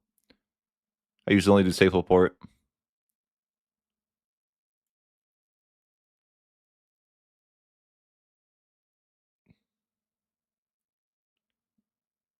Sorry, what?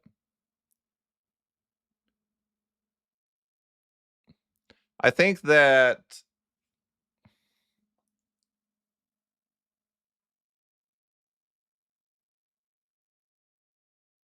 one sec, guys, one sec.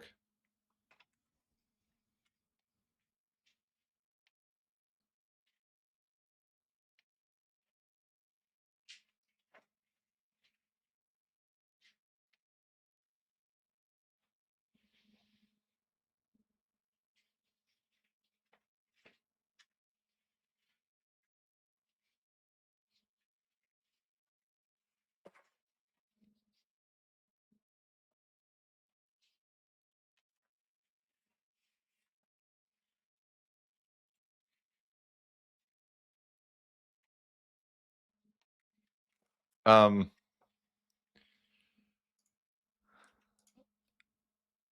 Yeah, this patch is pretty good.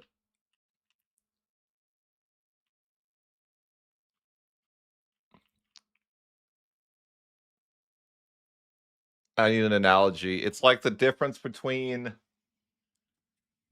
I've never known a difference between the EU4 patches that's, like, significantly better, actually. I couldn't say. But that's could be a bad thing about EU4, you know? Like, did the EU4 really improve that much between patch to patch? I just don't remember the early days of the EU4, but, yeah, I don't know. Oh, really? I mean, I don't know if that'd be worth it, but it's interesting. Okay, guys, I'm gonna call it a day. I've been streaming for 4 hours. Thanks for tuning in, though, and I'll catch you guys a bit later. I am gonna go cry now in the corner. Just how great the game is.